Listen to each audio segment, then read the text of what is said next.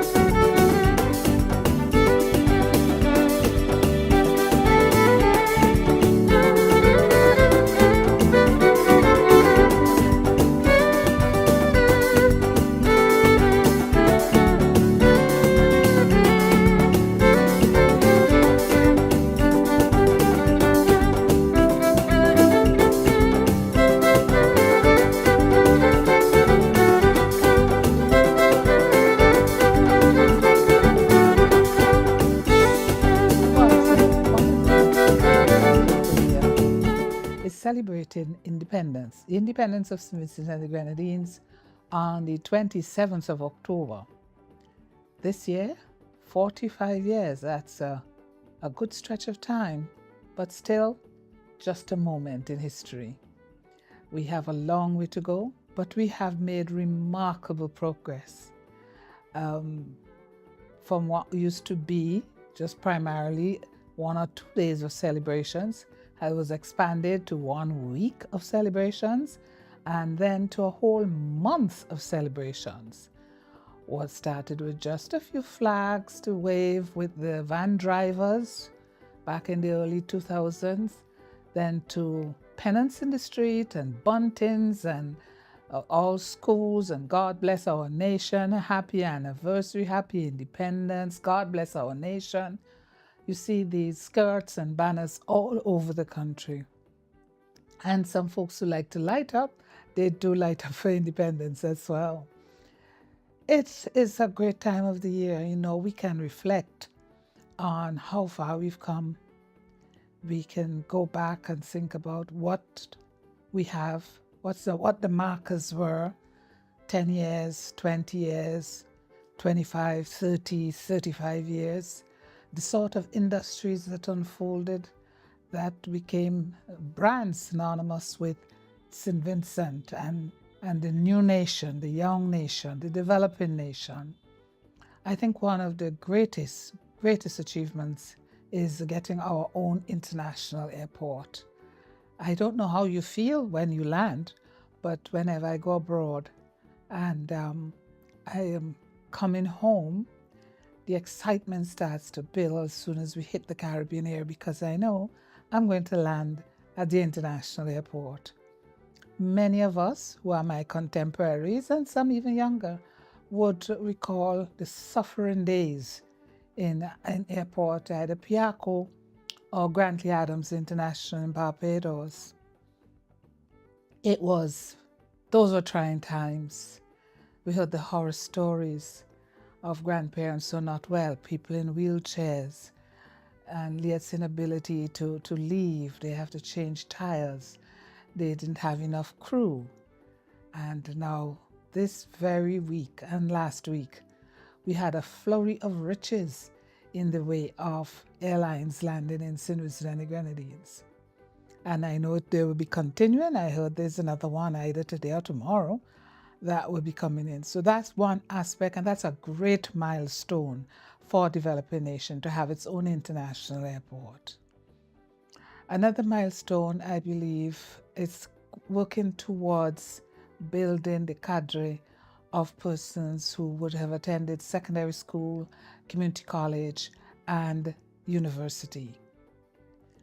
Back in the day, when I went to university, there were just 3-4 of us, and it's either CEDA Scholarship or WISA, which is West Indies Scholarship Scheme, which was run by the United Kingdom government. Those were the scholarships available. And 1 or 2 others, 1 boy, 1 girl, grammar school, high school, in the way of island scholarship. Now you can't, they became 4. In the 1990s, I think it was, they became 4 scholarships, and now there are many, close to 100? And I was reading on my phone 2,000 with bursaries and exhibitions and other types of scholarships. We have seen the credit union movement has grown by leaps and bounds over the years, all having their own headquarters, new credit unions flourishing and coming up. The police credit union comes to mind. We had the revival and renewal of the St. Vincent Building and Loan, and there's the Signature Building on the corner on Halifax Street. We saw the blossoming of young entrepreneurs. One that comes to mind readily is Randy's. And then we see from Brother B with 4, 5 vans to now so many small entrepreneurs running the transport system. Yes, we know sometimes it is not the ideal. There are issues with it, but it never used to be like that. You never had, I would say 20 years ago, you didn't have this quantity of vans. 20 years ago would have been when I was a minister, and you had to write down the 2 vans from Lago Height, 2 vans from Edinburgh, 1 from Otley Hall, 1 from Edinburgh. And now you have a quantity, and it's still not enough. Some evenings when I am going to meetings, I see people still waiting at 5:30, 6:30 on transport to get them there. Then international branded hotels. That's new. The Holiday Inn Express, and also Sandals. When I came to office, we began the talks with international hotels, serious in a serious way, because at the same time, manifestos indicated that we are going to start the studies for the international airport. We had the benefit of previous studies. And so you were not going to reinvent the wheel, but you're just going to build, shift, move. And there were persons who thought back then, this is a crazy idea. You better go and plant peanuts on the land at Argyle. Well, there are no peanuts there now. Nothing like that. And persons that they're wondering with so many airlines, or maybe we need 2 more bridges, air bridges. But when we had the 2 air bridges, what we want with air bridge, Barbados they have, so we mustn't have. And sometimes the sort of issues that we look at, we're not sufficiently progressive in our thinking. And yes, progress costs money. It's either you want to stay where you are, don't move, and put the money in the bank. And these days you can't even do that. Sports, the dream of so many athletes to stop running on grass, stop landing on heavy, hard sand. It's coming to fruition. The lighting at the Arnesville Sporting Complex, we saw it, back in 2007, 2008, some solid money was spent to bring it up to a certain standard. And now in 2023, 2024, again, because you have to take into account 2007, 2008 to 2023, that's what, 16 years? It's unfolding development that you see. The technical institutes, there used to be only one up the road here at Richmond Hill. And the schools would rotate who's going to do woodwork and technical studies. And then technical college was open, and it expanded a little bit more to auto mechanics. Now you have Technical Institute in Chateaubriand, Barley, Kingston, Georgetown, in that area. There was the refurbishment of the Milton Cato Memorial Hospital, and it was named Milton Cato Memorial in the early 2000s. Then the introduction of more diagnostic tools, first in the private sector, and then the government getting its own, so that you have digital diagnostic tools at the Milton Cato Memorial Hospital. Then the expansion of polyclinics. So you didn't have to rode all the way into Kingstown just to get services that ought to be available closely in districts where you have concentration and pockets of population. And now you have several polyclinics. Look at Bookament, look at Stubbs, look at Maricor. Well, Maricor always had the health center, Levi Latham Health Center. We inherited that in this century, and now look at it. There has been progress. Mind you, we have the tendency to say, well, yes, government's supposed to provide that.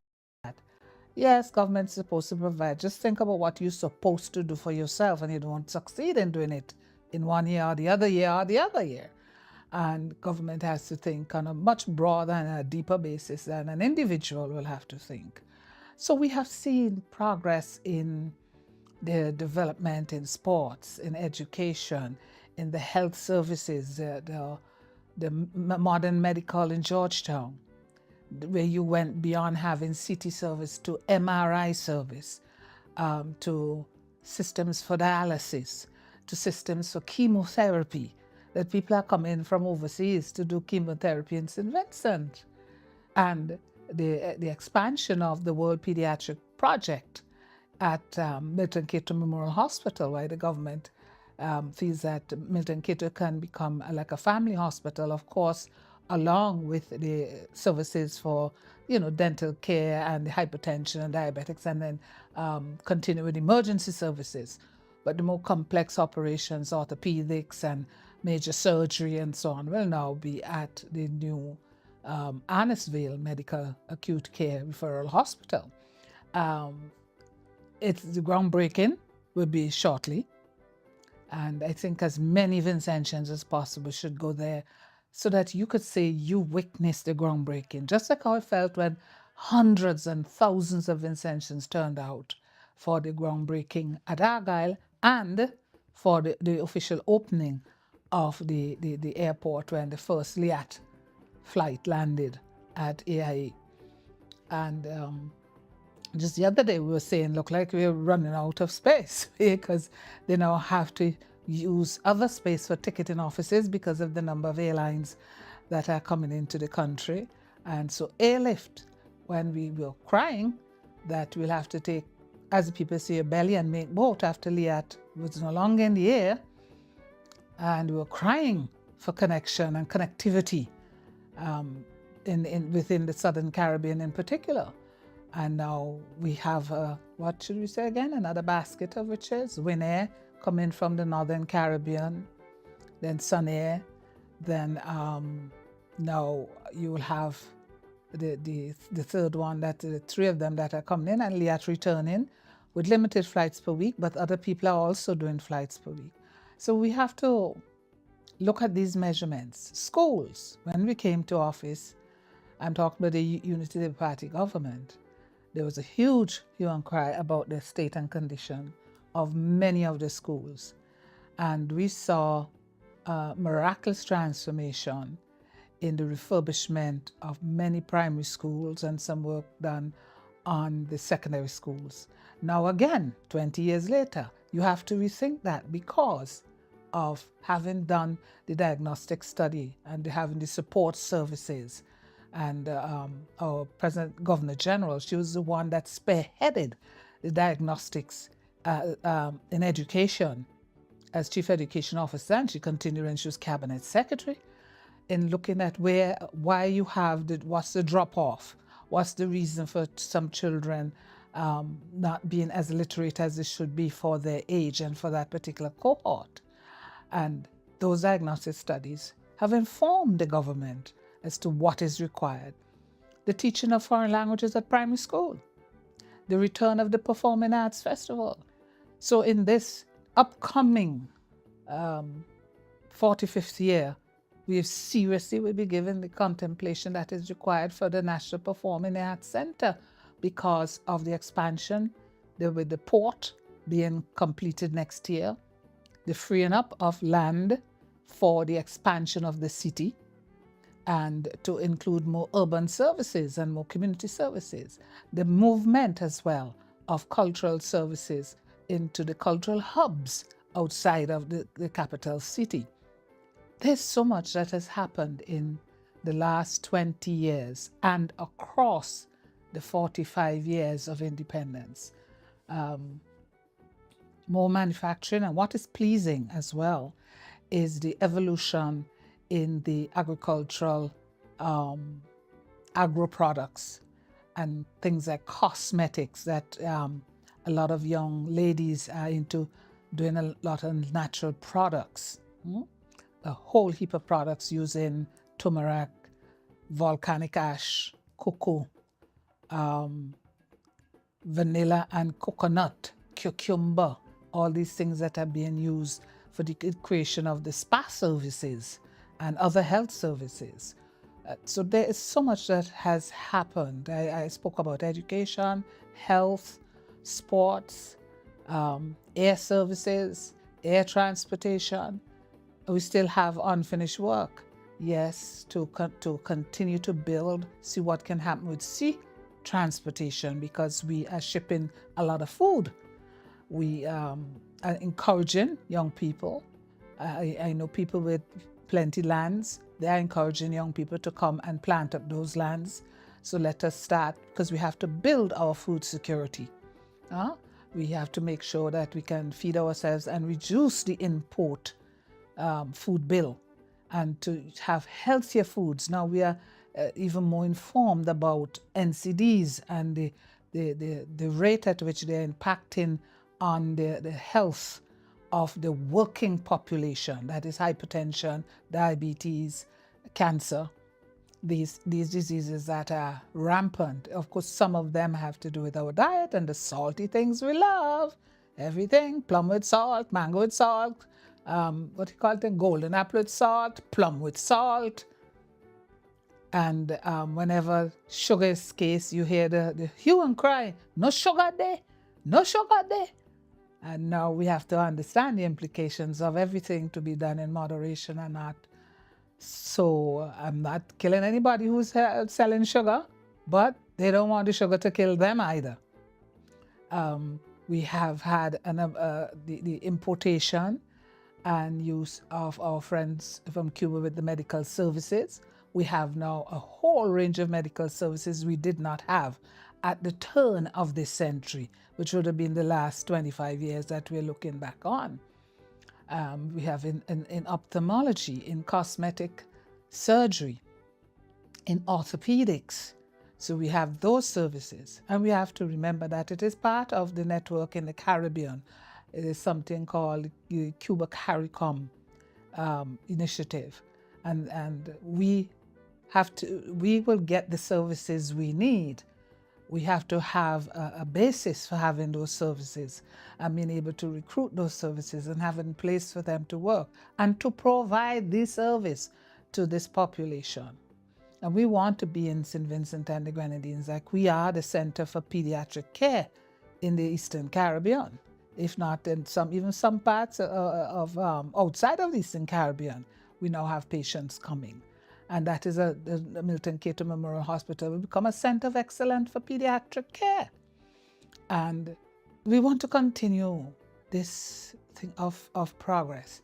You know, there was a time when people used to learn to sew, and then it fell out of fashion. There were importations, fabric stores. Some fabric stores couldn't get their fabric sold. Now it's the thing. We have fashion designers and dress designers who this is what they do.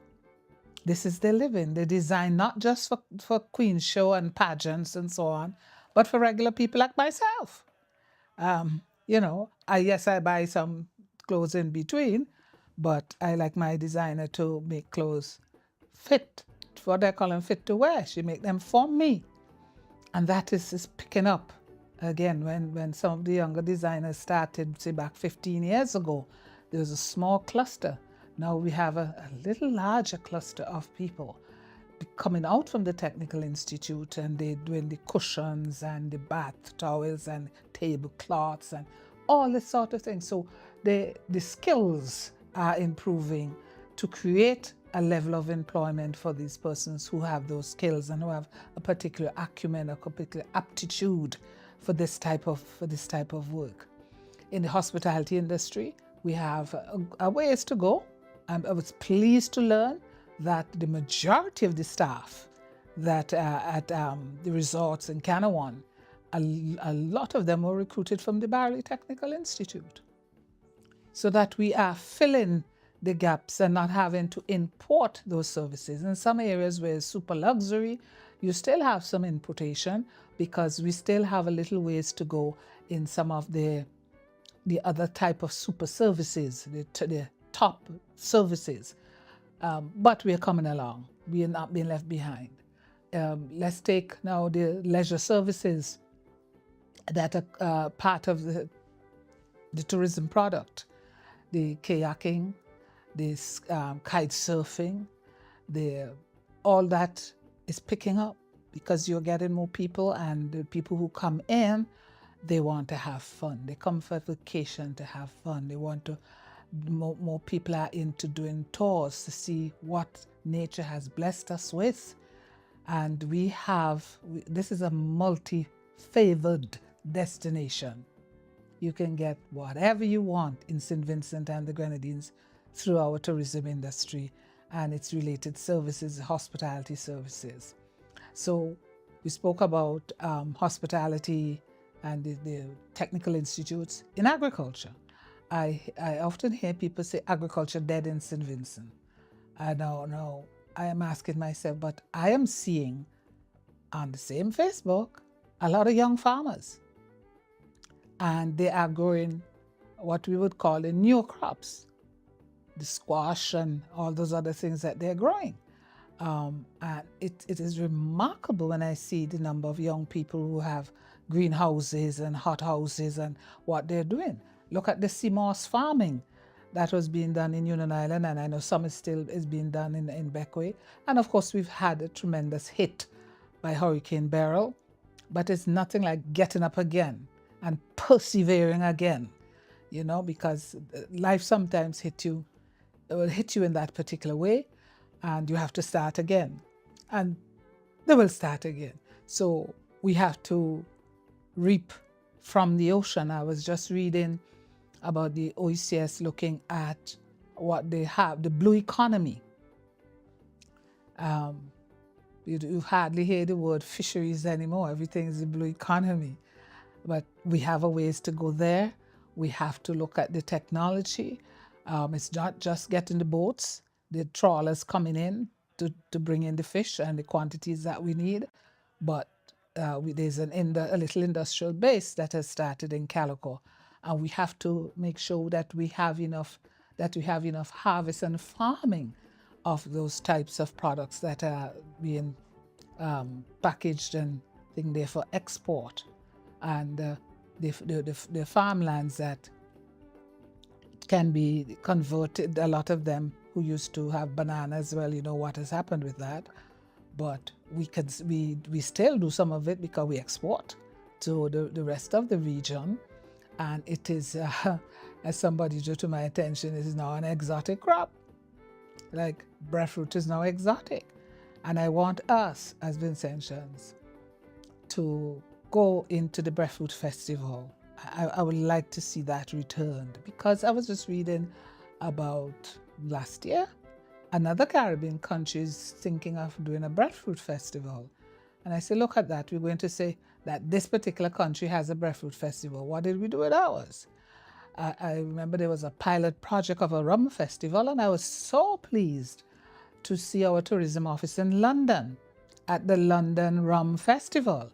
As you know, we have rums in St. Vincent that are award-winning rums, and a lot of those awards were granted during this particular period, where we have gone from nice rum to award-winning rum manufactured in St. Vincent. It is overwhelming, the number of A+s and the number of 100% grades that we can give ourselves as a nation. And in the music industry, we have seen a blossoming and blooming of young artists coming through. We're seeing them it's not just going to be Carnival, Christmas, But throughout the year, the hotels would want entertainment. I remember when I used to be preaching that. I know that some people saying, but I can't make a living from that. But some people are making a living from it. Yes, it may not be as fully as you would wish, but the industry is opening up and growing. We have local hotels that are expanding, like Hotel Alexandrina. We've had Beachcombers expanding, and we have to expand to meet the needs. With airlines coming and bringing people, long ago people used to come home and stay at home. Now some people say, well, I'll come home, leave my suitcase, but I want to spend a weekend at a such and such a hotel because I want to taste the hospitality. I want to feel that I've sampled what St. Vincent is providing for visitors, not because I'm a Vinci. I want to be there as well. So a lot has happened over that period of time. The homes with water, the homes with electricity, the percentage, the penetration of telecommunications. Even though we all have worries every now and then in relation to that, but as consumers, we also need to be a little more, instead of cursing each other on the phone about it, we are not activist enough with the providers. And the providers, yes, everybody's saying they're giving you the best service, they have the best bundle, they have the best reach. You have to keep them on their toes because you're spending the money. You're the ones with the 30, 40, 50,000 phones in St. Vincent. So you've been knocking on their door for better technology and better penetration and quality in the technology that is available. Let's go to the armed forces, what I call, in some of your prayer books, you see them say, let's pray for the armed forces. They are police, SSU, Coast Guard. We've had to do refurbishment of vessels. There's been an expansion in the Coast Guard, and even the Coast Guard own summer program that has expanded. The police summer program with teaching instrumental music, that has expanded. We've had now a lot of summer school. When I was MP and doing that with the children from Edinburgh, Otley Hall, Rose Place, and doing that at the gardens of Victoria Park, that was not yet the tempo. Now you've seen a lot of organizations having summer programs. So in the social fabric, so much has evolved. Well, I think I have gone a good distance in looking back and seeing where we came from and what we have now achieved. And you can see it when you go to a parade at Victoria Park last time. You've never seen more Girl Guides and more young cadets and Marine cadets. We didn't have Marine cadets at the time of independence, and now in 79 we have Marine cadets. So there's much that has happened. Pathfinder's huge, really huge now. There were always a fair number, but they're huge now, and Girl Guides is just exemplary. I think they have more than 3,000 something now, Girl Guides.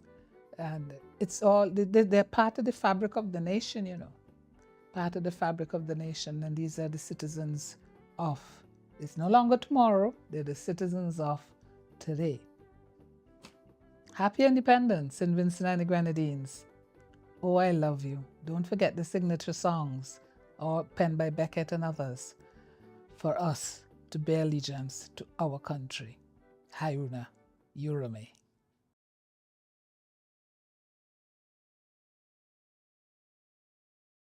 My name is Anthony Tibbles. I am a retired civil servant, and these days I'm doing what I can when I can. Independence is a strange concept. It suggests that you don't need anybody, but that is actually not true in the modern day. Independence is about being able to make choices to support and to facilitate those that are around you, to help others, more than it is about being able to stand on your own. I am most proud of the culture of St. Vincent and the Grenadines. St. Vincent and the Grenadines has a very warm way of interacting with people, and that is very important to me.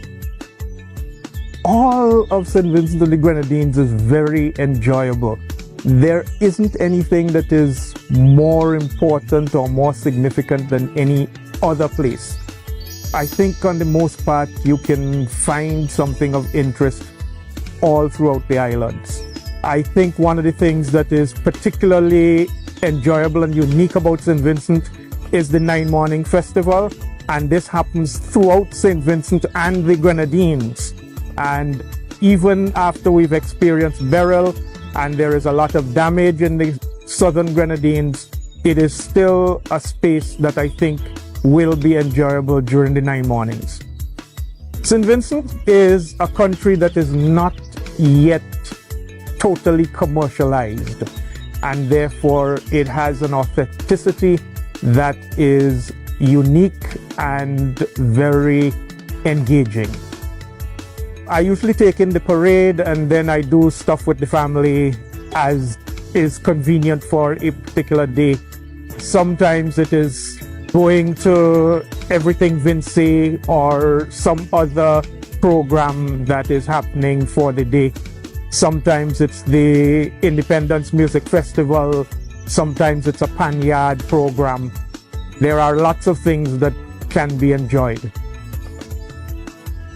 To answer a Vincentian who I admire, I would probably choose Chatouillet. I know that's a strange choice, long dead, but he gave his life fighting for the independence of St. Vincent and the Grenadines long before it was a concept to think about. And therefore, I think he is a most fitting person to think about, emulate, to be proud of, and to support.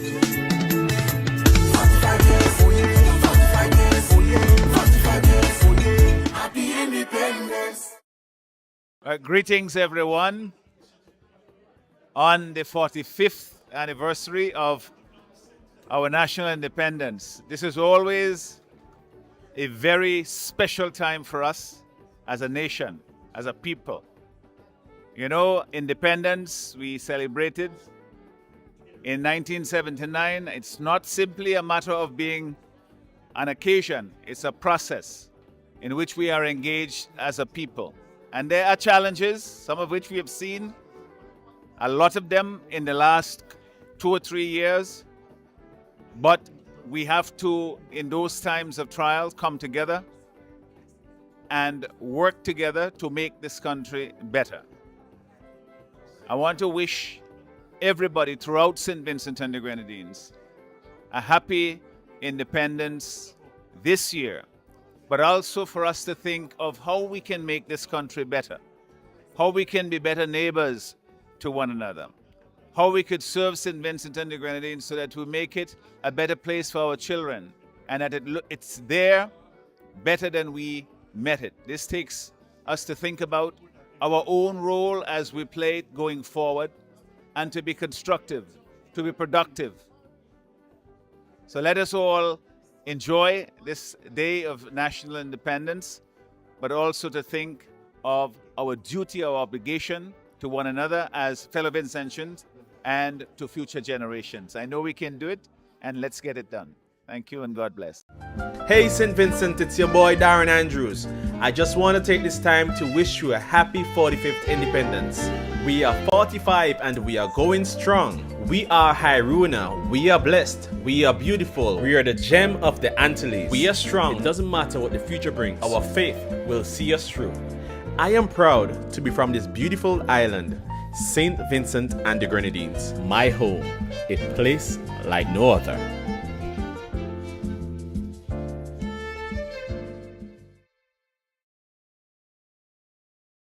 Our nation is born 45 years on. 45 years shows maturity. It shows some strength. It shows some stability. And as a people, I think we have embodied all that and more.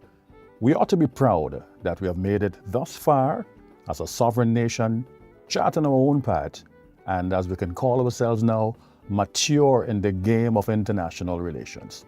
St. Vincent and the Grenadines, be proud for our number 45 happy independence. I'm Donnie Collins, wishing you a great day. Use the day to connect, to build, and to create. Have a great day.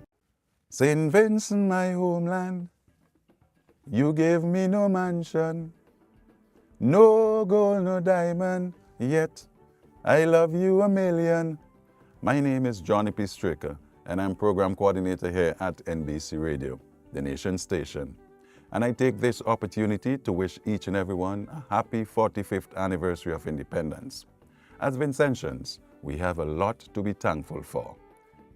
Beautiful scenery, hospitality, a majestic mountainous landscape, and great food, just to name a few. So share something with someone today, a family friend, a neighbor, returning nationals, and visitors alike. So celebrate our 45th anniversary of independence and sing with me. I love you, St. Vincent, me sweet little island, St. Vincent. St. Vincent and the Grenadines, I love you.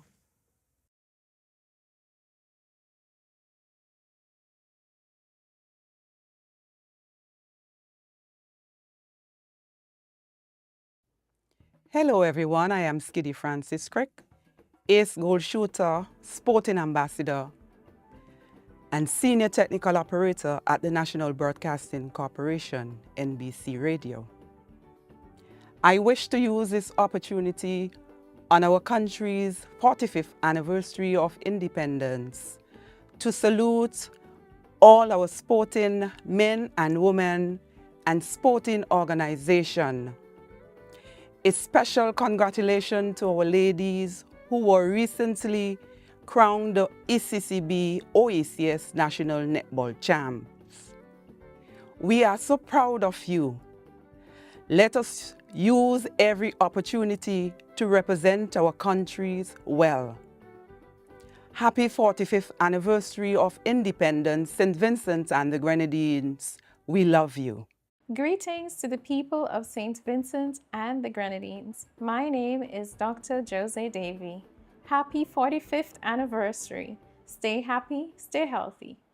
This year, 2024, we celebrate 45 years of national independence here in St. Vincent and the Grenadines.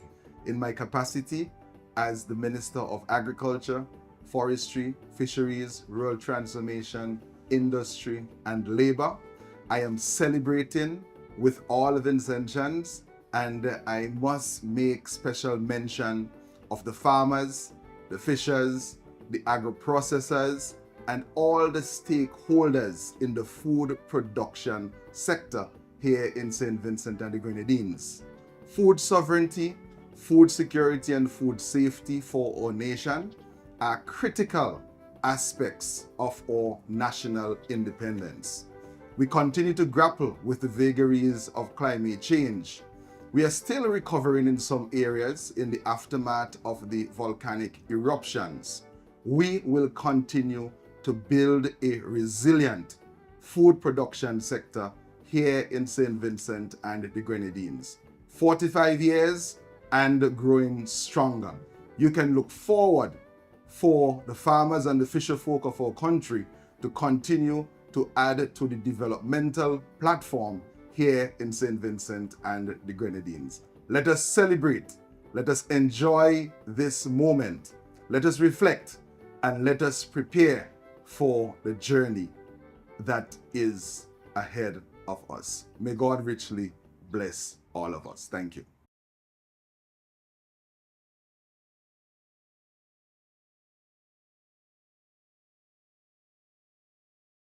Hello, I am Fitz Bramble, Parliamentary Representative for the Constituency of East Kingstown, and I'm taking this opportunity to wish all the beautiful people of St. Vincent and the Grenadines, and particularly the people of the constituency of East Kingstown, a happy 45th anniversary. You know, 45 symbolizes wisdom and serenity, and I would like to encourage all of us to employ wisdom as we interact with each other amidst these challenging times. St. Vincent and the Grenadines is a beautiful place, as our anthem says, St. Vincent land so beautiful. Let us work together, let us love each other, and let us continue to strive for a better St. Vincent and the Grenadines. Happy 45th anniversary, independence anniversary to all my Vincentian people.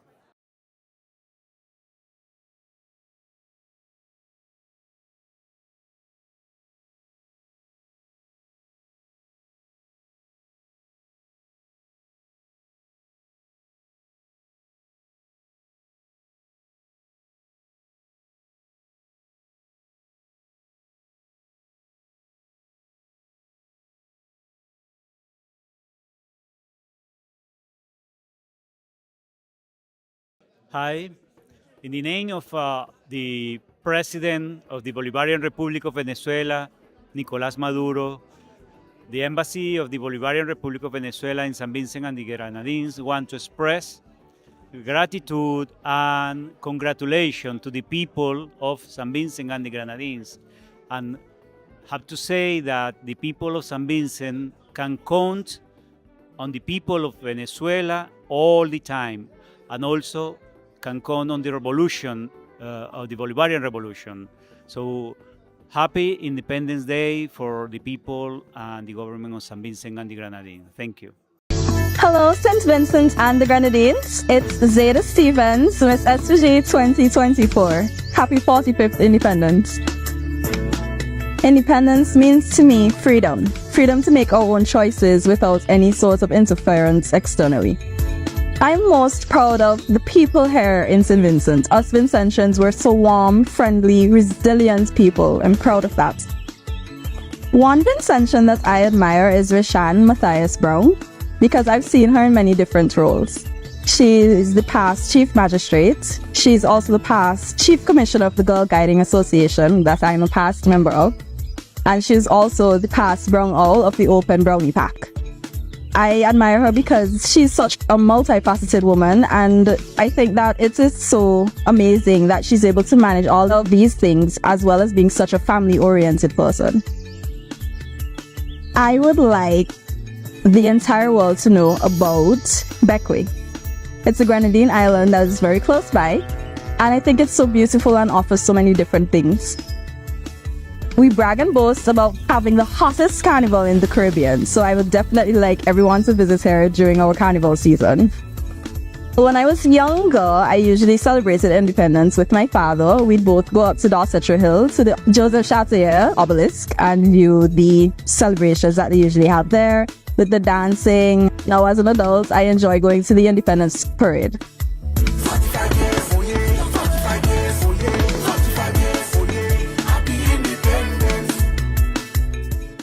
45 years of togetherness, prosperity, and perseverance. Fellow Vincentians, St. Vincent and the Grenadines became an independent nation 45 years ago on the 27th of October, 1979. To be an independent nation means that a nation has the right to self-determination through good internal governance with no interference from external powers to influence or control the political processes or civil developments. From the day St. Vincent and the Grenadines became independent, the government and people started to lay the foundation to create a modern democratic nation. They invested ideas, time, talent, and whatever resources were available to them to build a nation grounded in the supremacy of God, the rule of law, good governance, national security, human rights, morality, peace, justice, stability, and the well-being of all Vincentians. Despite being an independent nation, we have sought necessary assistance from friendly countries whenever the need arose, as all nations do from time to time. Seeking assistance from a friendly nation does not diminish the independence of a nation, but rather it helps to build peaceful and friendly coexistence among nations. If we are to be honest with ourselves, we must admit that we have made magnificent progress in building a better St. Vincent and the Grenadines for ourselves based on the resources available to us. It certainly took the combined effort of our people for us to have made the strides we have made. We were able to put aside our differences, celebrate our heritage and our achievements, and acknowledge that St. Vincent and the Grenadines is ours to protect and care for.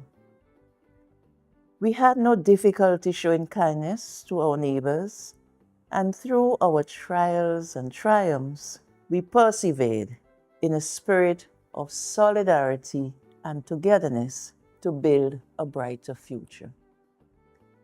The last few years have seen the country having to deal with the effects of two catastrophic events, those being the onset of COVID-19 and the volcanic eruption.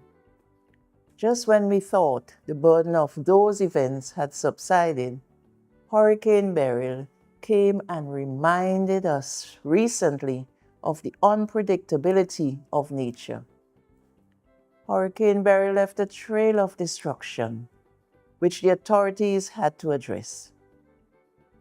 When one thinks of the financial burden with which the government was faced within the last 4 years, then one can only imagine the strain that was placed on the Treasury's purse. It will therefore be some time before full rehabilitation is achieved.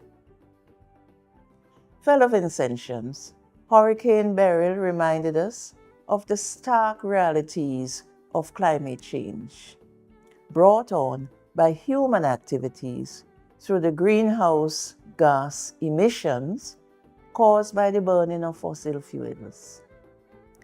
It is very unfortunate that the very products, such as fossil fuels, which provide us with a comfortable lifestyle, in some respects, at the same time, help to cause our destruction. Undoubtedly, we have witnessed a spike in criminal activity, which must be roundly condemned by every patriotic Vincentian. We must get to the root of the cause for such callous disregard for the sanctity of human life. We need to know what is going on in the minds of the perpetrators of such heinous crimes. Certainly, we have to rid ourselves of this scourge in our society. Independence, therefore, does not mean that we are independent of each other. We have to work together and support each other in good times and during adversity. This is done through citizens working closely with the government to overcome challenges and to uphold the values that unite us. However, despite many hardships caused by exogenous forces, on this Independence Day, Vincentians have much to be thankful for. Our tourism industry, which faced many challenges, is now contributing in good measure to the nation's prosperity. The Argyle International Airport has had an increased number of flights weekly, due in part to the redoubling of efforts of persons involved in the industry. The opening of several world-class hotels has created employment for many Vincentians. The revitalization of sports, along with the upgrading of sporting infrastructure, has now opened avenues for sporting personnel to excel.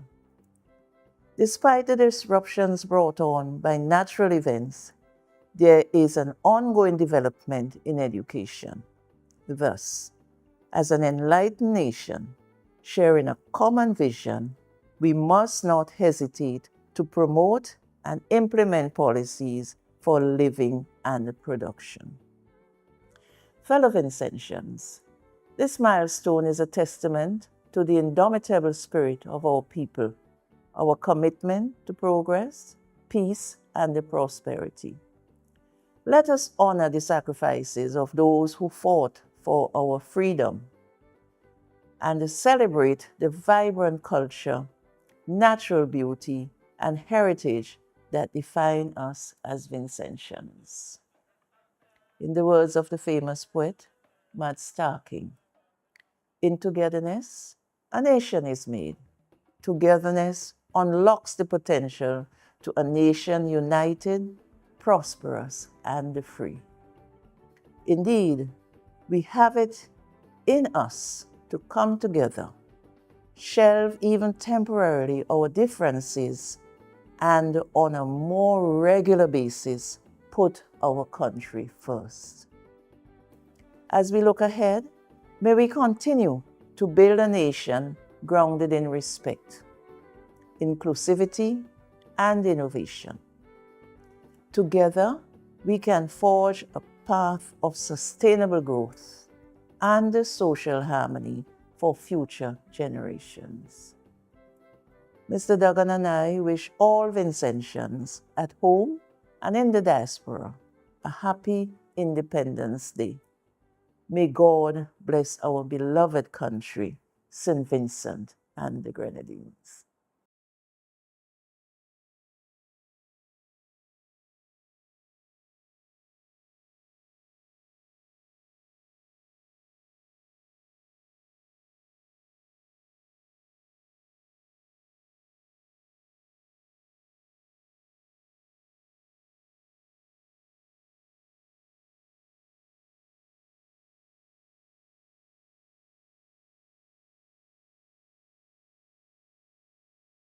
My name is Joshua from Beckway. I work at Beckway Plantation and I live in the trenches. To me, independence is freedom. The Vincentian who inspired me the most is Dexter, aka Happiest Man. He's a promoter. The way he inspired me because the way he uses his phone to take videos, it looks professional. People should come to Beckway because our lovely beaches, our one and only bar one. We have lovely water taxis, big up Rick them one time, and the team. 45 years, happy independence.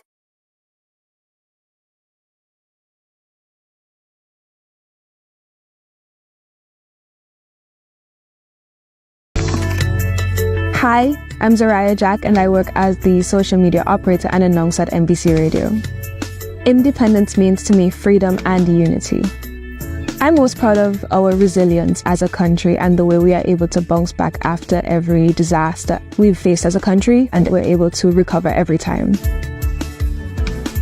I admire Shafiqa Maloney because as an ex-athlete, it's very inspiring to see somebody who's able to start in St. Vincent and then reach the biggest stage that we know in athletic history, which is the Olympics. I think the best time to visit St. Vincent and the Grenadines is in October because we have our parade every year. We have different events such as the Everything Vincy Expo, night market, and we have the bike culture here. We have car shows. It's just a really festive and fun time. I think someone should visit St. Vincent and the Grenadines because it is an untouched beauty.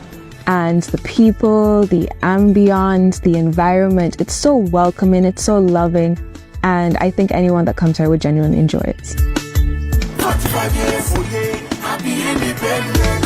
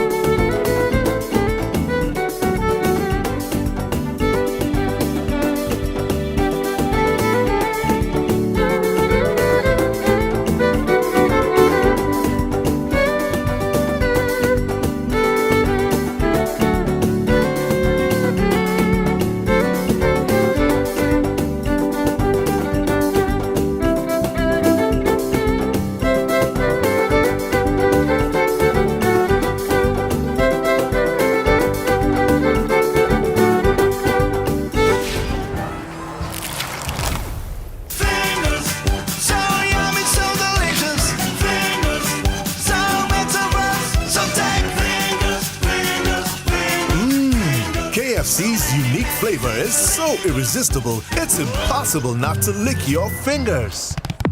Looking for a healthier way to enjoy your favorite fried foods? Starting at just $343, discover the magic of the West Point air fryers, available only at Singer. With West Point air fryers, you can enjoy crispy fries, golden chicken wings, and all your favorite meals with no oil and no mess. It's quick, it's easy, and best of all, it's healthier for you and your family. Say goodbye to greasy splatters and messy cleanups. West Point's rapid air technology gives you that perfect, crispy finish every time without sacrificing any of the flavor you love. Choose from one of 3 amazing products, all with large capacities, easy cleaning, and guilt-free cooking. And now, for the month of October, to celebrate 45 years of independence in St. Vincent and the Grenadines, we're offering a 15% discount on all air fryers. Don't miss out on this limited time offer. Hurry to Singer today and grab your West Point air fryer and make your favorite meals healthier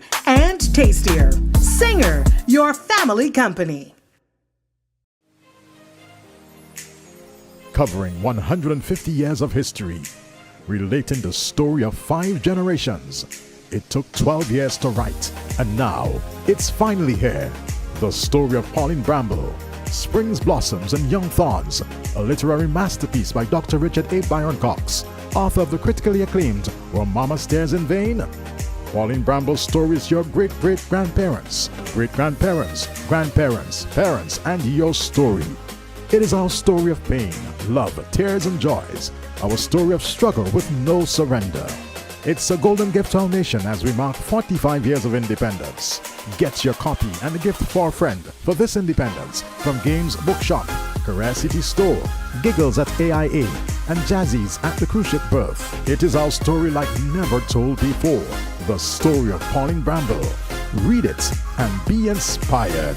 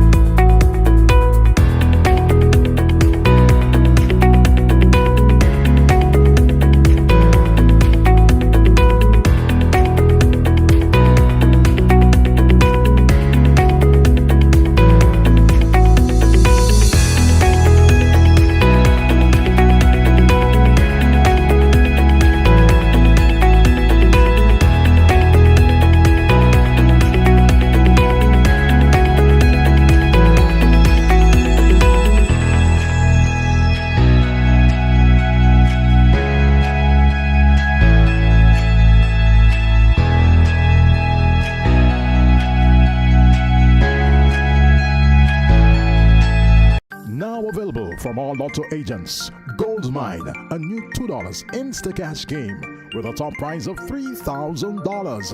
Gold Mine, so easy to play. If your numbers equals the bars of gold numbers in the same group, win the prize shown. You can win up to 3 times. Get your Gold Mine Insta-Cash tickets where there's no waiting for a draw, and you can win on the spot. Gold Mine, another easy-to-win Insta-Cash game from the National Lotteries Authority.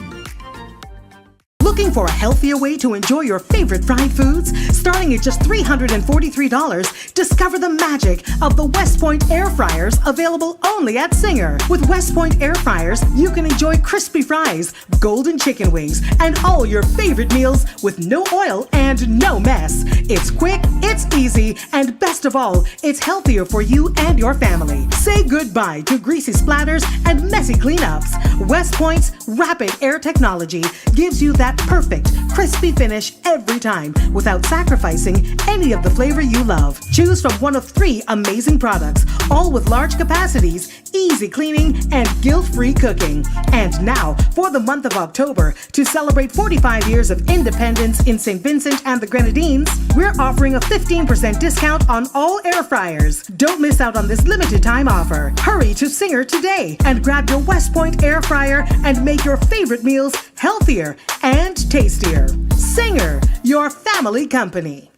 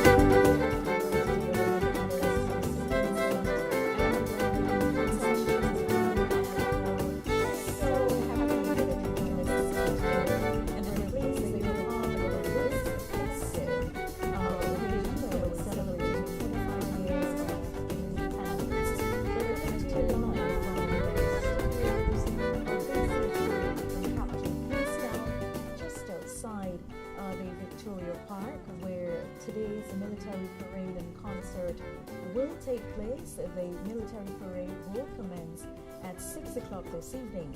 But our broadcast at this time, we will be sharing with you and tracing with the local historian the history of independence here in St. Vincent and the Grenadines. My name is Dion John, and I'm joined on set by the Assistant General Manager of the National Broadcasting Corporation, Colvin Harry. Colvin, good afternoon and welcome to the broadcast. Good afternoon to you, Dion. Good afternoon, St. Vincent and the Grenadines. And likewise, it's a pleasure to be here on this lovely afternoon. Beautiful weather on the outside, and the energy is certainly building here at Victoria Park. And we expect the usual pomp and flair associated with our Independence Parade, and of course, the sharpness of our members of the Royal St. Vincent and the Grenadines Police Force, and all the other forces who will be on parade this morning, all the other troops that will be on parade this morning.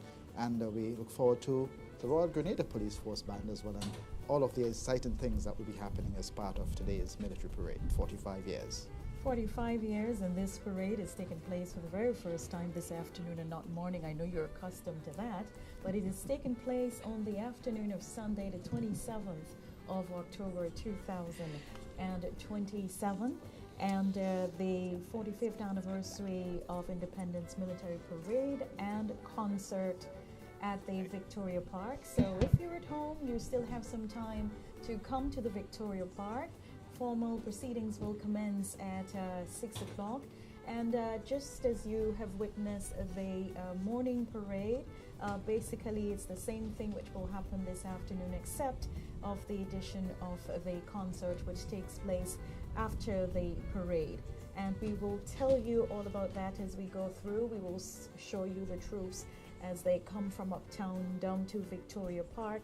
And there's just quite a lot in the offing for you this afternoon as you join us for this broadcast. 45 years of togetherness, prosperity, and perseverance is the themes for this afternoon's military parade and the theme of the independence celebrations for St. Vincent and the Grenadines in year 45. Colvin, what does this theme mean to you?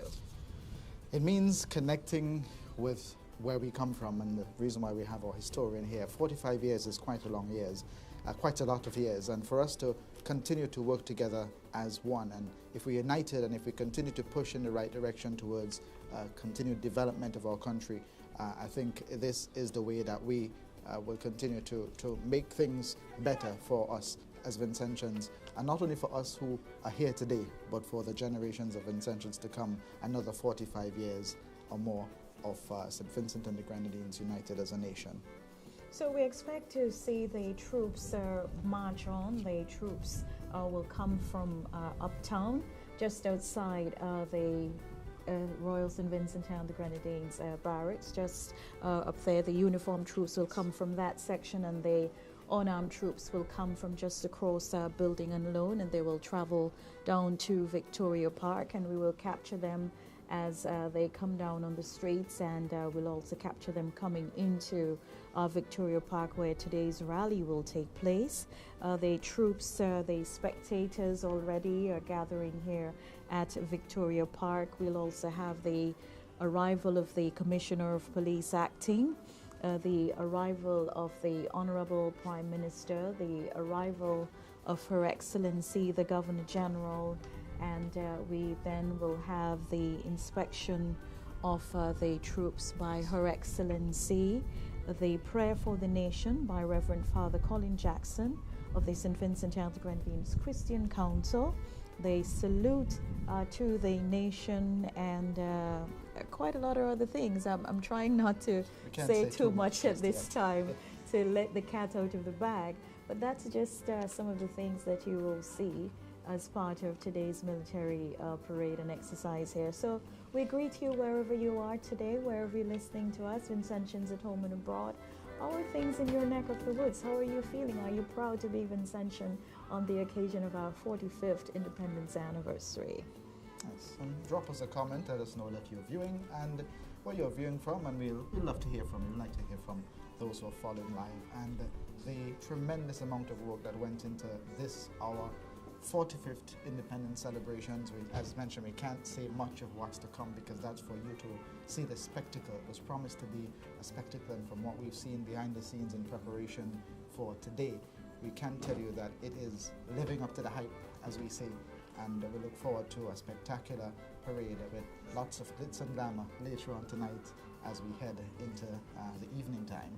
Well, Colvin, you had an opportunity to witness some of the rehearsals here at Victoria Park, rehearsals with the troops, the armed and the unarmed troops, and also some aspects of the cultural spectacular which is expected to follow immediately after the parade.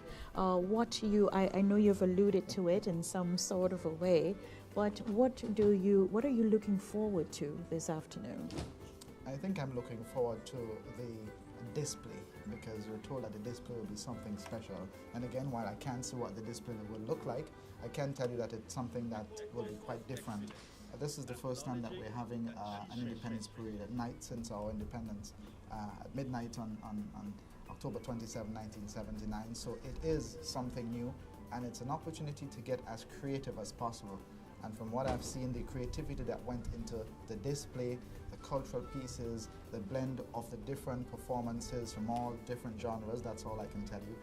It just brings together in this harmonious sort of package that showcases what we have to offer as St. Vincent and the Grenadines, and I think that is the most anticipated part of this evening.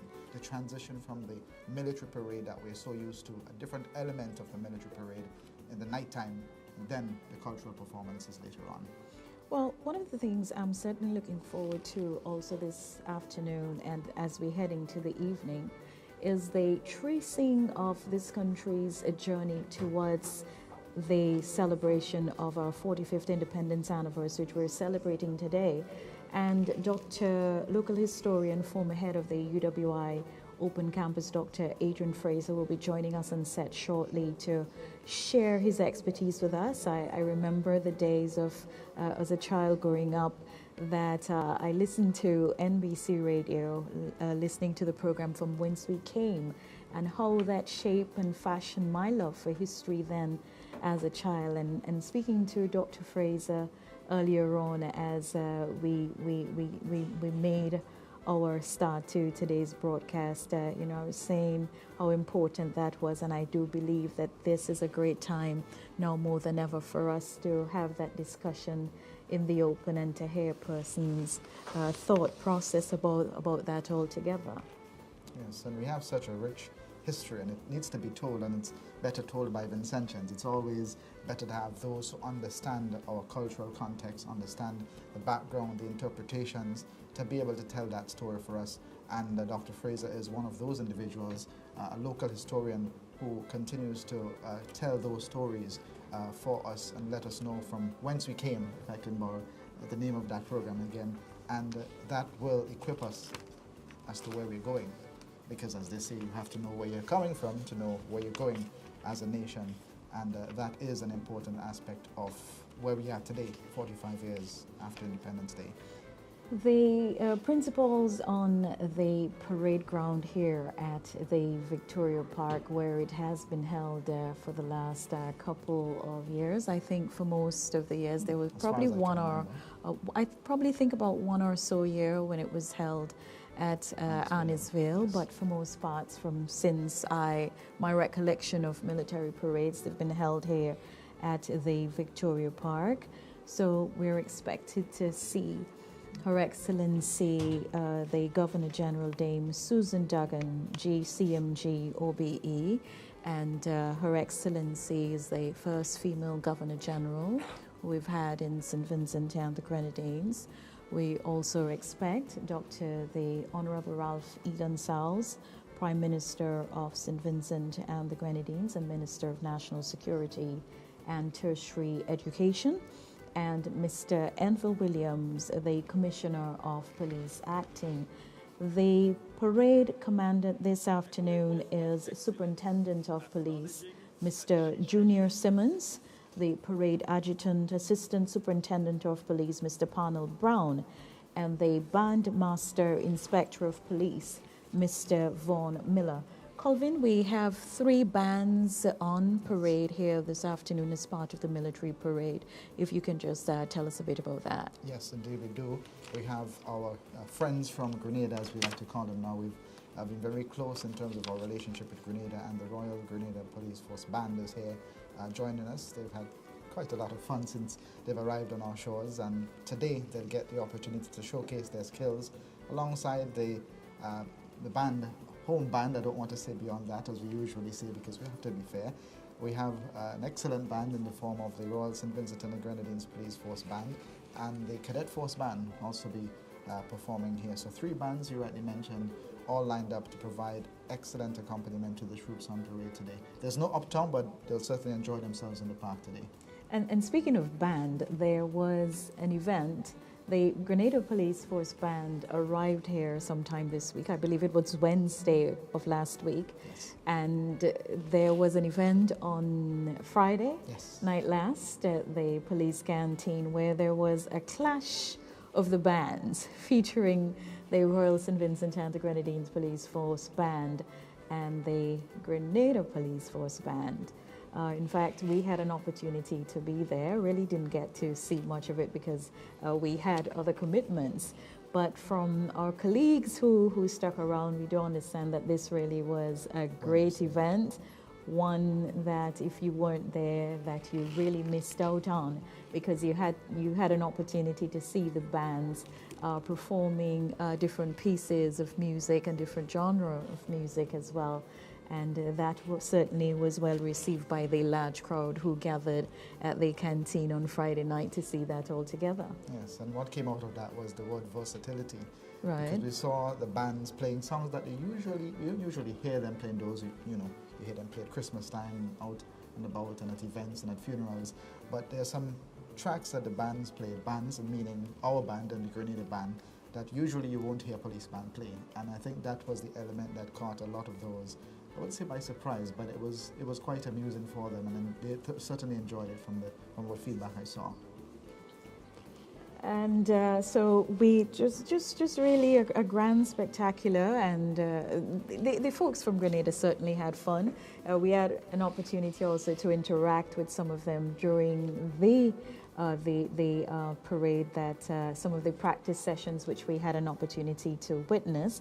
Just trying to see if I can at this time bring up the name of the inspector, in fact, yes. So the band from Grenada is led, Colvin, do you have that information? So the band is under the command of Inspector Ethron Francis, and there are 21 members of the Royal St. Vincent and the Grenada Police Force Band who came up here to be a part of this. St. Vincent and the Grenadines last year traveled to Grenada for their independence, and this is now a reciprocal return visit. And they banned to Lieutenant Tyson Haynes, band officer acting, Station Sergeant Jamie Stevenson, band sergeant, and Station Sergeant Afia Blue, drum major acting. So that's just some of the names that we have. So the proceedings at the Victoria Park for the military parade will commence at 6 p.m. at the Victoria Park. So just in the event that you're wondering, the proceedings will commence at 6 p.m.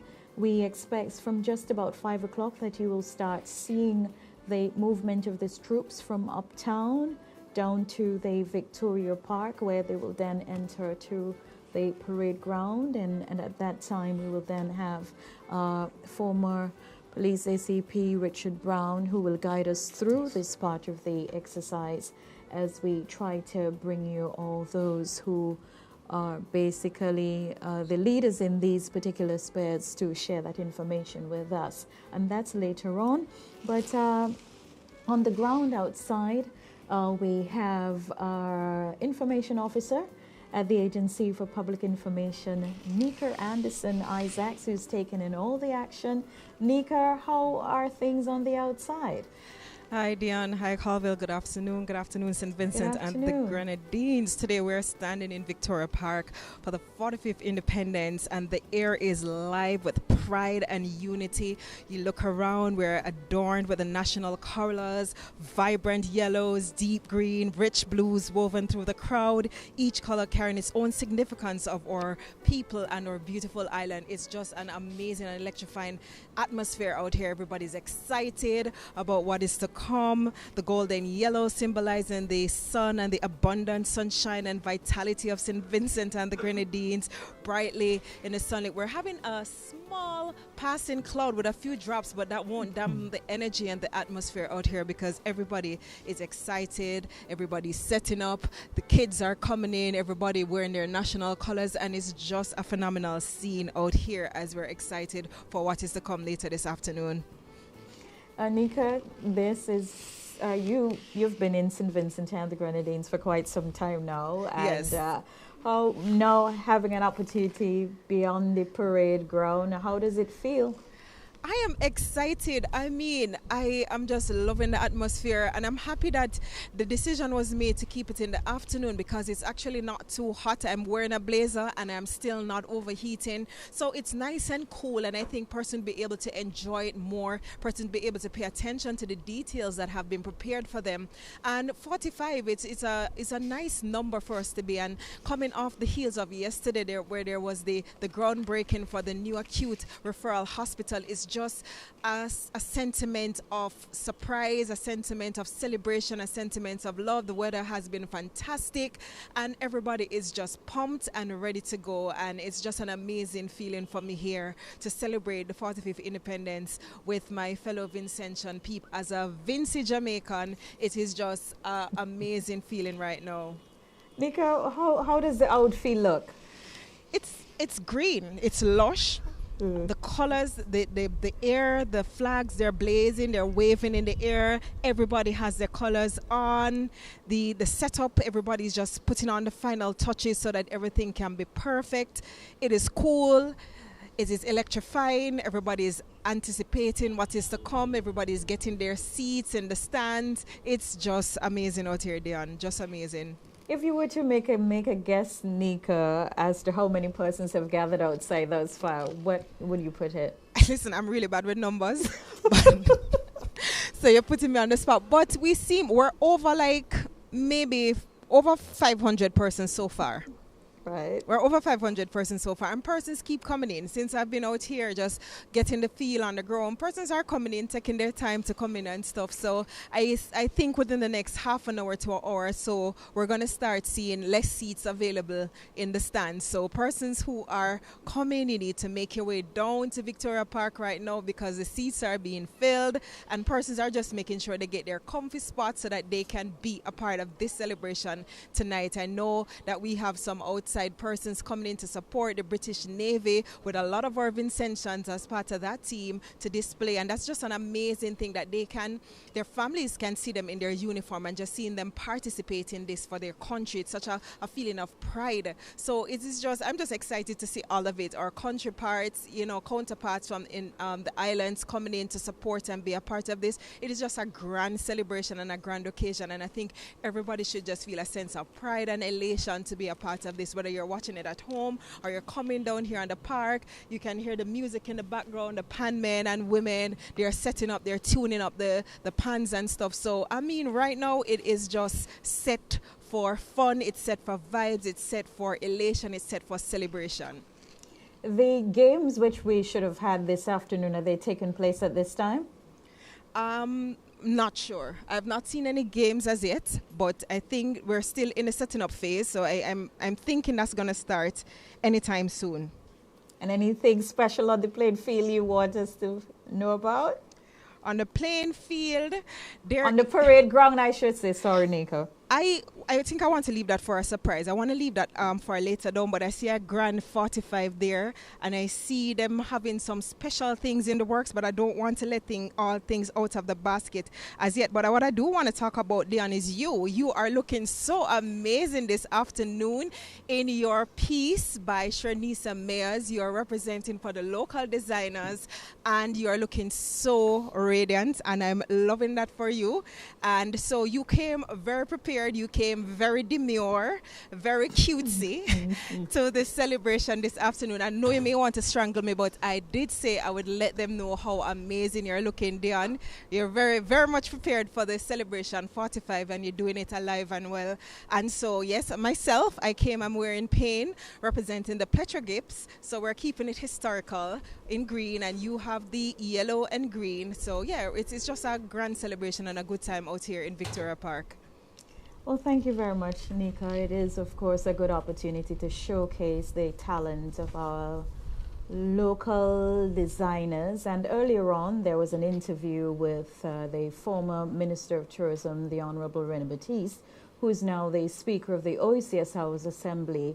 And she alluded to the outstanding work of our fabric designers and our dressmakers and how important and the important role they play in the development of this particular art form here in St. Vincent and the Grenadines. And it's a great time for recognition on the 45th anniversary of independence. So I'm honored to be wearing one of Shanisia's designs. And I'm honored to be in one of Jeremy Payne's designs. So we have the male and we have the female represented here this afternoon. And today is Mama Culture's birthday. So we want to say a happy birthday to Mama Culture, Rene Batiste. She has contributed so much to the cultural development and atmosphere in St. Vincent and the Grenadines. And we really have to give her her flowers while she's here. It is just, this is part of what she enjoys. This is part of what she's contributed to.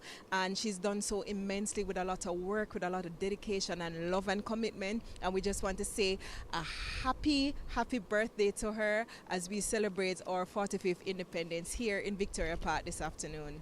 And she's listening and viewing the broadcast, Nico, because I had an opportunity to speak with her a short while ago. And speaking of birthdays, I know several Vincentians are celebrating today, but also celebrating today is Katian Barnwell Scott, the Cabinet Secretary. And happy birthday to you, Miss. Oh, happy birthday. Yes, She actually Cabsec. gave me a ride home last night. Happy birthday, Cabsec. Happy that we were able to do some celebration last night and to be a part of that this afternoon. I hope we're able to see her here in the parade this afternoon as she continues to celebrate her birthday. It is such a special day and a wonderful day to be celebrating your birthday on this big stage that St. Vincent and the Grenadines get to celebrate its independence. Well, Nico, we will definitely be checking in with you a little bit later on in the afternoon. So thank you very much. And when I come back, I look forward to hearing a lot more about the crowd and seeing a bit of the colors on display by persons who are here at Victoria Park. Thank you. For sure, Dion. Thank you as well. Thank you. Colvin? Yes, so anticipating the show, the anticipation is certainly building on the outside as we get ready for another Independence Parade this time around in the evening here at Victoria Park. Just a quick glance there at what's to come, but that's not really a giveaway, just a hint of what's to come later on. But the evening element of the parade, the fact that we'll be doing things in the dark, if I can say it that way, gives the opportunity to add certain dimensions, certain things to the mix. And I think that would be the best part of this parade for 45 years, the opportunity for us to get as creative as possible and for us to really showcase what we can do as Vincentians here in St. Vincent and the Grenadines. So we continue to build the anticipation and we look forward to a great evening ahead. Well, I remember last year there was a discussion about changing the parade from a morning parade to an evening parade. And at the time, the heat and of course the bigger picture of climate change had a lot to do with that. But the change was made this year. And for the first time, we will be having an evening parade, and we anticipate that it will be cooler conditions for the troops on parade. 12 unarmed guards, an increase from 9 unarmed guards, or is it 7 last year? 7 last An increase by 5 to 12 this year. And when we speak of the unarmed guards, we're speaking about organizations like the St. Vincent and the Grenadines Girl Guide Association, and there are several groups of guides who will be on showcase here this afternoon. The Pathfinders are back this year because last year Independence was on a Saturday, and with their Sabbath they weren't able to participate. And I know lots of Vincentians look forward to seeing the Pathfinders on parade. They bring a special oomph to the parade, very precise in their march, and you look forward to seeing them as they go by. The Girl Guides, the Brownies, the Red Cross, the Boy Scouts, and all those organizations, the Cadet Corps Band as well, and we look forward to seeing them and how they will more or less mesh and fuse with the 2 more experienced bands, that's the Royal St. Vincent and the Grenadines Police Force Band, and the Grenada Police Force Band as well. Yes, and from what we've heard during the course of the dress rehearsals, which we're fortunate enough to be a part of in preparation for today, we can tell you that they're meshing quite well, and the fact that they'll be performing together today at this parade brings the unity of not just St. Vincent and the Grenadines, but also our friends in Grenada as well. Grenada is our neighbor down the road, and it's always good that we can, be well with our neighbors and continue to enjoy very friendly relations. We've built on that for many years, and this is one step where we continue to do so. And who's to know that after the experience we had on July 1st after Hurricane Beryl, Grenada sustained, in particular Carriacou sustained significant damage to St. Vincent and the Grenadines. And isn't this the perfect gift I find from God that we're able to today, 2 countries who were hard hit on July 1st. And I think this more than ever is testament of the resilience of the people of St. Vincent and the Grenadines and Grenada. It is. And just a few months ago, we were picking up the pieces from what transpired with Beryl. But here we are today on October 27th, 2024, and we are about to witness a great spectacle in the Independence Military Parade for the very first time in the evening. So we're definitely looking forward to sharing the afternoon into the evening with you. Lots of exciting things are expected to happen if you're joining us, whether it is on NBC Radio, channels 116 or channel 114, on cable TV channels, on the Facebook pages of the Agency for Public Information, VC3, NBC Radio, the Royal St. Vincent and the Grenadines Police Force, the Ministry of Tourism, or wherever you're joining us. We're certainly happy that you're joining us and you're part of this broadcast. Happy Independence to you wherever you are. Several activities are taking place, not only in St. Vincent and the Grenadines, but Vincentians the world over. The lighting of the Empire State Building, that is expected to happen tonight, Niagara Falls, and all of that. Stay glued to our social media pages as well. We will definitely have coverage of those. But what we want to do at this time is to take in a word from our sponsors. And then when we come back, we will be speaking with local historian, Dr. Adrian Fraser. Stay with us.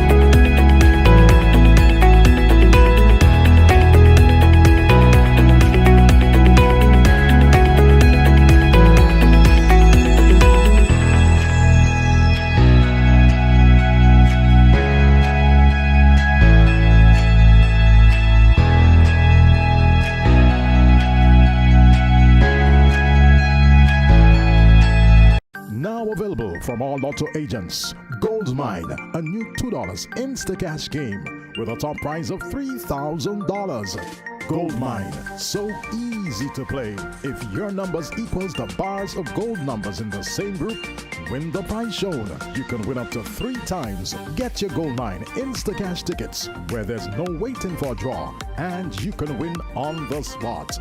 Gold Mine, another easy-to-win Insta-Cash game from the National Lotteries Authority.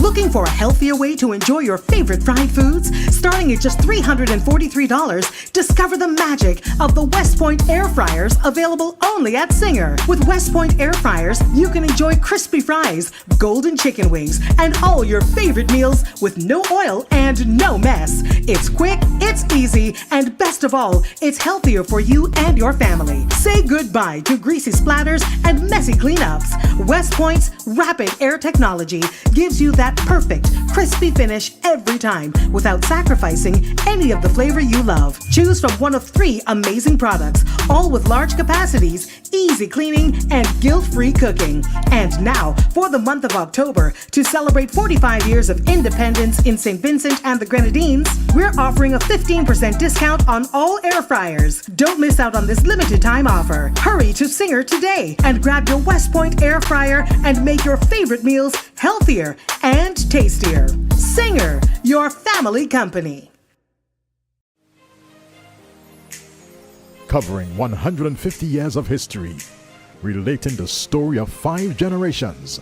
It took 12 years to write, and now it's finally here. The story of Pauline Bramble, Springs, Blossoms, and Young Thorns, a literary masterpiece by Dr. Richard A. Byron Cox, author of the critically acclaimed Were Mama Stares in Vain? Pauline Bramble's story is your great-great-grandparents, great-grandparents, grandparents, parents, and your story. It is our story of pain, love, tears, and joys, our story of struggle with no surrender. It's a golden gift to our nation as we mark 45 years of independence.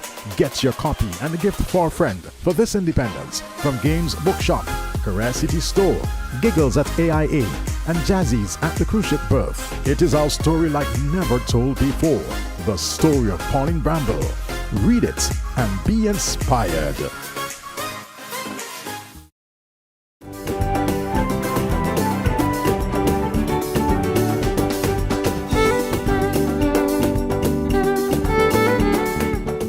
And we welcome you back to our broadcast here from the Victoria Park, where we're expected to see at 6 o'clock the commencement of the military parade to celebrate St. Vincent and the Grenadines' 45th independence anniversary. This broadcast is a production of the Agency for Public Information, VC3 Television, and the National Broadcasting Corporation, streaming on all their platforms and also heard on NBC Radio 107.5, 90.7 FM and www.nbcsvg.com. We will also be joined a little bit later on the broadcast by SVG Television, so don't feel that you're left out if you don't have access to cable.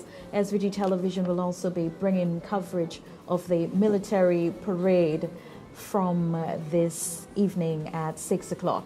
But we're happy to have on set with us local historian, former head of the UWI Open Campus St. Vincent and the Grenadines, longtime newspaper columnist, and you would remember him from the days of the program From Whence We Came.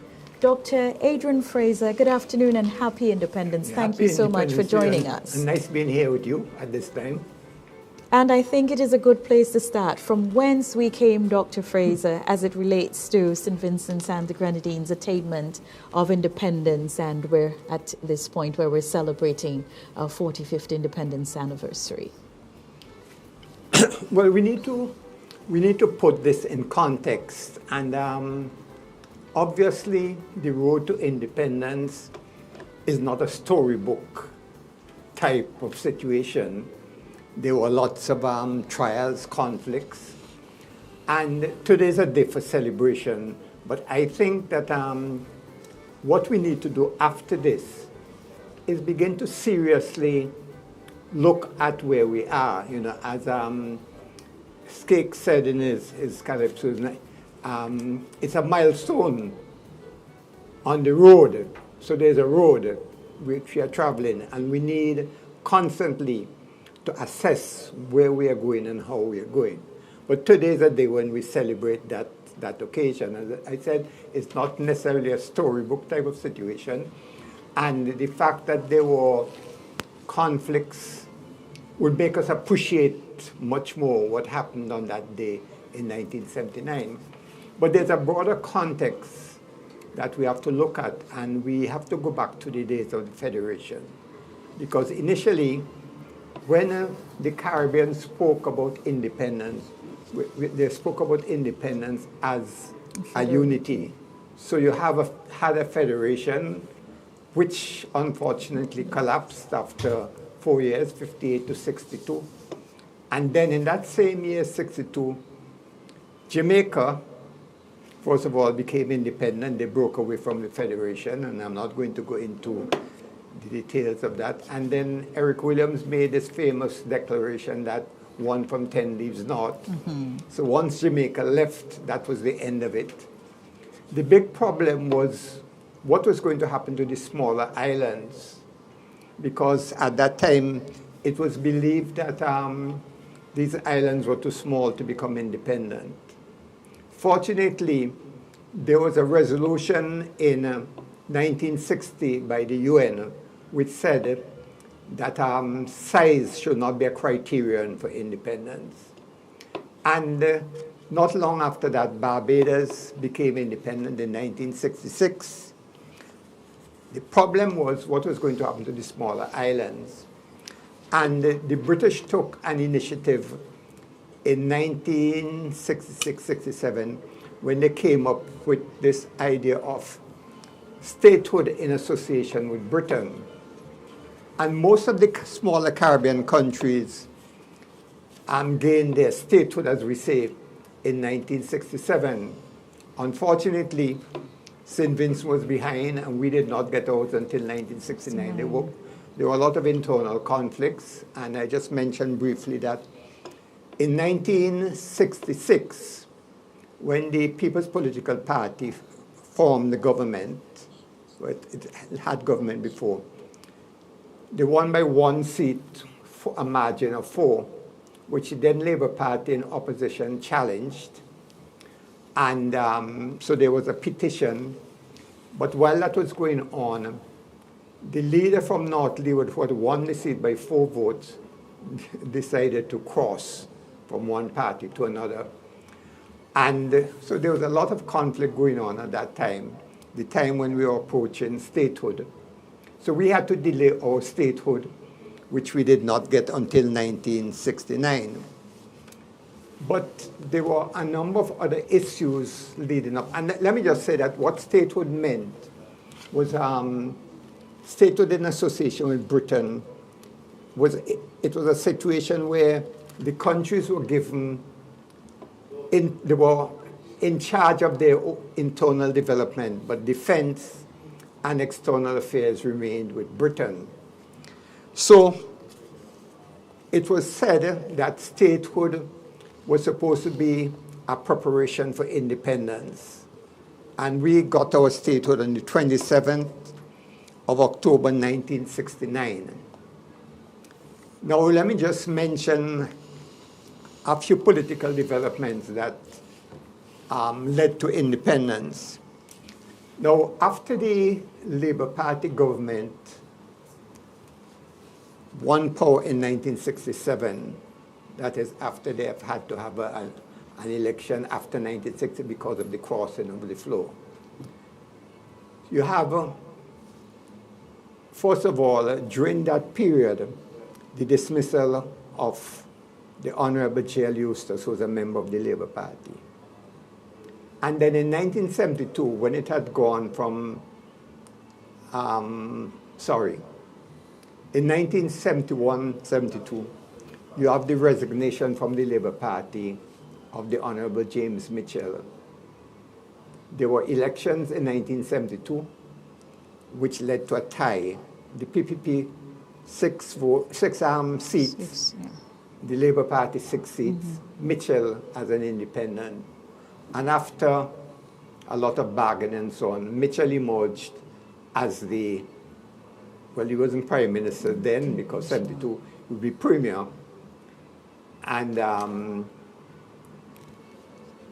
you had Joshua, him going along with Joshua. So the government was Joshua and Mitchell.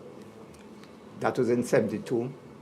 And that lasted until 1974 when Joshua pulled away from that faction. And there had to be elections in 74. In those elections, Joshua and his wife went with the Labour Party, which was astounding because growing up all of that time, there was this bitter enmity between the Labour Party and the NDP, between Joshua and Keito. But suddenly, in 1974, they came together in what was called a unity government. And that lasted until 1978, because the Labour Party, in its 1974 manifesto, had listed independence as one of the things it was going to achieve. They did not do it until 1978, when they informed the British government that they intended to go into independence. And in the shortest possible time. Joshua was part of that government, and interestingly enough, Joshua was Minister of Agriculture as part of that government, but his wife was from his party, was leader of the opposition. Which created some problem. So when the Labour Party decided that they were going to go into independence, Joshua wrote to the British government saying that they were not in favor of independence. He was asked to withdraw the letter, which he did not withdraw, and therefore he was kicked out of the party. So you had a situation now where the Labour Party was moving into independence minus Joshua. So Joshua and his wife and Mitchell, who had been an independent person and who had linked with Joshua's party between 72 and 74. Mitchell was the other person. So in March 1978, there was a resolution in the House on independence. And the government at that time invited the opposition and invited groups and persons in St. Vincent to submit recommendations for inclusion in a new constitution. And the first group to have taken the initiative in this was the St. Vincent Union of Teachers, then led by Mike Brown. And that was in March 1978 when there was this resolution in the House. In April, when the St. Vincent Union of Teachers held its convention, it came up with a number of suggestions to be included in the new constitution.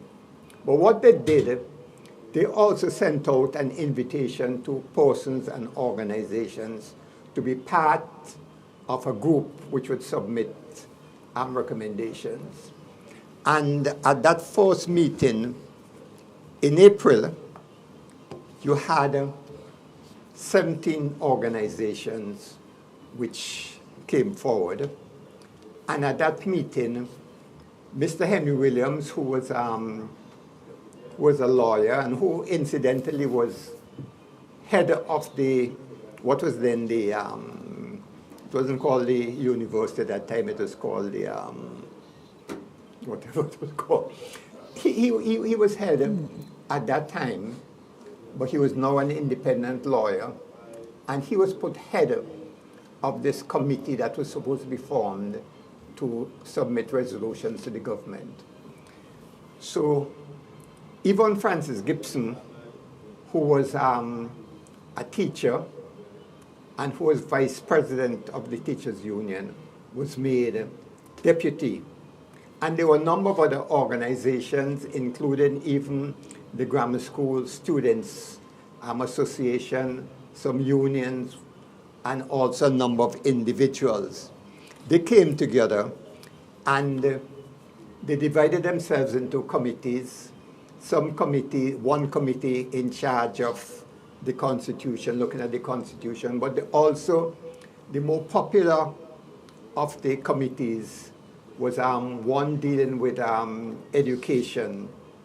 So there were a number of discussions throughout the length and breadth of St. Vincent and the Grenadines, where they were looking at informing, educating the public about independence and trying to get from the public recommendation which you're going to submit to government. Now, in the meantime, the Labour Party government had gone to England to deal with the whole issue of independence. And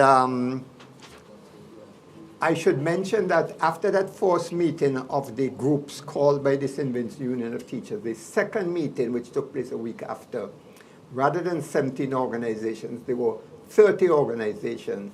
And I mention all of this to show that there was a popular response to independence and a willingness of people to submit recommendations. So we have this situation going on, and the committee asked for an extension of the deadline. The deadline was supposed to be July the 31st. And the government said that they were not prepared to give an extension. Fortunately, this National Independence Committee, as it was called, was able to complete its own recommendations. And on July the 31st, the deadline, they submitted it. And I remember I was part of that committee. And Henry Williams, the chairman, Mike Brown, the general secretary, and Adrian Fraser as Assistant Secretary Treasurer. And I think the word you're looking for, Dr. Fraser, is the extramural studies, UWI. No, I see right? because there's a change between extramural studies right. and it was a name after that before it came to the the UWI. That is what I was missing. Right. So I didn't want to call extramural. Right. So we went and we delivered a copy of the recommendations to the Premier then. And that was it. We were hoping that our recommendations would have been submitted. But in the meantime, the government had sent a delegation to England. And unfortunately, and this is why I said that it was not a storybook tale, unfortunately, apart from the government delegation, there were no members of the opposition because the opposition had taken their particular stand, which I wouldn't go into detail now. But 2 hours before that committee was scheduled to go to England, they sent an invitation by telephone to Mr. Henry Williams asking him to join the delegation. Of course, he was not in a position to do that. So they went to England and discussed the Constitution leading up to independence. I should mention too that even before they went to England, or on the way to England, one of the ministers in the UK government in the Commonwealth Affairs made a statement that what was going to happen was that there was going to be a revision of the statehood constitution, which meant that there was really no place for these recommendations which were submitted, because the revision meant that statehood said Britain would be in charge of defense and external affairs. So if there's a revision, it means that defense and external affairs would then now be in the hands of a country that was supposed to become independent. And interestingly enough, in the recommendations submitted by the National Independence Committee, they were asking for St. Vincent to become a republic. And this was, we're talking now about 78.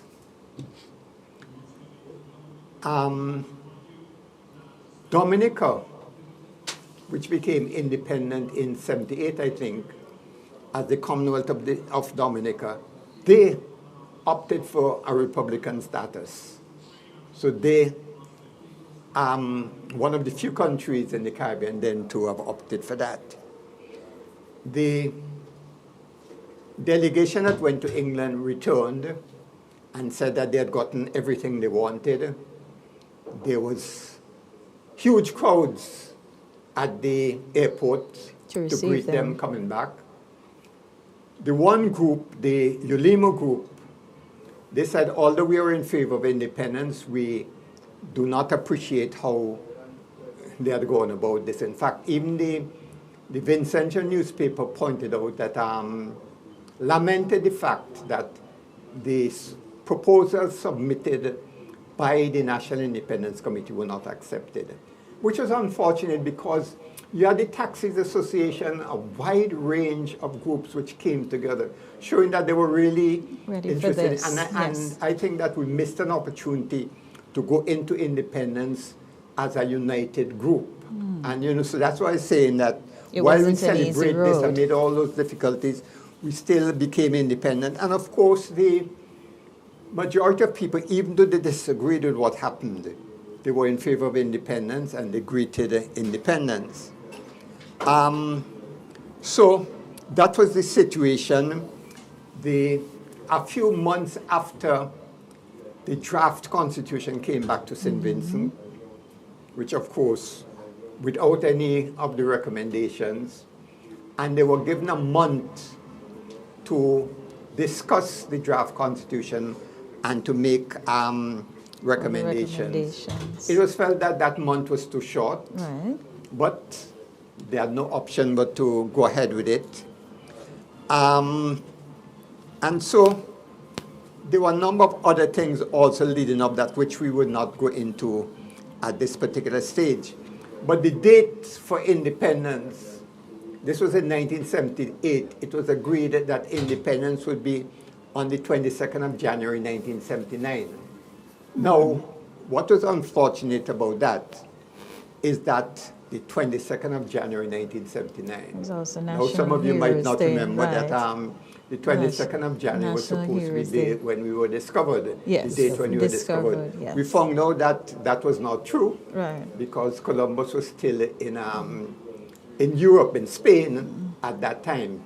And it was unfortunate that they would have selected the 22nd of January 1979 to be independent. Now, not long after, the British government decided that January 22nd was no longer an option because the government itself, some of their officials were going to be involved in a number of other things. So we got into 1979, and then there was the eruption. The eruption created a lot of problems. That's the April 13th eruption. Yeah, okay. April 13th eruption. So would we be able to have independence? And some people took the position that when it was finally decided that independence would be in October, some people took the position that it was too early. They were still suffering from the effects volcanic of eruptions. independence. But it was decided to go ahead because by that time, schools were back in session, and although there were problems, we had already decided on independence, so decided to go ahead with it. So we became independent. Despite the problems, everybody identified with independence. And that year was really a very significant year. For one, I think that was the year when CXC came into being, you know, and there were some other developments. But after independence October, there were elections in December. And then, shortly after the elections in December, there was the uprising in Union Island. So 1979, and Sparrow has a calypso about 1979, where he relates what was happening elsewhere, not what was also happening in the Caribbean. So that is how this came about, and of course I've not gone into a lot of details because that, but briefly, this is how it came about, and the people welcomed it. You had flag, national anthem, and all of that, and so on, which is part of becoming independent. And that is why I said at the beginning that today is a day when we celebrate what happened in 1979, despite an eruption, despite the conflict between the politicians on all sides. So we have to appreciate that day. But there's also another process, as Vibrating Cake said, 1979 was a milestone. A milestone is a landmark on the way to prosperity. Right. Now, prosperity doesn't mean making a lot of money. Correct. Prosperity is a better living, a better way of life. So as far as that calypso is concerned, what we had on 1979, apart from the fact that it was an event that gave us independence, it was a milestone, and the process is going on. And I think the challenge to us as Vincentians is that while we celebrate today, we have to, at some stage, look back and see where are we on this milestone leading to prosperity. Doc Fraser, I want to just, I don't know if you can recall whether the night before or the actual day in 1979. I think I want you to just zero in that particular day because there was, of course, a transition night with the raising of the flag and everything like that. So if we can zero in on that. Unfortunately, I can't. Oh.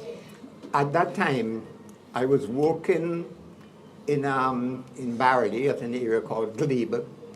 And on that day before, I was involved in, because I was working with the Caribbean Conference of Churches, and there were some issues which I had to deal with. And by the time I got away from that, I missed quite a lot of what was happening, you know. But of course, it was a grand occasion, and it was nighttime, you know, so that we are celebrating this anniversary in the evening. It's a fire. But the first one was obviously in the night because it's transfer at around midnight. Yes. You know, you're moving from being a colony of Britain to being an independent country. So at a minute past 12, we were then an independent country, St. Vincent, and later on St. Vincent and the Grenadines. And we also have to look at this situation of the Grenadines, because it was first of all St. Vincent. The Grenadines were part of St. Vincent. But after independence, we became St. Vincent and the Grenadines one country. And that was also one of the highlights as it came out of independence. When one looks back at the 45 years of independence, what are some of the successes you think we can highlight as part of the journey?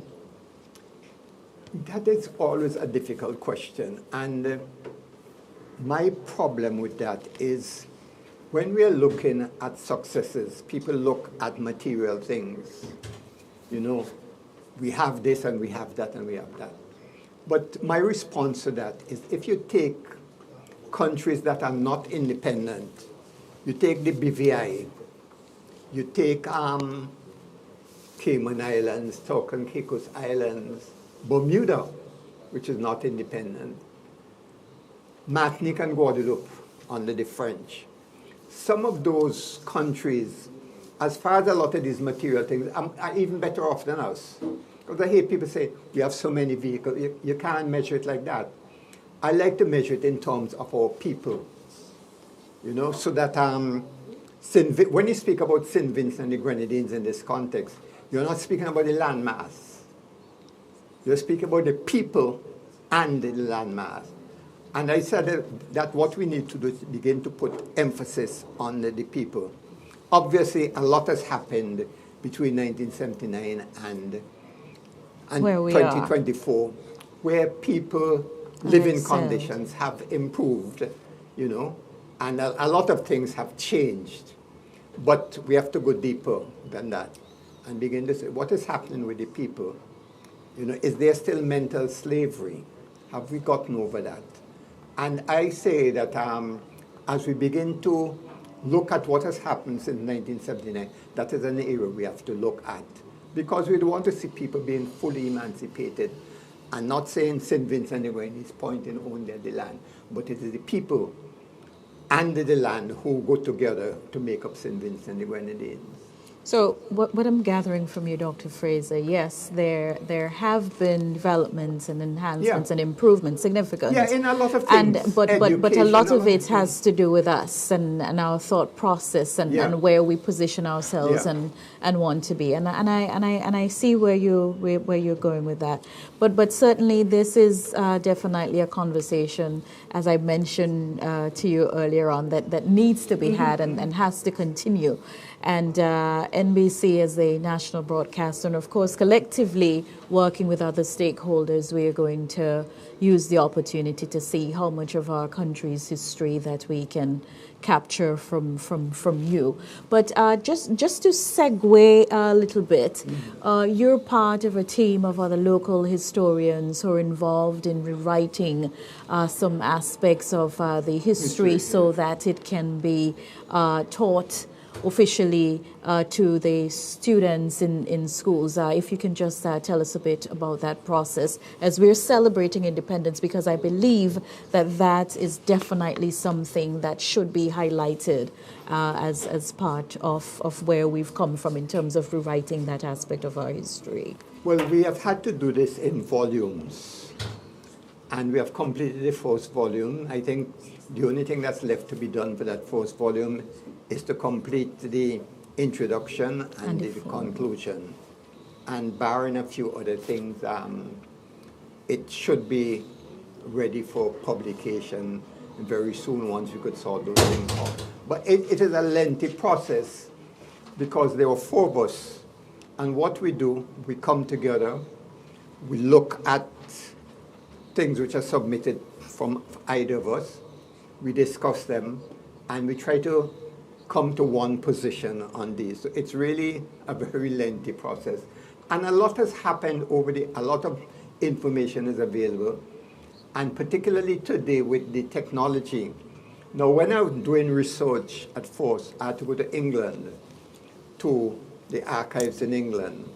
Our archives has developed a lot, so we have a lot of information here. But the technology today allows you to be able to access things from all over.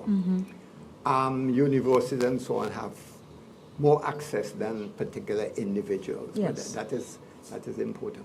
But this history of St. Vincent and the Grenadines is going along, and we have come up with some very important findings, which has given us a different approach to St. Vincent and the Grenadines. Even looking at the first people who came to St. Vincent, what happened at that time, and then you go into the Garifuna and so on. And we have completed up to emancipation, and we are now working on the period after emancipation, and we should be finished that in maybe another couple months. You anticipate that you said there would be several volumes. I don't know if you want to harness, I guess, in terms of how many volumes you anticipate, and what are some of the themes, central themes you're working with? Well, we are doing it in a sort of chronological area. Oh, okay. So we start with the indigenous people. We have the struggles of the indigenous people and the Europeans, the British. We have slavery, emancipation, and the period after emancipation, which would involve things like land settlement, the development of villages. And it is interesting that very often people ask, why was this village named like this? Because if you could imagine that at a particular period during slavery, the whole of St. Vincent, virtually plantations, with the exception of the towns, which would have been Calicourt, Kingston, Barley, Leyo, and Chateaublay. Georgetown did not become a town until after the indigenous people were exiled. So Georgetown was the latest town to have come in. And what you had after 1834 or after 1838 was the development of villages. So a number of villages came out of that process. Then by the end of 19th century, the 1890s, there was such a call for land, for people wanting to have their own land and to develop villages, that the British government was forced to give in to this call for land settlement. And you had a number of areas being selected for land settlement. And once the government acquired the land was then sold to people who worked on the estates. They paid, once they paid in installments and they completed payment, they were then given their titles. So that is how St. Vincent grew up. And a number of the names of villages grew out of the estates. Because what used to happen is that after 1838, some of the plantation owners who feared that these who were then slaves, that they would leave the estates, felt that the best way to prevent that was to try and sell them a piece of land or to rent them a piece of land. So while they were working their land, and they obviously wanted money to be able to pay for their land, they would work on the estates. So a number of the villages were named after these estates, called, you have all these things which came called the estates, Argyle. And there were some Spanish names, because I think it was, once upon a time, it was Caliaguar, spelled with a G as opposed to a Q, Mariaguar, Caliaguar. and Mariaguar, and a couple of those as well. That is, those are interesting because the Spanish, we are not aware of the Spanish being here. You have to the north of St. Vincent, Espanol Point. Okay. And I don't know if at some stage one of the vessels going touched on that area and decided to name it Espanol Point. So there are those names, but apart from that, the names are indigenous names, some French names and British names, but hardly Spanish names. So there's some interesting history that has come out of that, and I think that once these volumes are available, people would be, hopefully people would read them, and we'll have a much better understanding of what we have been through as a people. And I think we'd be in a better position to appreciate what independence meant when it came in 1997, because we have gone through so much under British colonialism. Unfortunately, one of the things that happened at independence, that didn't happen at independence, is that the British government did not grant us something which would allow us to begin our period of development. And that is why today we continue to have so many problems, because we are virtually on our own. I mean, there were granting aid and so on which were given. But in terms of a significant sum or resources which would help us as independent people to develop the country, that didn't happen. One of the unfortunate things about independence, and I say so because I'd been around a lot of the discussions that were taking place at that time, is that it was felt, for instance, that once Milton Cato was Prime Minister, the Canadian government would be prepared to give us a lot of money because he fought in the Canadian Army. And my objection at that time is that we should not be just sitting back and expecting that we are going to get these kinds of things. It was a kind of beggar mentality. What we should have been doing was to try and get people to come together and to develop the country, despite the fact that we did not get any great allowance or anything of that sort from Britain.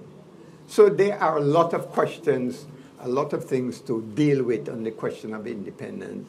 Today is a day of celebration. Yes. But unfortunately, we forget independence until next year, 2025. I think there should be a period when we do a careful analysis, because that will help us as a country and also help the people to move along. Well, Dr. Fraser, this could very well be the start of that, ensuring that, especially during the month of October, that local information, local content, local music, and everything that is Vincentian is featured and featured quite prominently. I do believe that there's a thrust for this to happen under the Ministry of Tourism, perhaps the Ministry of Culture, and you can see some semblance and some formation of that. And one of the things, when you're asking about what has happened, one of the good things is that we have a situation where with the airport and so, people in the diaspora, Vincentians in the diaspora, are able to maintain that kind of connection with St. Vincent and feel even more a part of St. Vincent, because it's much easier for them to come to St. Vincent and be part of St. Vincent. So those are important things which we have to take into put in context when we're speaking about what has happened, since 1979. Well, Dr. Fraser, I think this is definitely has been a history lesson for not only those of us in set, but based on the comments that we're seeing, there are quite a lot of persons who appreciate the history. In fact, there's a particular comment here by someone: I've learned a lot about my country that I didn't know. Very informative, and that's quite encouraging. And as I mentioned to you, there is definitely a place for all of this information, and we will ensure that this conversation continues. Thank you so much for joining us. Happy Independence to you, Dr. Fraser, and thanks for being on set with us. Part of this, sharing a bit of what St. Vincent was like and what we have gone through to arrive at this particular time. Thank you very much, Dr. Fraser. We have been speaking with local historian, former head of the UWI Open Campus St. Vincent and the Grenadines, Dr. Adrian Fraser. We'll take a short break, and when we come back, we'll have former Assistant Police Commissioner, we'll have with us Richard Brown, when we come back, as we begin to look at the military parade. That's coming up in just a short while.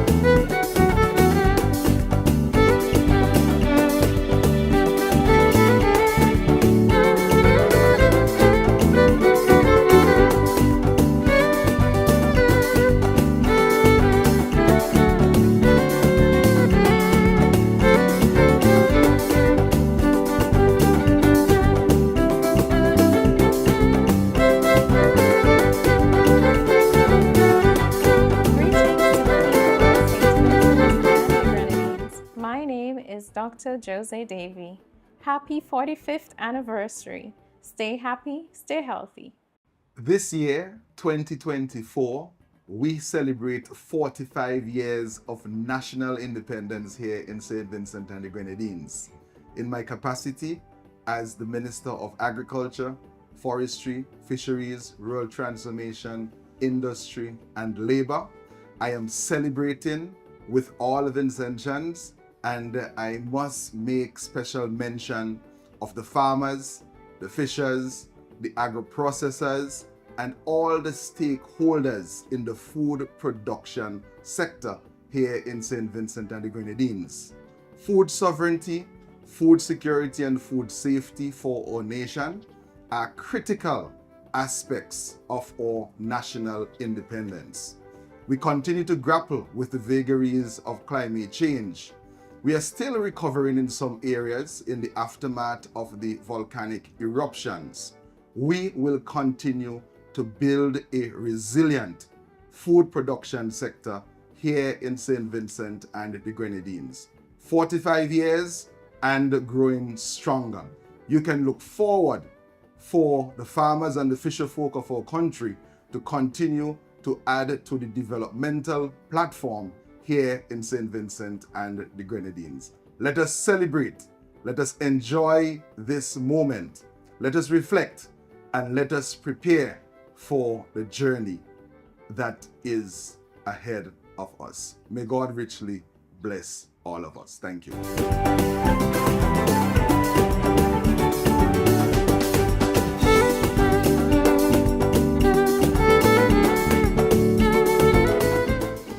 And welcome back to our broadcast. And I think this is the moment that most persons have been looking forward to, and we're pleased to be joined on set by former ACP Richard Brown. Richard, good afternoon.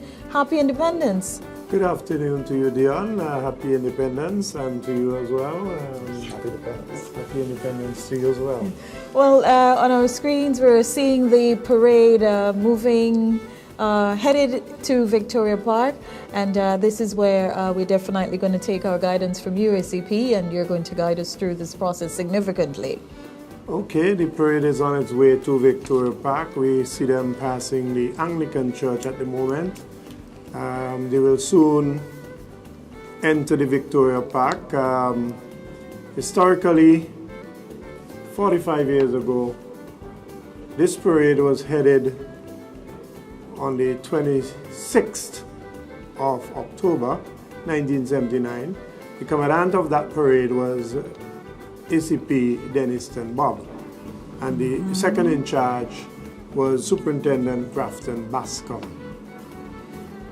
Now, a little historical background there. On that night, we saw three Girl Guides, three members of the Girl Guides movement, handed over the new national flag to the then Premier Robert Milton Cato. He then handed the flag to Warrant Officer 2, Grantley Williams. Grantley Williams was escorted by a detachment of the cadet force and handed that flag over to Regimental Sergeant Major David Yearwood. Now, on the stroke of midnight, the Union Jack and the statehood flag were lowered, and RSM Yearwood raised the new national flag, and when it got to the top of the pole, it was unfolded, signaling the birth of a new nation 45 years ago. St. Vincent and the Grenadines. St. Vincent and the Grenadines. Colvin? Yes, and what a night that was. I remember seeing photographs, unfortunately no video of that event, but the transition and just the atmosphere that was present at the Victoria Park on that night into the morning as that transition took place at midnight, and the birth of a new nation, St. Vincent and the Grenadines. But as we see now, the troops are moving closer and closer to the Victoria Park. They're just around the corner, as we say, from the entrance to the Victoria Park, and soon we'll see them making their formations on the parade ground itself and proceed with the parade. We encourage you to stay with us as we take you through the entire proceedings later this evening. So what we're seeing on our screens are guard number 1, that's a contingent of male officers of the Royal St. Vincent and the Grenadines Police Force, and guard number 2 are headed by Inspector... that would be Assistant Superintendent Acting Mahon Coffey. She is the guard commander, but in this view, what we're looking at here, we are seeing Acting Inspector Bernadette Matthews, who's the subaltern, is charged with bringing that guard to the Victoria Park. Right. Coincidentally, in 1979, your humble servant was a member of the cadet force, and also on that parade as well. And the parade is actually just making its way to Hospital Corner, so just in a few minutes or so, because they're approaching in quick time, they should be arriving here at the parade ground, which is the Victoria Park. And we've got on parade 7 armed guards and 12 unarmed guards on parade. And as we mentioned, guard number 1, which is an all-male police guard headed by Assistant Superintendent of Police Junior Nero and Subaltern Inspector of Police Mr. Olson Rodney. And guard number 2, all-female guard Assistant Superintendent of Police Miss Mahon Coffey, and the subaltern, as you mentioned, Inspector of Police Acting Miss Bernadette Matthews. And we see here the Royal St. Vincent and the Grenadines Police Force Band, and behind them, nicely decked out. I always look forward to seeing the St. Vincent and the Grenadines Coast Guard on parade. Might have a little bias, but that's what it is. And we see the now see them entering the park. Guard number 1 is entering the park. We will see the subalterns move away or detach themselves from the guard. Yes. And they will move to an area in front of the dais, the saluting dais.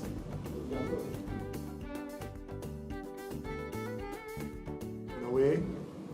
And as guard number 2 is an all-female guard. Guard number 3 is the SSU. Special Services Unit. The guard commander there, Assistant Superintendent of Police. And the guard commander there would be Superintendent Scott, yes. And the Subaltern Inspector of Police acting, Ken Samuel. Correct. And we can hear the instruments of the Royal St. Vincent and the Grenadines Police Force Band just outside our broadcast point here. Neatly dressed as per usual, the Coast Guard. This time around, the Guard Commander, Lieutenant Frankie John. Guard number 4, the Subaltern Sub-Lieutenant Donald Harry. Guard number 5, the St. Vincent and the Grenadines Auxiliary Police Force. They're headed by Guard Commander Lieutenant Ruben Johnson. That should be Lieutenant? Yes. Johnson, yes. Using the British, we say Lieutenant.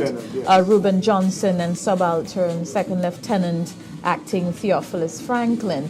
And we then have the guard number 6. In this case, guard number 6 is the Royal Grenada Police Force Band. Just a slight adjustment to... Yes, That I believe that's actually not a guard, but that is the band. just behind the guard is just behind the band. So this is the... And guard number 6 would be behind the band. So guard number 6, the SVG Cadet Force, a mixed guard. The Guard Commander, Lieutenant Acting Sawandi Ralph, and Subaltern Second Lieutenant Andre Joseph. And just behind them, the SVG Cadet Force Marine Unit. There is a Marine Unit, and they're present here. Guard Commander, Lieutenant Acting Laurel Sayers, Subaltern Second Lieutenant Acting Jomari John.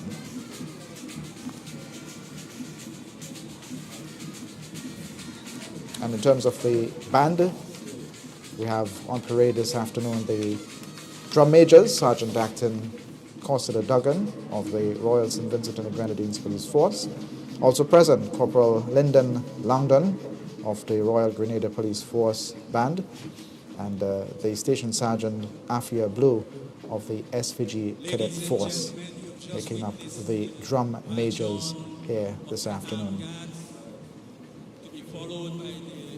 The colour party, and I particularly like the colour party. It reminds me of the trooping of the colours throughout the UK, and we will go through that in just a while, and we're just about seeing the unarmed guards entering the parade ground here at Victoria Park.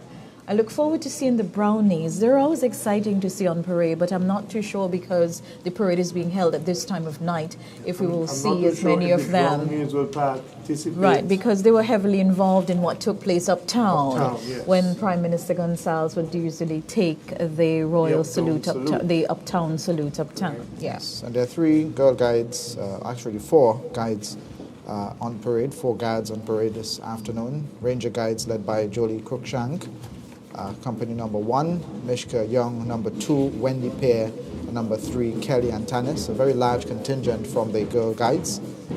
And now the Cadet Force Band, the drums and the instruments are very loud on the outside as they move into position and allow for the remaining unarmed guards to enter the parade ground here at Victoria Park. I believe these are the remaining Girl Guides groups, yes? Usually on these parades, the Girl Guides come in full force. Yes. They bring a very large contingent of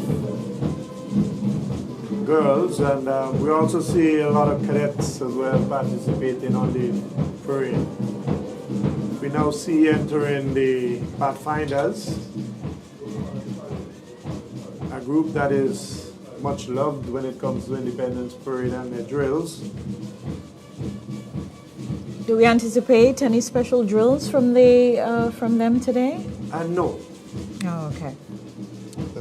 We see the SVG Red Cross, and they're followed by a contingent from the Police Youth Club. Is this not the first time that we're seeing a contingent from the Police Youth Club at all on parade? No, they're usually on the parade. And I can't remember her name, but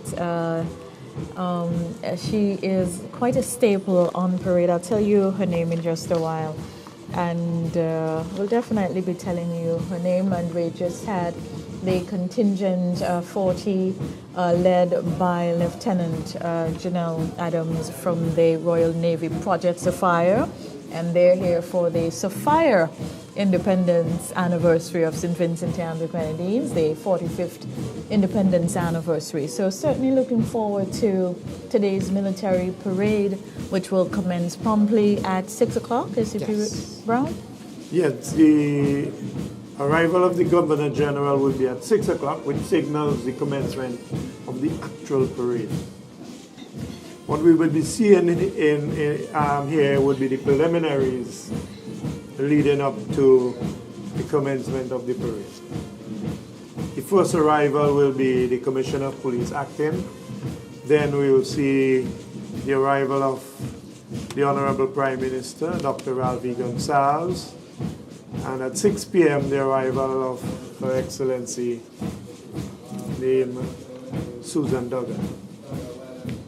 And the parade commander for the parade this year is Junior Simmons, Superintendent of Police, and Parade Adjutant, Assistant Superintendent of Police, Mr. Parnell Brown. They will be taking charge of the parade as we begin promptly at 6 o'clock. They hear the cheers on the outside, and the crowd has significantly grown over the past few minutes, as we can see now on the outside. And some of the terms you'll hear from time to time during the parade, you'll hear the parade commander say certain things to give instructions to the parade, follow up, for example, giving instructions for the formations, and we expect to also hear from them, as I believe they will be mic'd up as well, so we should be able to hear the commands as they are given during the parade.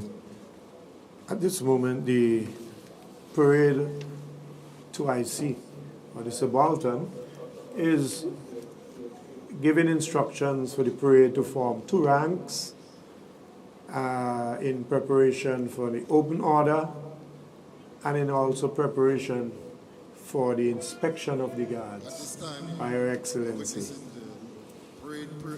At this point, after all the subaltern's preliminaries are completed, he will hand over the parade to the parade commander, Superintendent Junior Simmons.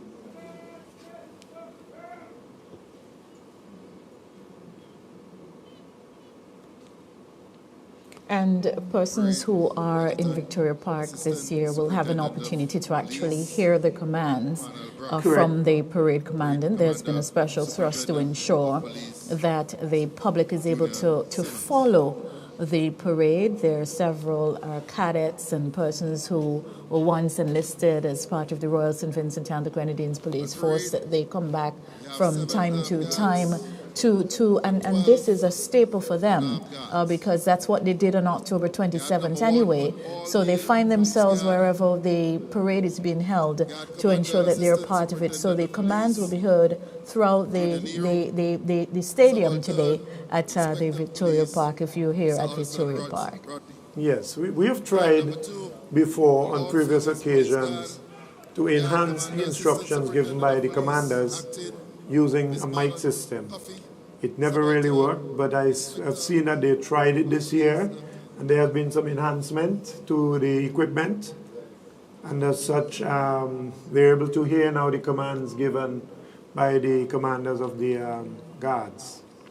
And what we will do as part of our broadcast, because he's now sufficiently mic'd, once he takes over the actual parade, we would allow his microphone's audio to feed through the broadcast, so persons who are viewing and following can also feel it and experience it in real time, what's happening on the parade ground. Yes. And we see the saluting days where Her Excellency will take the royal salute upon arrival. So the officers are now marching to the parade line in preparation for the commanding officer to take over the parade.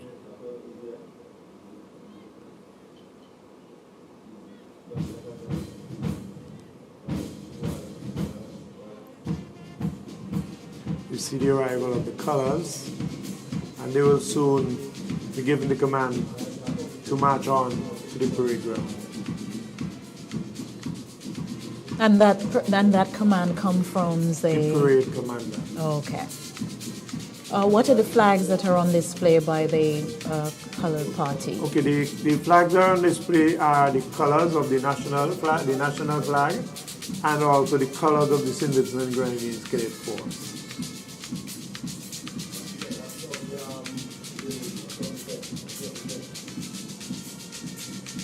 One thing I must say that I am disheartened that over the years we have not been able to develop a flag, a color flag for the Royal St. Vincent and Grenadines Police Force.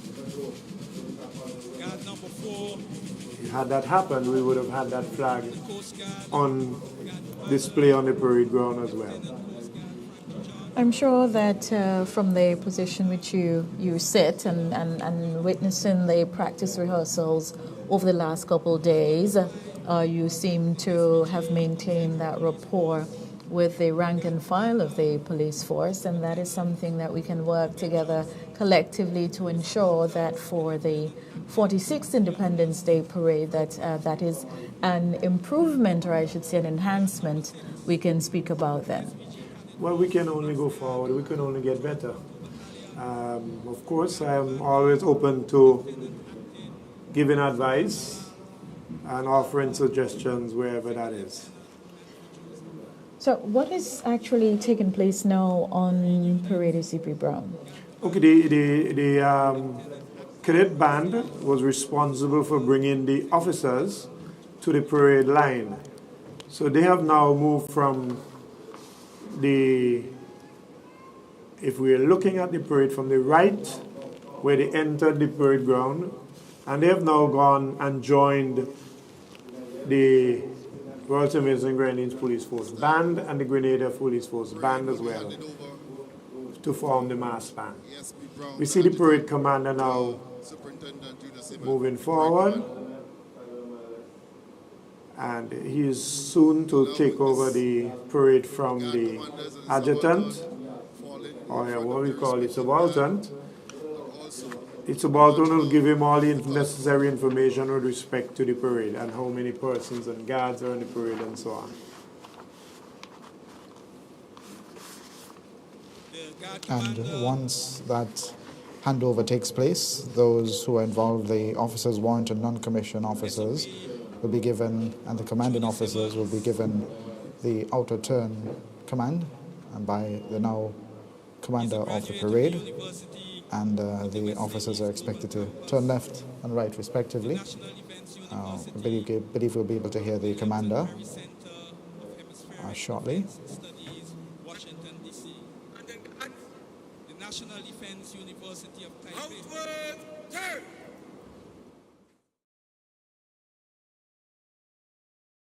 Take post in front of the guards.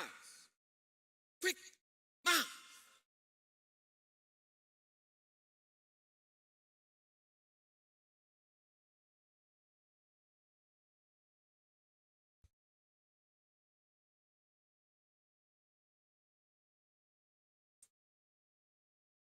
Officers, inwards, turn!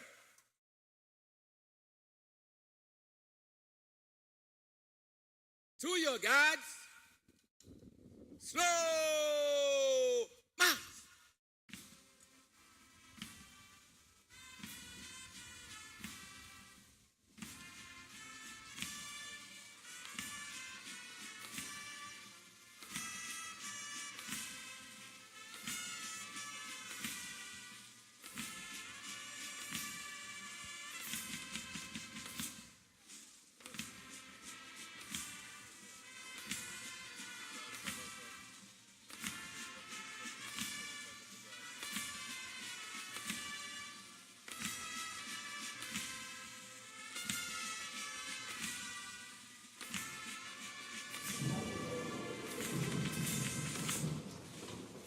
So at this point in time, there's a slow march to the guards on parade. All of those responsible for the various guards are moving into position. Brown, maybe you can give some specifics as to the process that's happening at the moment. Well, the slow march is given. The officers move forward with the sword at the recovery position.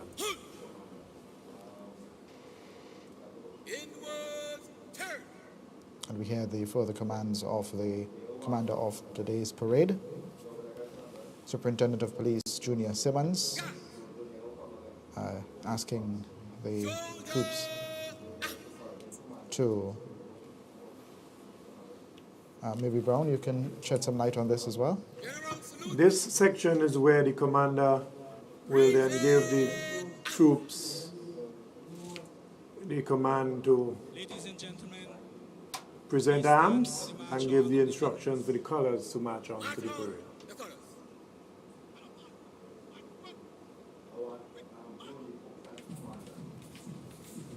And you can hear the band strike up with a quick march, I believe. Quick march, yes. The colors are now marching in quick time onto the parade ground. And they do a different type of drills when it comes to the actual movements on the parade ground. What we call, normally we give a right or a left turn, but the color party, what they do is do a formation. They do forms.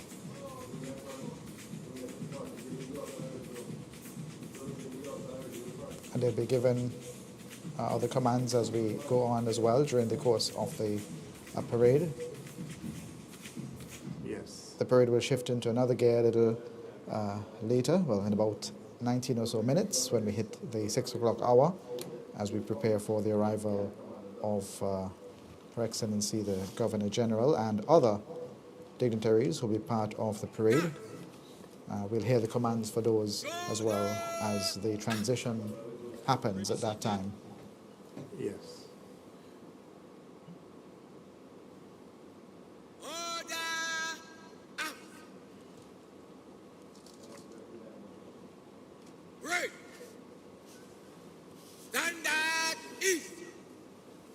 So the parade is now given the command to stand at ease in anticipation of the first arrival, which should be at about 10 to 6. We are witnessing for the first time That should be the Acting Commissioner of Police, 3 marching bands on parade. Mr. Enville Williams. The Royal St. Vincent and Grenadines Police Force Band, the Royal And Grenada following Police Force Band, the Acting Commissioner of Police, we should have the arrival of the Honourable Prime Minister, according to our guide, followed by Her Excellency the Governor General, which should be 6 o'clock on the dot. 6 o'clock on the dot. a parade conclusion. We are witnessing Then history. an important part of the proceedings will be the inspection of the guards, which will be undertaken by Her Excellency the Governor General. And as mentioned, the guards on parade this evening, or this afternoon, it's still afternoon, are looking quite sharp. Those who are visiting as well, looking quite sharp in their uniforms. And a round of applause I observed earlier as the members of the visiting Royal Navy entered the Victoria Park onto the parade ground. As you would expect, many of their family members are here to witness this occasion and to welcome them home in their own special way.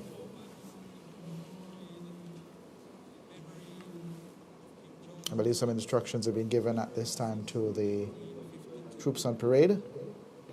The Royal Grenada Police Band was formed between 1905 This evening's parade should be a bit easier for the troops on the parade because we know from after 1979 the parades were held during the morning. Yes. And most of the times it get heated. Sometimes you are unable to have that breakfast in the morning before coming to the parade, and a lot of times we see a lot of participants normally would faint and so on. And that's why we have the Red Cross. There's a Red Cross station on the parade ground as well. Yes, and as we've been experiencing over the years, the intense heat, particularly on mornings and into mid-afternoon, morning into afternoon, and it's gotten even more intense in the past few years and even more difficult so to have a parade and the intense heat. And behind the scenes, there's a lot happening in preparation, Brown, in terms of getting ready to be on the parade ground. There's a lot of rehearsals that take place, a lot of meetings and other things that takes place as well. A lot of preparation goes into these parades.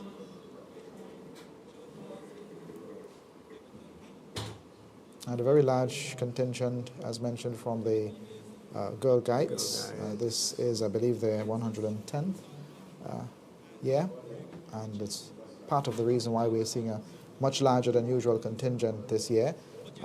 3 plus the Rangers, who are on parade this afternoon or this evening. And we see the band that will be providing the first part, the music accompaniment for the first part, comprising of members from the Royal St. Vincent and the Grenadines Police Force, the Royal Grenada Police Band, and the Cadet Force Band. And we look forward to the wonderful music that they will bring to the parade ground and to those who are taking in this parade live at the Victoria Park for the very first time, evening parade.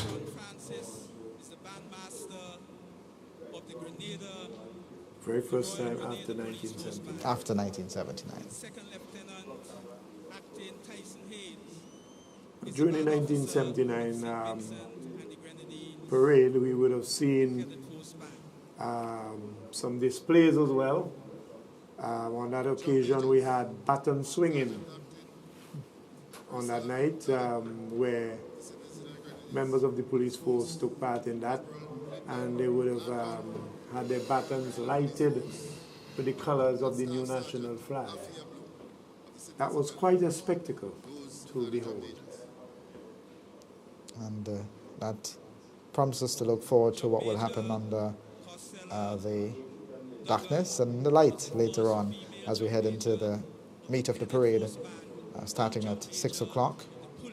The troops are all looking smartly decked and ready to go for the parade this evening, and the inspection, which will be a part of today's parade. The inspection will be undertaken by the Governor General of St. Vincent and the Grenadines, Her Excellency Dame Susan Duggan, and she will arrive at 6 o'clock.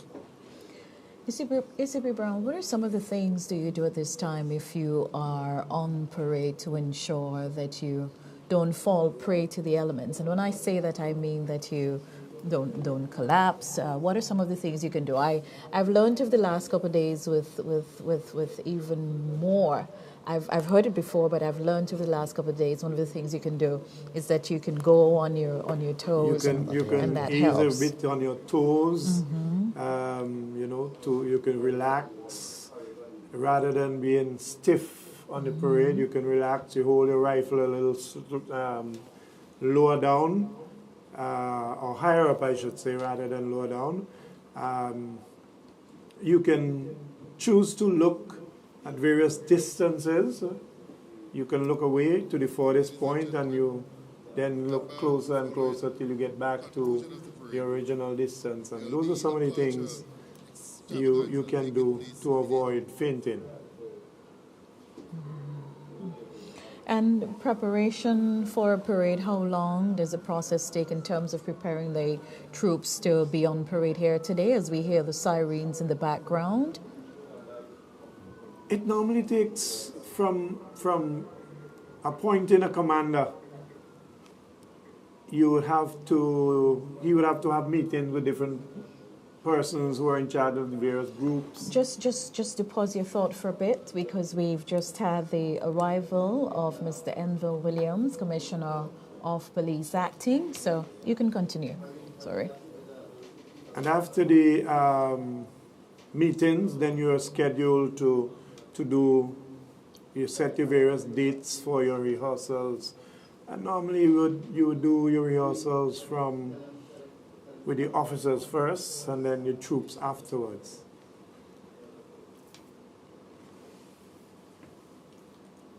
So we see the arrival of the Acting Commissioner of Police, Mr. Enville Williams.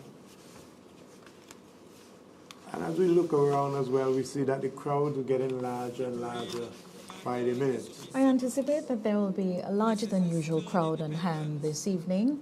I can posit two explanations because it's being held in the evening. It's not as intensely hot. Correct. And secondly, tomorrow is a public holiday, so you have an extra day to recuperate if you have to be out late for this evening. Right. There are several other and things the third happening thing in as Kingston. well, I would interject, the third thing was the hype that went into this parade. So everybody's looking forward to see what is the, and in anticipation of what is there.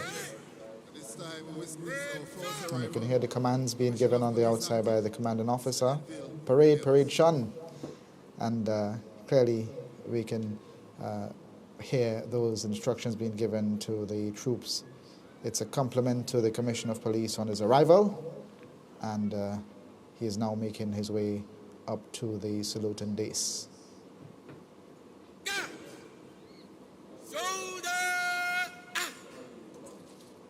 So the parade is given that command to shoulder arms, which is a compliment to the Acting Commissioner of Police.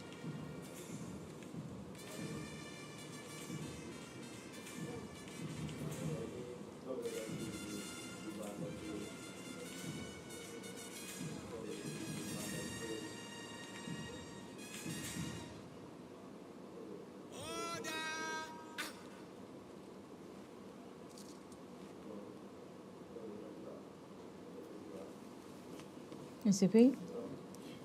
The guard is then order arms, given the order arms command, and then stand at ease in anticipation now of the arrival of the Honorable Prime Minister.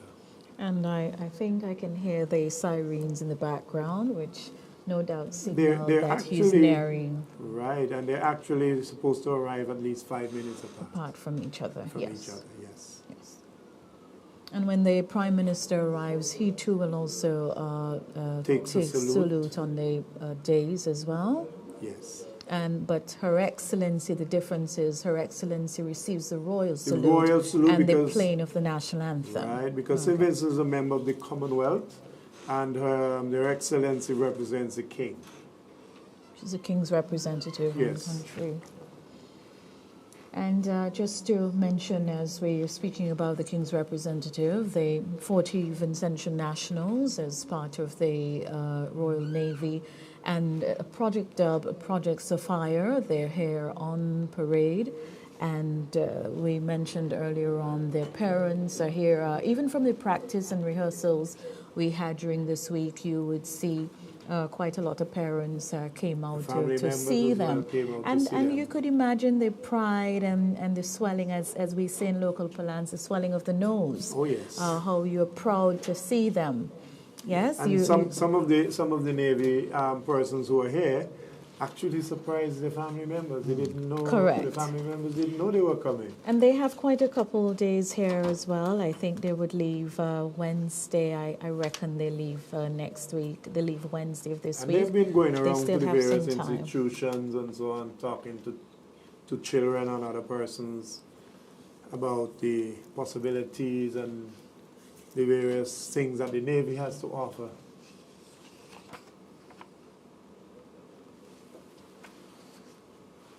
And I believe the lights are on already to provide some lighting support as the natural lighting fades on the outside. And we're beginning the process of transitioning to artificial lighting on the parade ground. As this time of year, it's usually darker earlier. So as we approach and go beyond 6 o'clock, we'll get increasingly darker on the parade ground, and the lights will take over completely in terms of making sure that we can see what's happening on the grounds. ACP Brown, have you ever been parade commandant? I've had the privilege of commanding the parade on 3 occasions, and my last occasion would have been on the 40th anniversary of our independence. It's just about And I did that as an assistant commissioner of police. Okay, and how does it feel? What kind of moment it is? It's a proud. You feel very proud when you do a parade and you do not make mistakes. There's a sense of proudness in you. You know, you feel very good to do a parade and persons commend you on commanding such a parade. Just in case you've just joined us, you're viewing and listening to the coverage of the military parade on the occasion of the 45th Independence Anniversary of St. Vincent and the Grenadines at the Victoria Park, where the troops have gathered, and we expect any time now the second arrival, that is of the Honorable Prime Minister Dr. Ralph Gonsalves. And once Prime Minister Gonsalves alights from his vehicle, you will hear the command from the parade commandant, parade, shun, and the guards will shoulder arms. The general salute, present arms, shoulder arms, order arms, parade stand at ease. It seems as though you can be on a parade. You can command a parade. If only you know the story. Yes. If only you know the story. And sometimes, you see, you progress, the parade commander, in this case, Simmons, this would have been his third parade as in some authoritative form. His first would have been a subaltern to the guard commander. Then he would have been a guard commander, and now he is the parade commander. And how is a parade commander selected? The commissioner of police is the one who chooses who is to be the parade commander. Oh, okay. He appoints the parade commander. And normally there are persons who love parades and would nominate themselves to do the parade.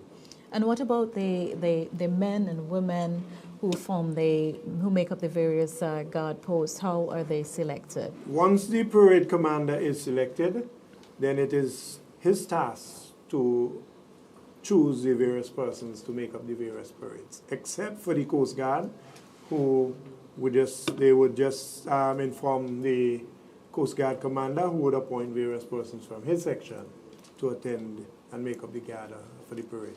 Okay. ECP, it's over to you. So we see the arrival, the escorts, the motorcycle escorts, and this would be the arrival of the Honorable Prime Minister.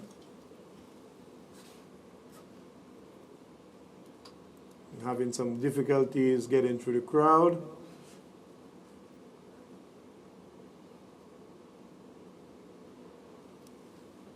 Looks like we need a bit of crowd control measures there. It's a packed Victoria Park, as a matter of fact. It's a packed Victoria Park, and it's a difficult area. Maybe we may have to look at moving the parades from Victoria Park to elsewhere, because the crowd is growing year by year.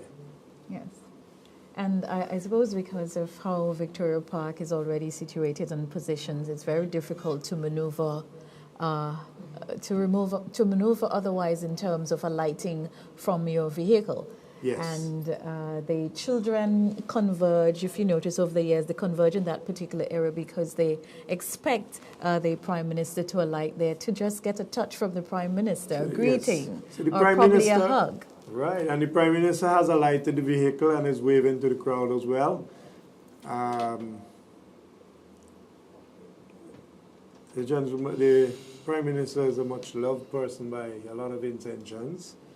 What do you think are some of the things that the Commissioner of Police acting would be saying to the Honourable Prime Minister this time as he walks with him? He will give him instructions, inform him what is to be done. Ladies and gentlemen, and normally he will just walk along with him to the salute in this. He will direct him to the salute in this for his salute. And at this time, the Prime Minister is making his way to the salute in days, and lots of waves and cheers and shouts going up as he passes by, accompanied by the Commissioner of Police acting.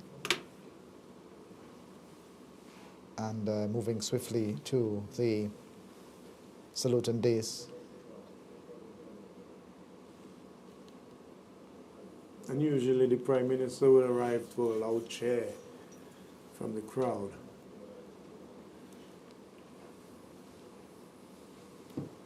So he's now moving to the dais where the guard commander will give the general salute.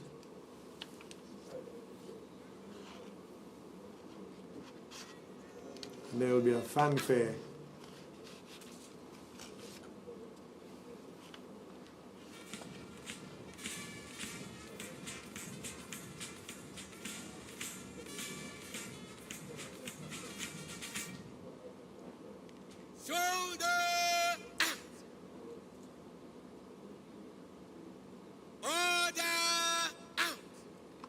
Pray be seated.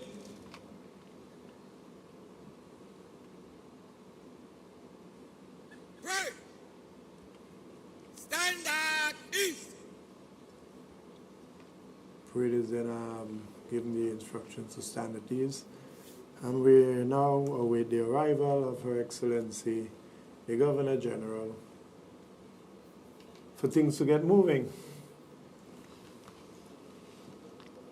And as we mentioned earlier on, Her Excellency will, when she alights from the vehicle, will also be accompanied by the Commissioner of Police acting. He will then take her to the saluting dais where she will receive, Her Excellency will receive the royal salute and the playing of the national anthem of St. Vincent and the Grenadines. You'll hear similar commands to those which were issued earlier. Her Excellency will get the same parade shun, guards, shoulder arms, royal salute, present arms, and that is one that would be very pronounced. Shoulder arms, order arms, and then we will hear the play of the inspection. Yes. And likewise, we'll hear the first rendition for the evening of the national anthem of St. Vincent and the Grenadines once Her Excellency receives her salute. When Her Excellency arrives, there's a fanfare signaling her arrival. Yes. And that is done by the trumpeter of the Royal St. Vincent and the Grenadines Police Force, who at this time he makes a slight departure or comes out a little bit from the band, or is that how it's done, or he remains in the band? Yes. Okay. But in this evening of history, it will be the first time that there will be 3 cheers for St. Vincent and the Grenadines.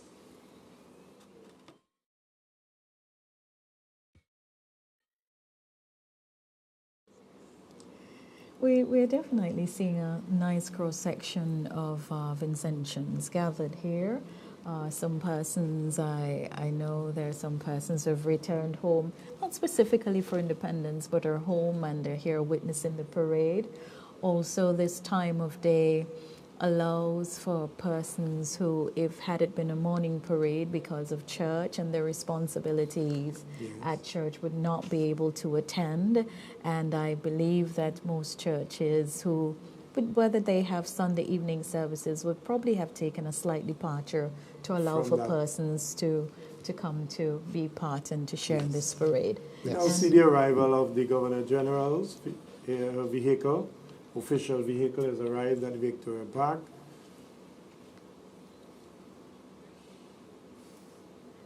And soon she will alight and make her way to the saluting dais. And of course there'll be the fanfare to officially welcome her. As we see the difficulty of the vehicles indeed maneuvering towards the crowd, yes. Tight squeeze as the park is packed this evening. Major Philip Governor General is always alights from the left side of the vehicle. And she's accompanied by her aide-de-camp, Major Cambridge of the Cadet Force. And Her Excellency always alights from the left side of the vehicle. Always alight from the left side of the vehicle. Susan Duggan. as she greets those who are standing just to the immediate front and those who are observing her arrival.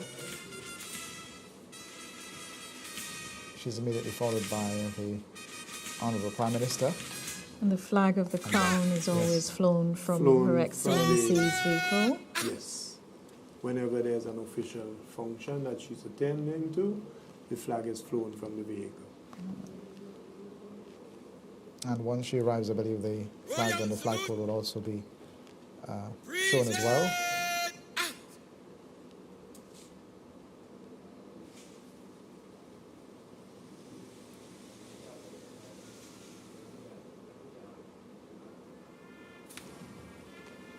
So she's now taking the royal salute.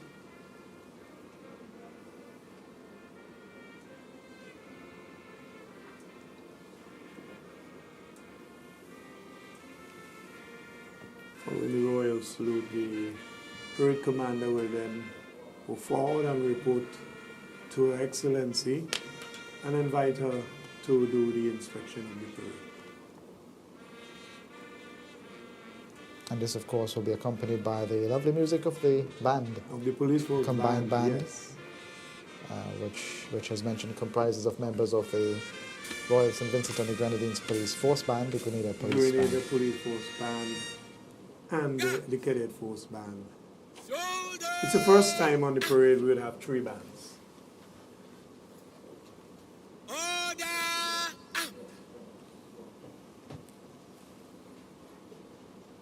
So the parade commander moved forward now to report to Her Excellency. We invite Her Excellency to inspect guards and parade. Pray be seated.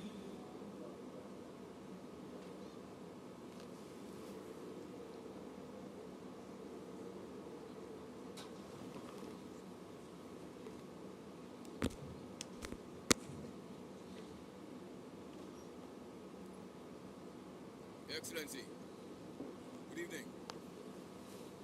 I am Superintendent Junior Simmons, Parade Commander, reporting a parade that is comprised of 7 armed and 12 unarmed guards to mark the special occasion of the 45th anniversary of independence of St. Vincent and the Grenadines.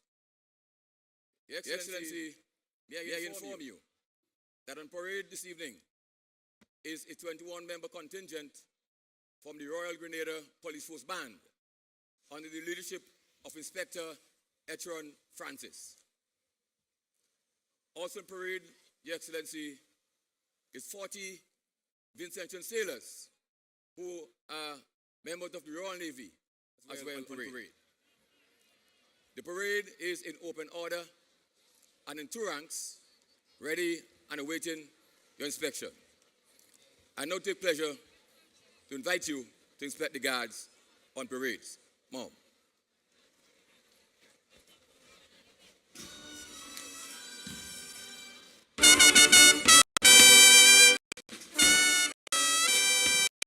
The inspection party comprise Her Excellency Susan Duggan, her aide-de-camp, Major Philip Cambridge, Commissioner of Police, Mr. Enville Williams, and the Parade Commander, SOP Junior Simmons. So the inspection of the guards is well underway. Her Excellency, the Governor General, is accompanied by the Parade Commander, SOP Junior Simmons, and the Commissioner of Police acting, and the ADC Major Cambridge. At this point, they are at guard number 1, I believe. Brown? Yes, she's at guard number 1, and you can see some flashing lights on guard number 1 as well.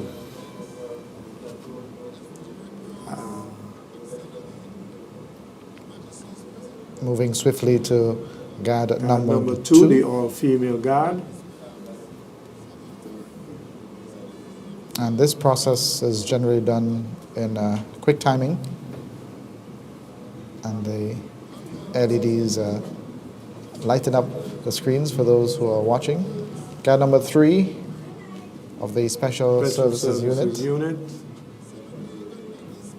Warm greetings exchanged. Your Excellency would normally at times stop and speak to some members of the Guard.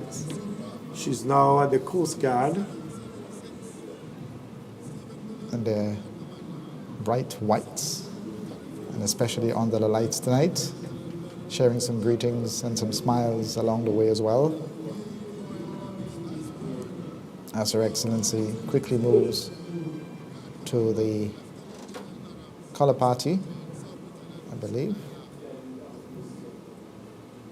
Just a pause. They would normally pause at the color party to salute colors before moving forward. That is an acknowledgement of the colors. She's at guard number 5 now, which is the auxiliaries.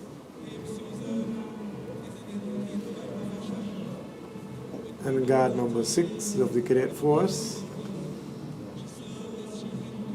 As a mixed guard, being commanded by Lieutenant Acting Sawandi Ralph. Moving quickly to guard number 7.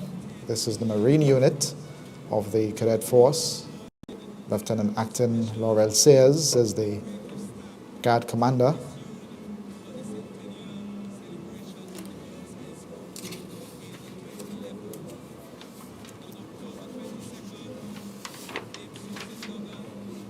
And Her Excellency completes the inspection of the Marine unit of the Cadet Force, Guard 7.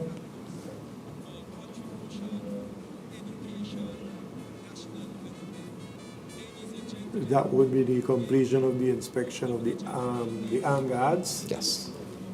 Quite a large contingent of persons on the parade, so normally Your Excellency would do the front and rear rank of the parade was a small parade, but this time the parade is a very large parade. So we're trying to condense it, and as such, she's only doing the inspection from the front of the ranks. And at this time, she is inspecting the Rangers. This is unarmed guard number 5. Now to the Pathfinders. By the Boy Scouts. Boy Scouts, sorry. Well, we should no longer say Boy Scouts, because Just Scouts. they're also girls there, so they're Scouts. Contingent from the nurses.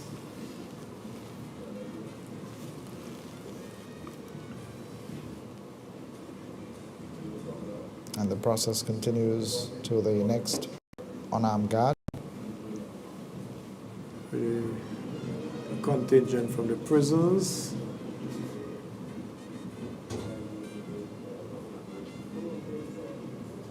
The parade commander providing some guidance as to the next unarmed guard to be inspected, to Her Excellency, as the lovely music belts out from the band in the back. The first of several Girl Guides unarmed guards.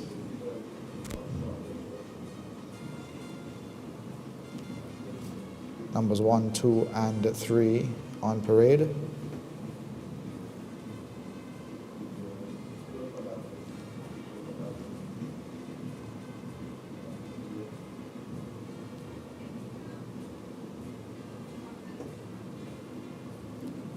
Contingent as well of the cadet force on armed guard from the cadets.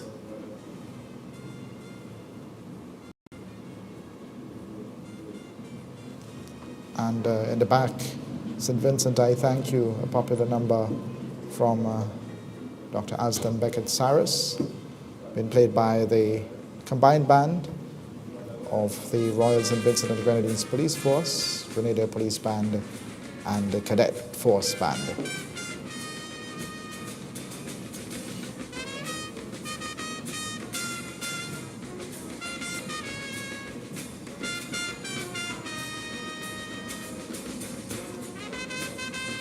Pausing for a moment to take in the lovely music of the band as we just witnessed the completion of the Pathfinders inspection.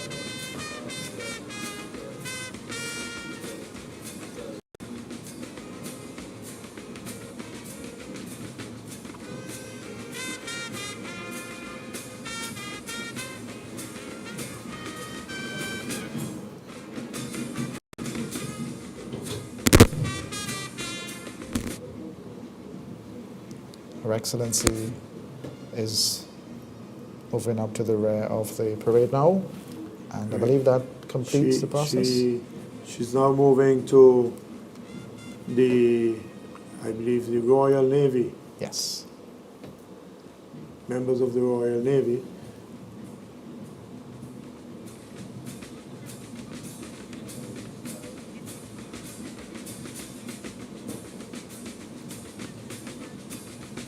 She will then move back, and the last inspection will be at the band.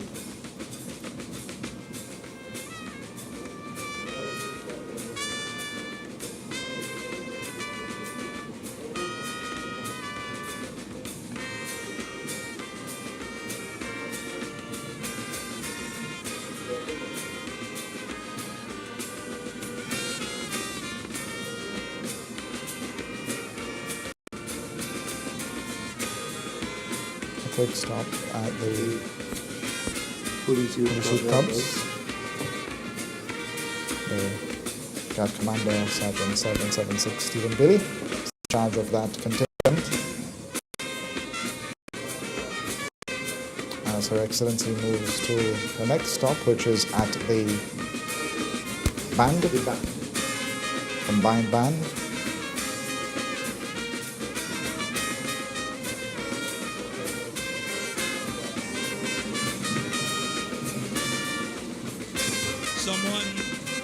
Have lost their cash keys. As we see Her Excellency move quickly to the next someone who lose their car gathering, keys. that of the band, who Report to playing the announcers some notes out and entertaining, as well as taking care of the inspection process. PA74, you're blocking So, someone who this needs to time, move urgently. The bandmaster reports. PA74. Normally would tell how many members of the band is there present, the number of bands, and the tune that is being played as well. So a bit of a briefing as to what has been played. See some of the drums are draped in the colors of the flag as well.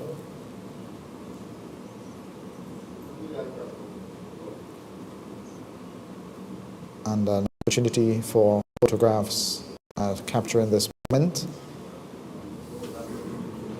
as Her Excellency now moves away from the band. So that completes the inspection. The Excellency will then return to the saluting days, where the parade commander will thank her for doing the inspection and seek her permission to continue with the parade. As we're taking a bit more of the band music, some lovely music here at Victoria Park. I believe that's the end of the song by the band, but we'll hear a lot more from them in the coming We have witnessed the minutes. conclusion of the inspection by Her Excellency, the Governor General Dame Susan Duggan. True. So Her Excellency is now back on the saluting days. Excellency, I thank you very much for inspecting the guards on parade. I now seek your permission to carry on.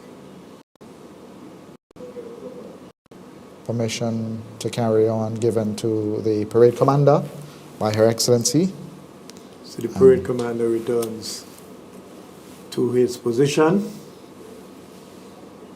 following which he will give the At command. this time, ladies and gentlemen, we'll have a prayer for the Stand at nation ease with an head bow for by a prayer. member of the St. Vincent and Grenadines Christian Council, the Reverend Father Colin Jackson. Prayer for the nation. Prayer for the nation. So we're listening at this time. With heads bowed, stand at ease. Please stand as we offer reverence to God.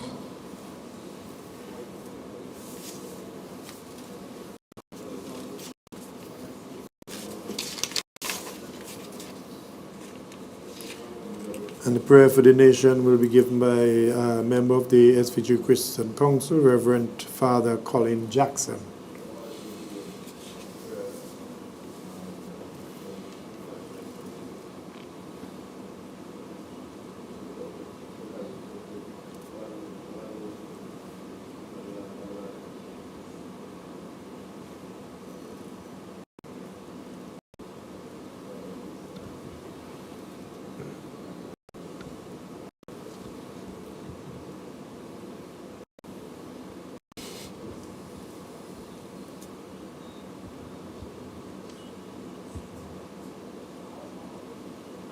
Almighty ever-living God, as we gather to celebrate the 45th anniversary of the independence of St. Vincent and the Grenadines, we give you thanks for your abundant blessings.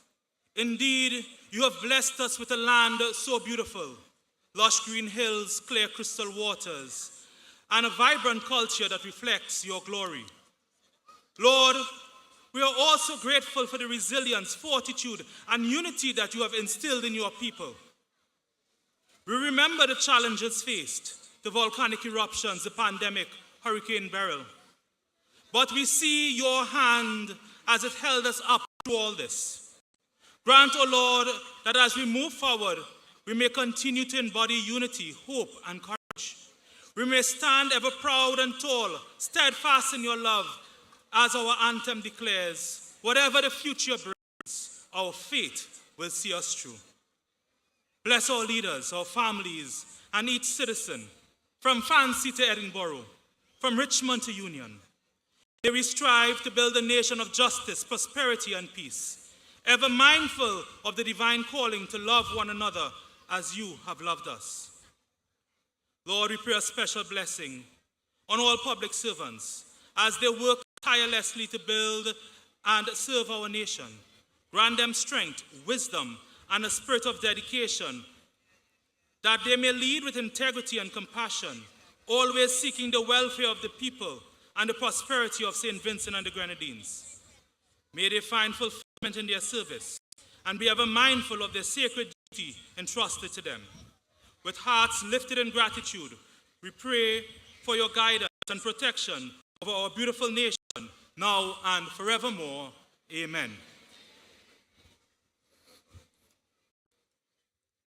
Pray. Have your seat, please.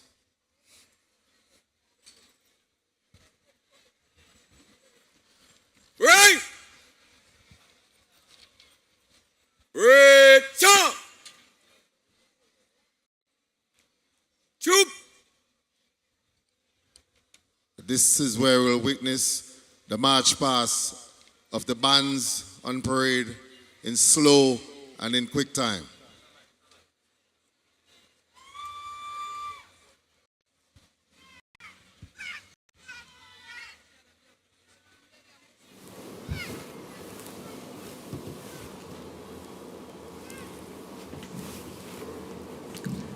So we see the trooping of the bands now, and this would be the first time since 1979 we will have 3 bands doing the troop. The Cadet Force Band, the Royal St. Vincent and the Grenadines Police Force Band, and the Royal Grenada Police Force Band.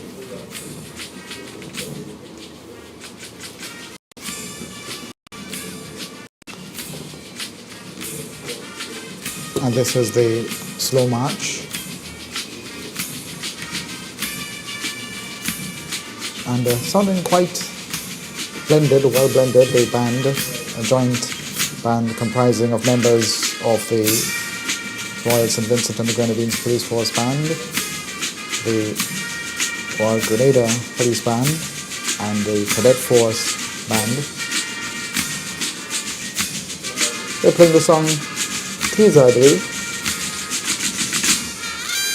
which is from Dr. Alison Beckett Cyrus. Easy to recognize the melody, though.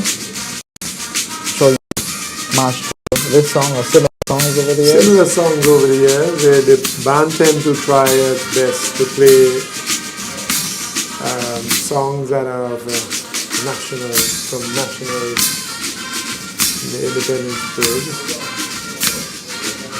We've heard a number of songs from Dr. Alison Beckett Cyrus, from Winston Soso, from even some of the younger artists.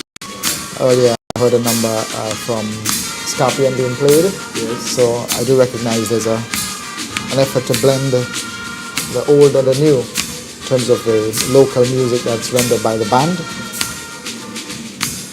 You'd find that the band would tend to play in the quick march, the more upbeat local songs. So we look forward to what the quick time march will bring. Maybe a surprise. It is, after all, a surprising evening. Under the lights here at Victoria Park. First time since 1979 that we're having a gathering such at the Victoria Park. And certainly the commanding officer has made history in his own way, being the first to do so following our independence in 1979, to command the parade under lights at Victoria Park. And this is something you don't usually see. Around the gathering has now extended even to where the police band is stationed. Yes. There's so many people in Victoria Park that the crowd is moved next to what we usually see as an open area where we see the Red Cross generally. The Red close Cross to where will we're now broadcasting move from. further back to the back of the parade ground. A beautiful rendition of Teaser. And I suspect some areas where we don't usually see gatherings, we'll see that this year, as those who are here with their cell phones in hand getting try to shots as find well. space to view the parade. We're now going to have the band moving back to their original position in quick time. So let's see what they're going to play us. Our Winston's also. I suspected that. Can you remember the name of this song? I'm not hearing clearly this song, so I'm not able to. I'm trying to pick it up. We'll let the viewers and the listeners pick the song up. Let's get taken a bit of the band so our viewers and listeners can determine the track being played by the combined band.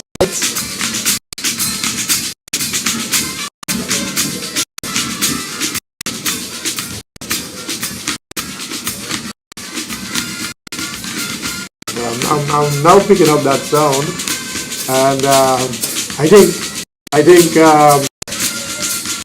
that it's everybody's wish that this is the party tonight. So 45th anniversary, so it's worth celebrating. It's worth celebrating. A momentous occasion at the Victoria Park, and young and old, from all diverse backgrounds, Vincentians, visitors, colleagues, friends from the region here with us to celebrate our 45th packed Victoria Park. A massive band, joint bands together. They look very massive there. Indeed, the largest I've seen since I've been at parades, mind you, on a walk basis, having a bird's eye view of the parade as it happens. I've never actually experienced a parade on the ground physically without being on duty. And it's the first time as well I'm seeing two female drum majors. That's a great observation. Acting Cosell, but she's Kerry Adams, but I'm not too sure what's her married name now. we have as well from the cadet band, all decked out in her Beautiful rendition indeed. Put your hands together for the policeman's on parade. The persons who are standing So we are waiting next to the lights, the the side lights on parade. commanding officer to give the instruction to the troops on the parade here at the Victoria Park. And we've just had a teaser by the band. And I'm sure when the troops get moving and the blood flowing again, they'll provide the necessary... So the troop has completed. The parade is now given the command to stand at ease. We will now see the command to be given for the salute to the nation for the number 1 and the number 2 guard to take up their position to do the display. And I'm just being told that as much as we have 3 bands playing tonight, it's not the very first time that we're having that. But we did have the Boys Brigade band and the Girls Brigade also having part of that band back in the 90s. Back in the 90s, yes. So it was my very youthful days then. So thanks very much to But they were never part of the what we call the mass band on parade. They would form up to the rear of the parade and will also take part uptown salute to the nation. is being done. We're now seeing the number 1 display party moving into position to do the formation 45.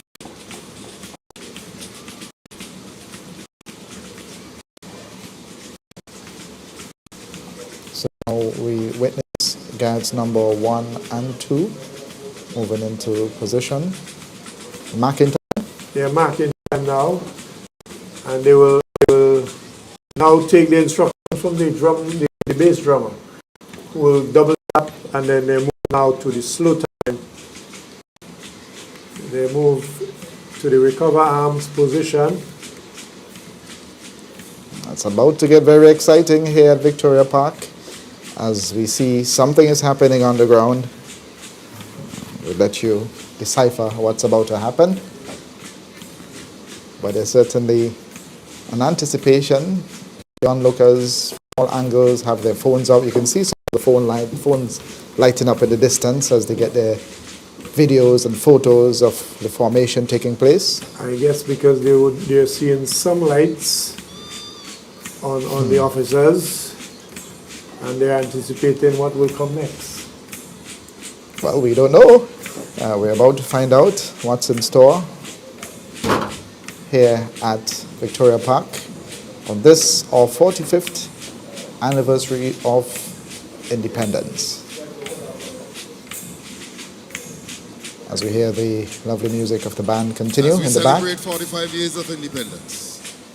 And we're celebrating 45 in fine style tonight. We're now seeing the lights are off and the effects of number 45 on the light. Those lights on the officers.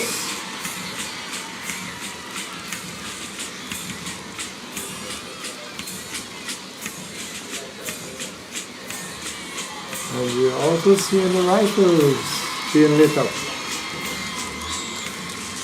There you go. There you go. 45. And that's the formation marking our 45th anniversary of independence. And the cheers are loud on the outside as we hear the response. A pleasant surprise. Quite an entertaining piece. Beautiful.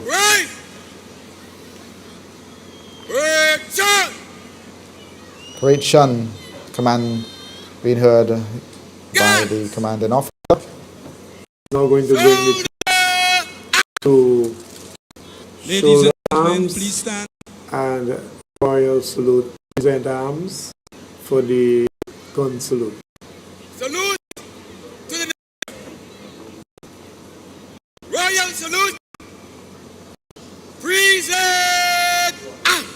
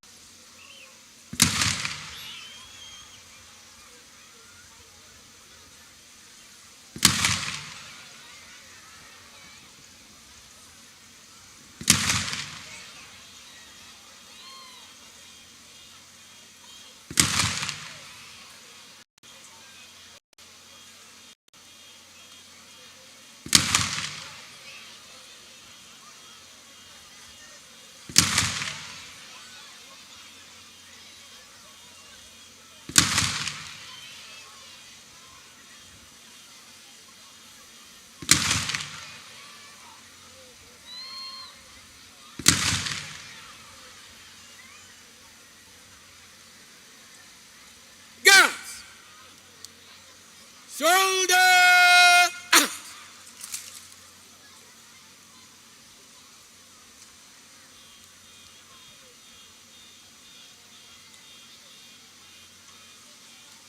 Order up.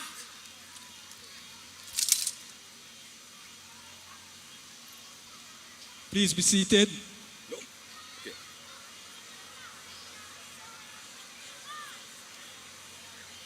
Right. Remove hedges. Ladies and gentlemen, please stand for the 3 cheers to Vincent and the Grenadines.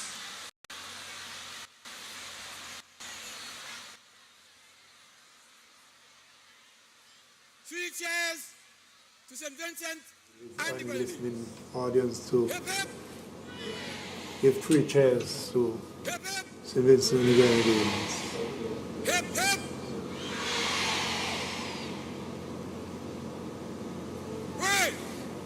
3 cheers to St. Vincent and the Grenadines at 45 under the lights here at Victoria Park. The military parade, one nation, many voices. That's the theme for tonight's event. We have lots more in store for you following the military display. That 45 was beautiful, bro. It was very beautiful. Something different. Indeed. And with the assistance of the technology at hand, certainly was quite a spectacle. And I believe seeing it in person on the outside, even more so an experience than looking at it on a giant television screen. So regardless, the display party is now reforming in their ranks, and they will go back to the positions that they were in prior to doing the display. And we've seen how the use of the lighting on the parade ground and the blue, gold, and green lighting up across the ground, which is quite a spectacle in its own right, as the lights change their position and the scope of the lighting as well is adjusted during the... there we go, a view from above. Okay, very and those who are viewing by way of television will have a perfect view of how the lighting is spread across the parade ground, and I'm sure those on the upper deck of the stand, the tall stand as we call it, will also have that similar effect. view. That explains why that particular stand is crowded tonight. I believe something was expected different tonight, and we saw that stand fill up much quicker. Oh yes. Than usual. Everybody wants to have that perfect view. Indeed. But as the parade continues and we see the troops moving back into their original positions, guard number 1 and number 2, the all-female guard.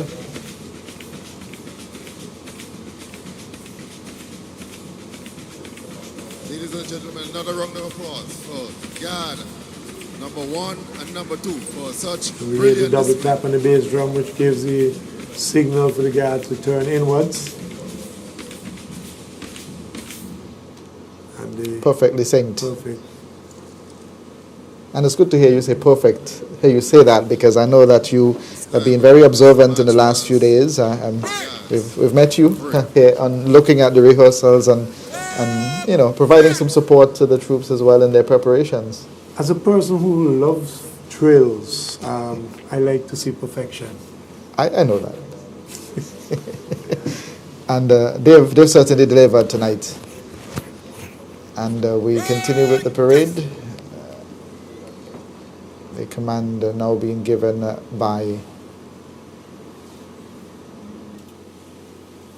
the commander and the commanding officer.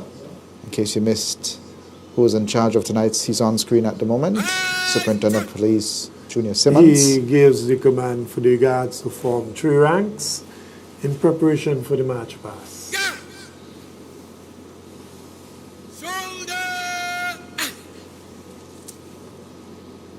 Guards are given the command to shoulder arms. Move to the right, increase. Move to the right. An instruction being given as well. As we prepare for one of the anticipated part outside of the display as they march past. And you'd hear the chairs go up once more. As the family and friends and well-wishers. Family and friends would cheer for their persons or the guard who their family is representing or is being taking part in. And one of the guys that normally gets a lot of cheers would be the Coast Guard. Yes. Well, let's see if that will change this year, in that we have some visiting friends. Well, I believe you will have a lot of cheers for the visiting friends as well. Not only from family, but from Vincentians at large.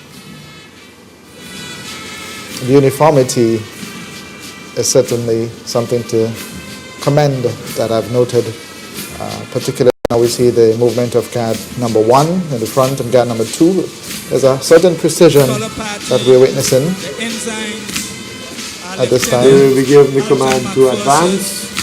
Acting Second Lieutenant Right turn. Donovan Thomas. As a matter of fact, sorry, left turn. Conducting warrant officer class 2, Jamal Ali. Guard number 1 being given instruction for a left turn. Shock 1 Scotland, Staff Sergeant Shock 1 Scotland, Staff Sergeant Ketonia Peters. They'll be followed by guard number 2. And the acting Staff Sergeant Ethan Ferguson.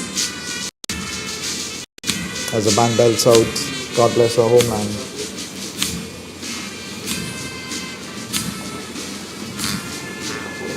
The number 1 guard, an all-male police guard. Guard commander. Normally the band will from time to time change subaltern with the various inspector patriotic songs during the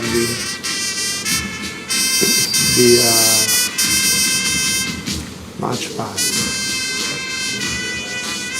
And guard number 1 on a slow march approaching the saluting base. They'll give the eyes right. Police guard commander, assistant superintendent of police acting is Marlon Coffee, subaltern, inspector of police acting is Bernadette Matthew.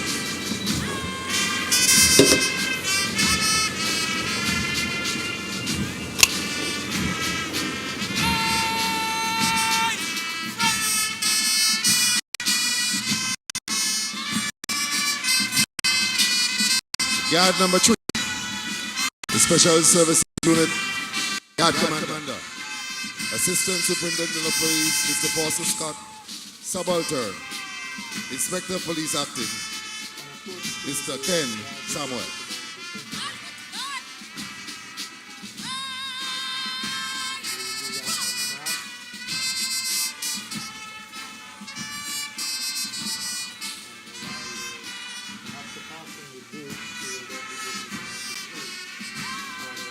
Guard number 4, Coast Guard.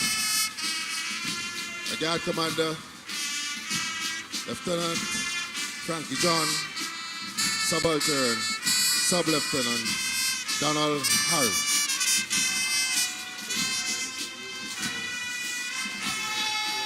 Please observe the passage of the colors by standing.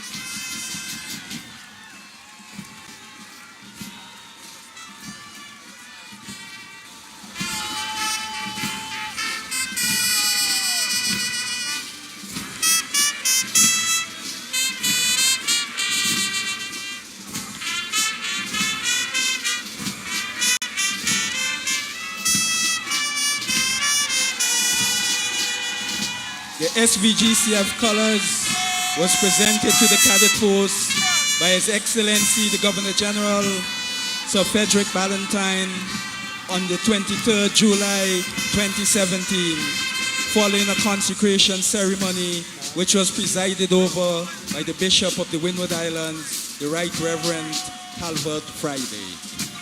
The colors of the St. Vincent and the Grenadines Cadet Force. Guard number 5, the Auxiliary Police Force. Guard Commander, Lieutenant Reuben Johnson. Subaltern, Sub-Lieutenant Acting, Traveler Franklin.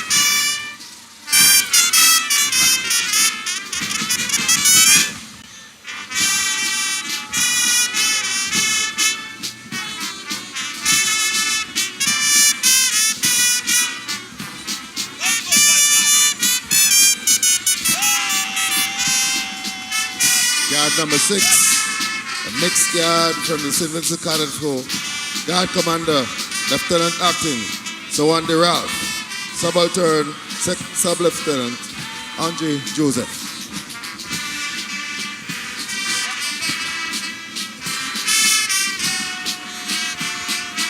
Guard number 7, Cadet Force, Marine Unit.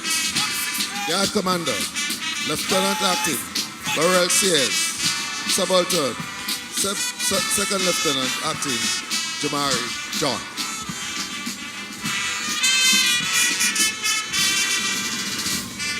And bringing up the rear in the slow march will become guard number 7, a Marine unit from the St. Vincent Grenadines Cadet Force. The Marine unit was officially launched As they pass by the saluted base at this time, Her Excellency the Governor General witnessing this portion of the march past. Soon we'll shift to the next part, which will be in quick time. That's when the energy levels go up as well. Yes, and the chairs. The chairs for all the unarmed guys. Yes. Many relatives, friends, well-wishers gathered here tonight at the Victoria Park to show some support, some solidarity.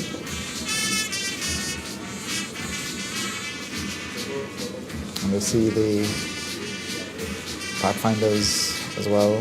Quite a large contingent from the Pathfinders this year, but larger than the one that we saw in their last appearance.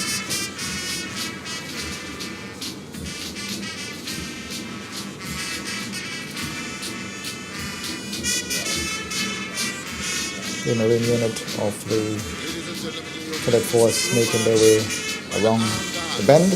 Good, and any minute now the parade commander will give the order for them to break into quick time. How difficult is the transition between the slow time and quick time? It's not difficult. Once you hear the orders, you have to do, it's a count. You count the steps, 1, 2, 3, there you go. 4, quick march. We just saw that very sharp now transition. Into the quick time. The guards are now march past it in quick time. And this is where the blood really gets flowing. Oh, yes. Moving quite slowly, standing still for some time. Now the moment to get the body all worked up.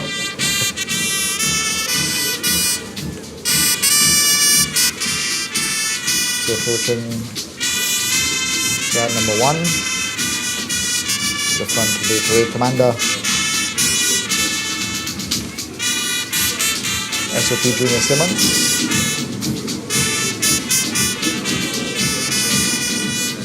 Put your hands together for guard number 1. We're again giving the eyes right Royal St. Vincent and the Grenadines Police Force. as we approach the saluting base. Guard number 2. All-female guard of the RSVG Police Force. At the end of this quick march, you hear the chairs, yes, you can hear the chairs on the outside. The Special Services Unit, SSU. And following this part of the program, we'll have the address by the Honorable Prime Minister, Ladies and gentlemen, the St. who will Vincent and the Grenadines Coast Guard. to those who are gathered here, those who are listening and viewing on this momentous occasion, 45 years of Sapphire anniversary, and making history on several counts tonight. And the lights certainly playing a role in the effect and the sort of vibe, to use that word. Yes. I think that's one of the main reasons why we are seeing so many those gathered here at the park, because it's different. It's a different experience under the lights. Yeah. St. Vincent and the Grenadines mix guard. And at this time we are seeing the middle part, I believe, if I can judge correctly, of the parade moving up. The cadets. Cadets are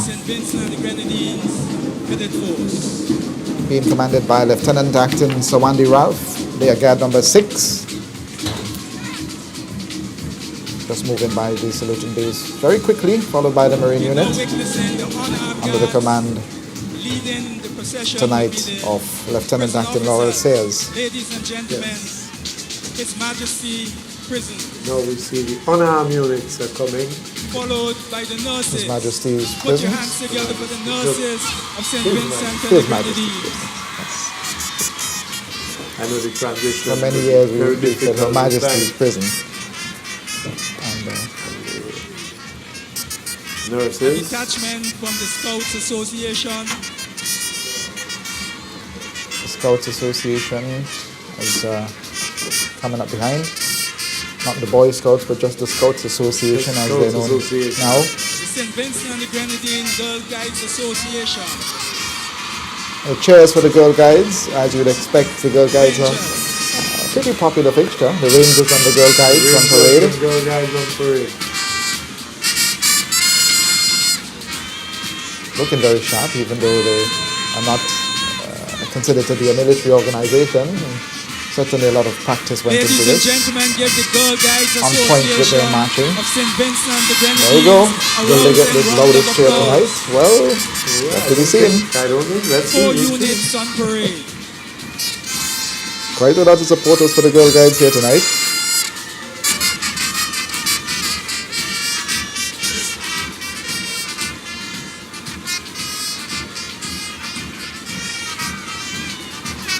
And close behind another of the Girl Guides, so there are actually 3 of them in case you missed it earlier, along with the Ranger Guides. Barley, Mesopotamia, Beckway.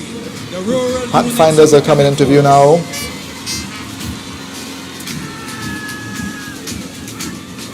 We are now witnessing And something to observe this year, Brown, is the fact that we have an announcement that's taking you through the entire parade, step by step, on location. On location, yes. Certainly a welcome addition to the parade experience. The persons at the Victoria Park will be able to know what is happening and anticipate, well, not anticipate, but will be told what is to happen next. Yes. So the Red Cross is now passing the salute days. It's like looking at cricket with radio commentary. Now you're able to see, some of the references, put that into, bring together the visual and what is really happening on field. Yeah. In this case, on the parade ground. We're waiting for the chairs now. We're waiting for the chairs now. And I believe there we go. Let's go. Here we go. 40 sailors. And here we go. The chairs are up for welcome. Welcome home. the contingent from the Royal Navy. Proud moment led by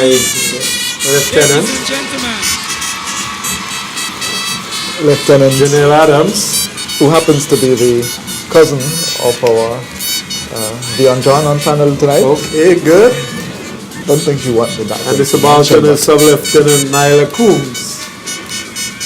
And bringing up the rear would be the party who are responsible for ensuring that persons do their drills properly, and then the second in command of the parade.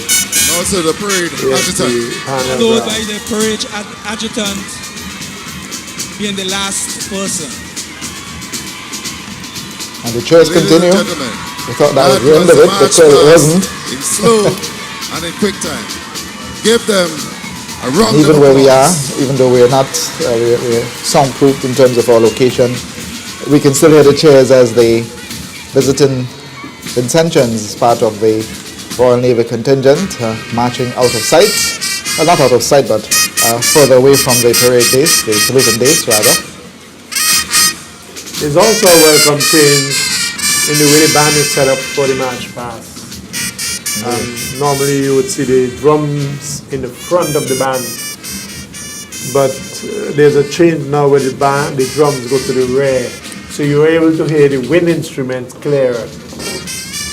And I mentioned the word teaser earlier, and happens to be what they're playing right now, so maybe we can take in a bit of it. See a bit of it. Of course. Oh yes, here comes the anticipated part. Anticipation of the display. They're dancing away.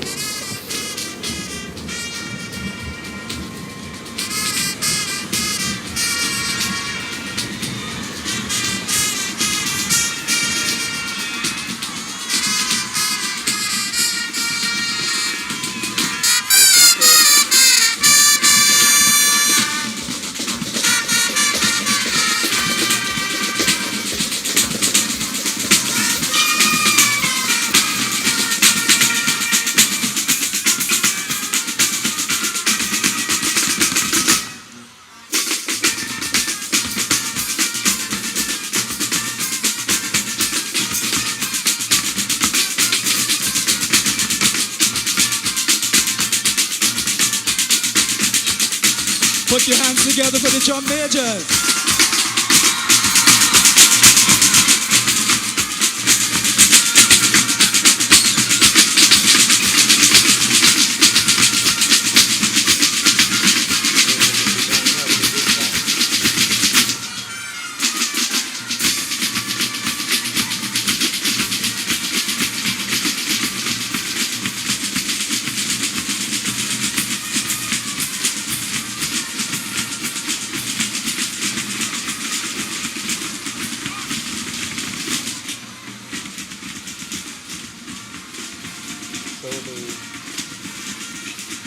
combined band comprising of members of the Royal Constituency and Grenadines Police Force Band, the Royal Grenada Police Band and the Bedford Band.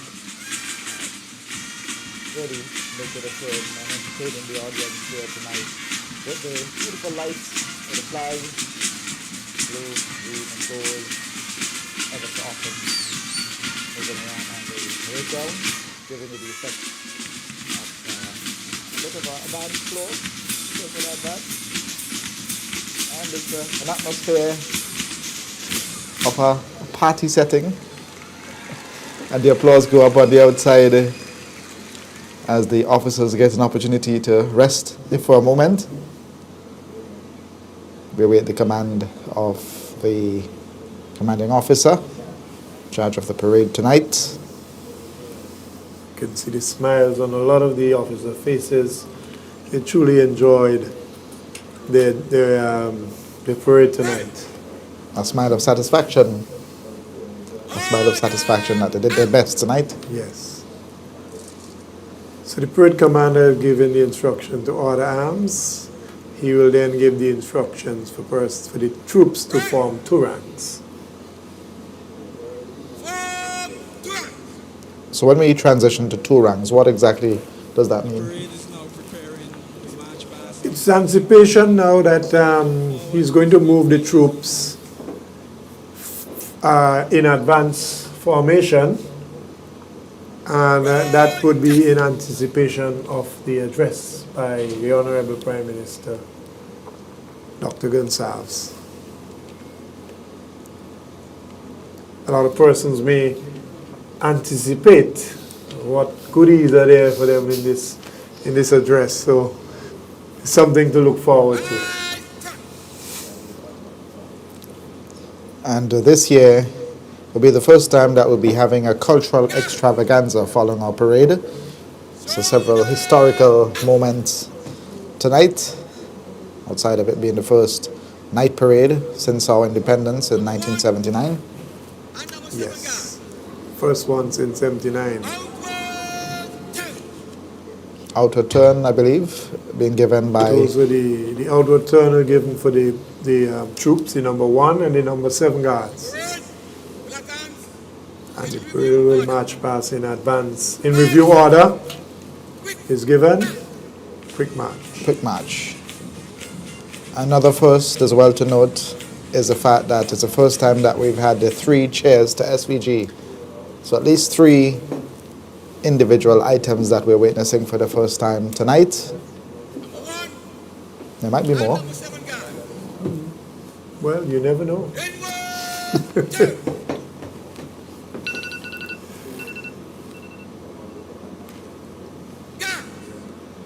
As we prepare for the address by the Honorable Prime Minister, following which we'll have the final salute, and then we head into the national concert, cultural extravaganza, that would immediately follow.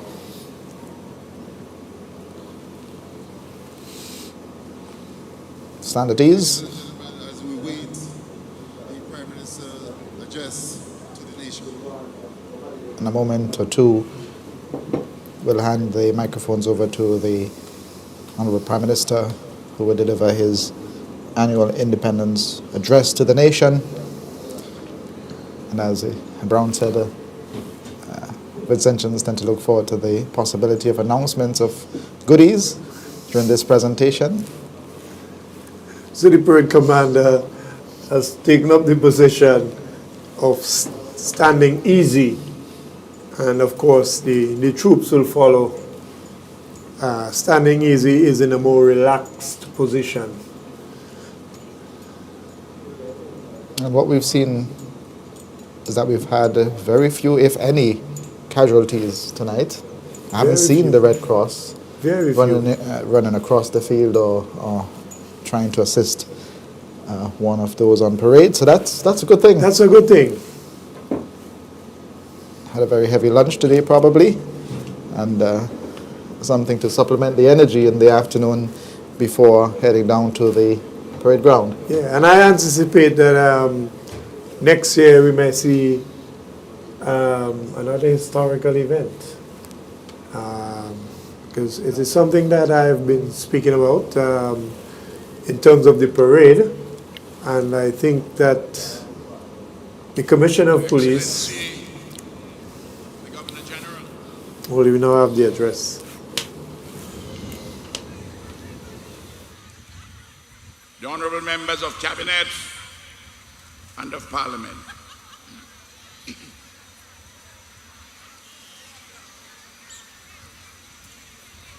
The members of the Diplomatic Corps, the members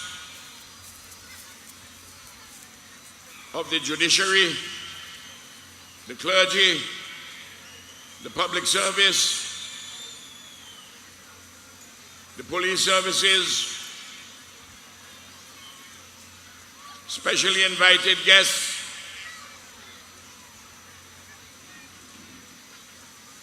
members of the parade ground, ladies and gentlemen, the people of St. Vincent and the Grenadines, very especially the children. Good evening. Happy 45th anniversary of independence, of togetherness, prosperity, and perseverance. I want to welcome all of you to this Victoria Park. The outpouring this evening has simply been magnificent.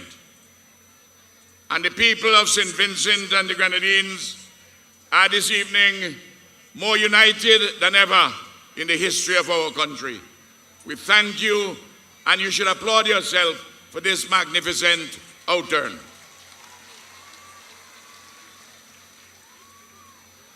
I want to commend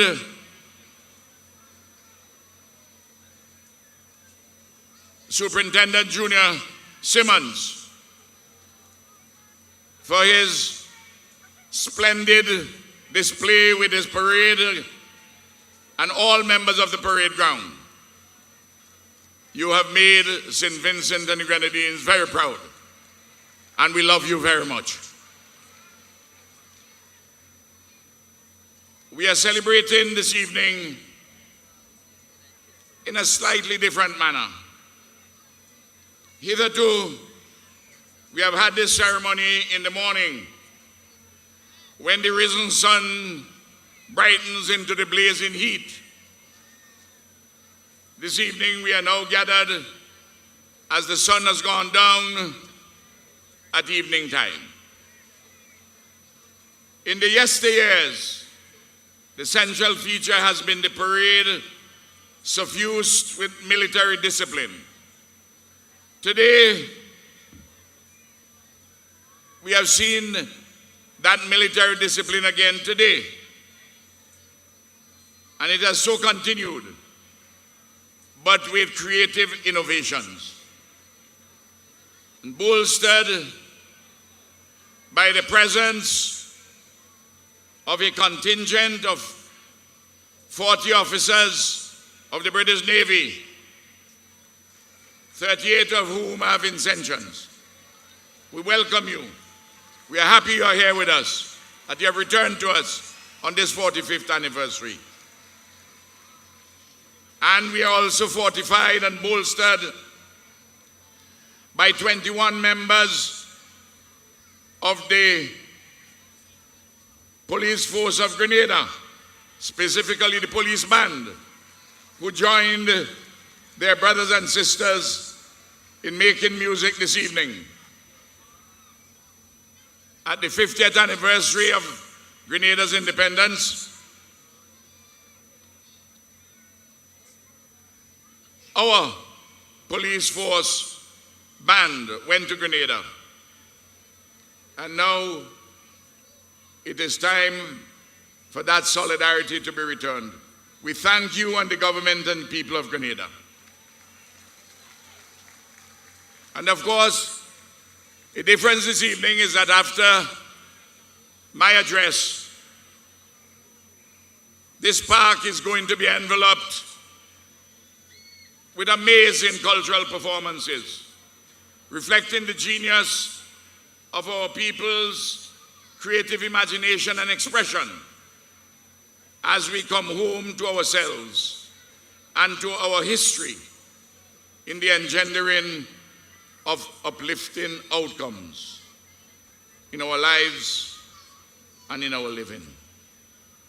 We have learned from the experiences and those of others, including the Hebrew people, who through the wise advised us in the book of Ecclesiastes that he that observeth the wind shall not sow, and he that regardeth the clouds will not reap.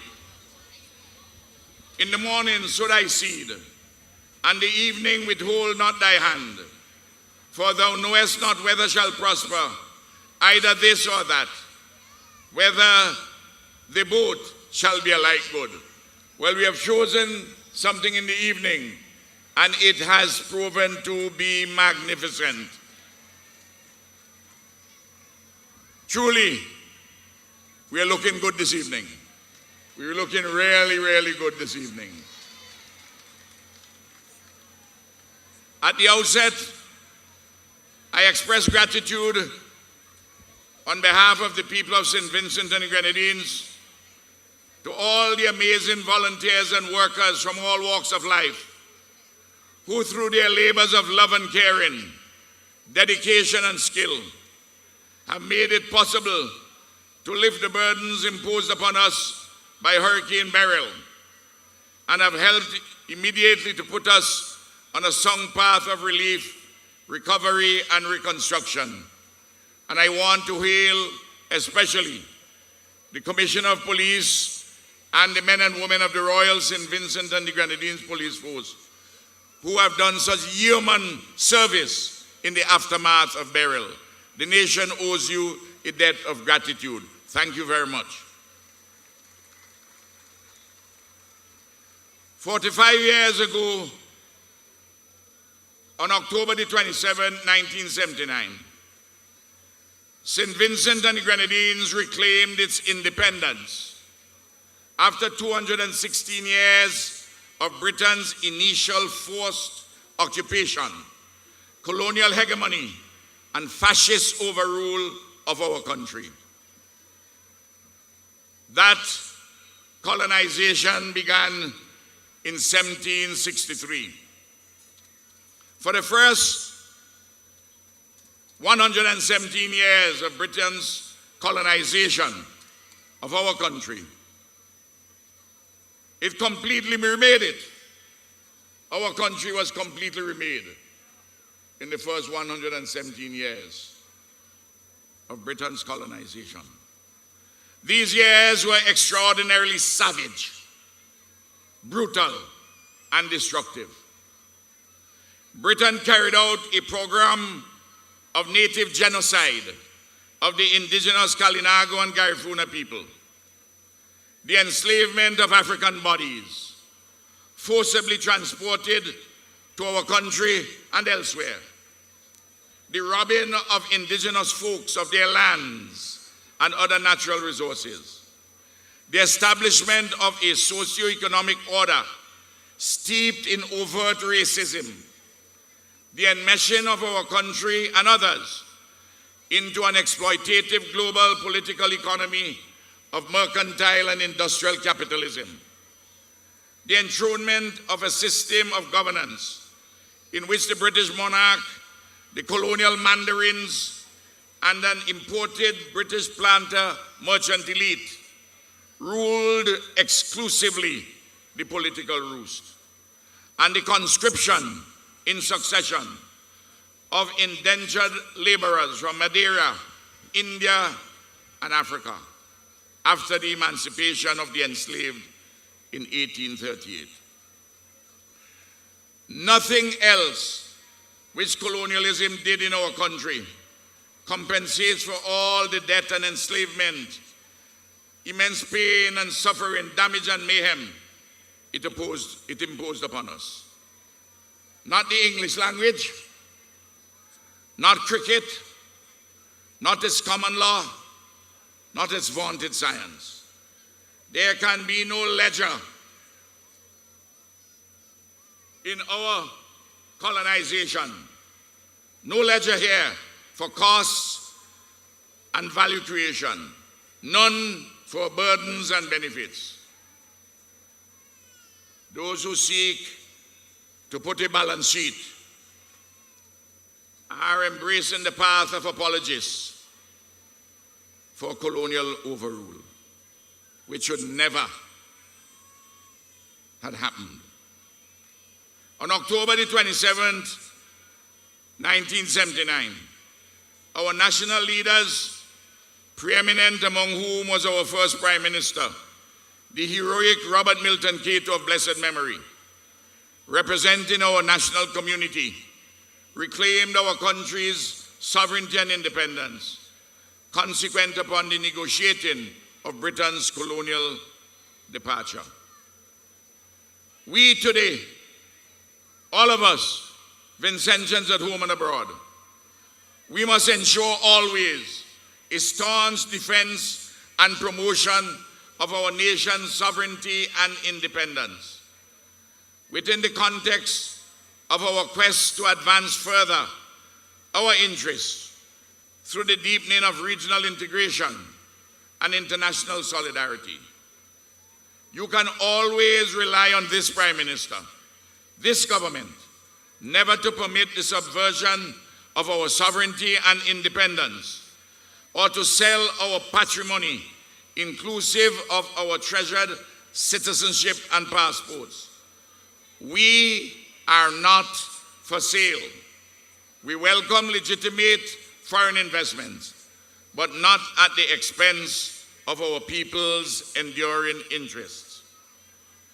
Undoubtedly, the genocide of native peoples and the enslavement of African bodies committed by and under the direction of the British colonial state have engendered historical legacies of underdevelopment with severe adverse contemporary consequences to our people, and for which the just demand for reparations from Britain, in accord with international law and public morality, is being made by our Caribbean community.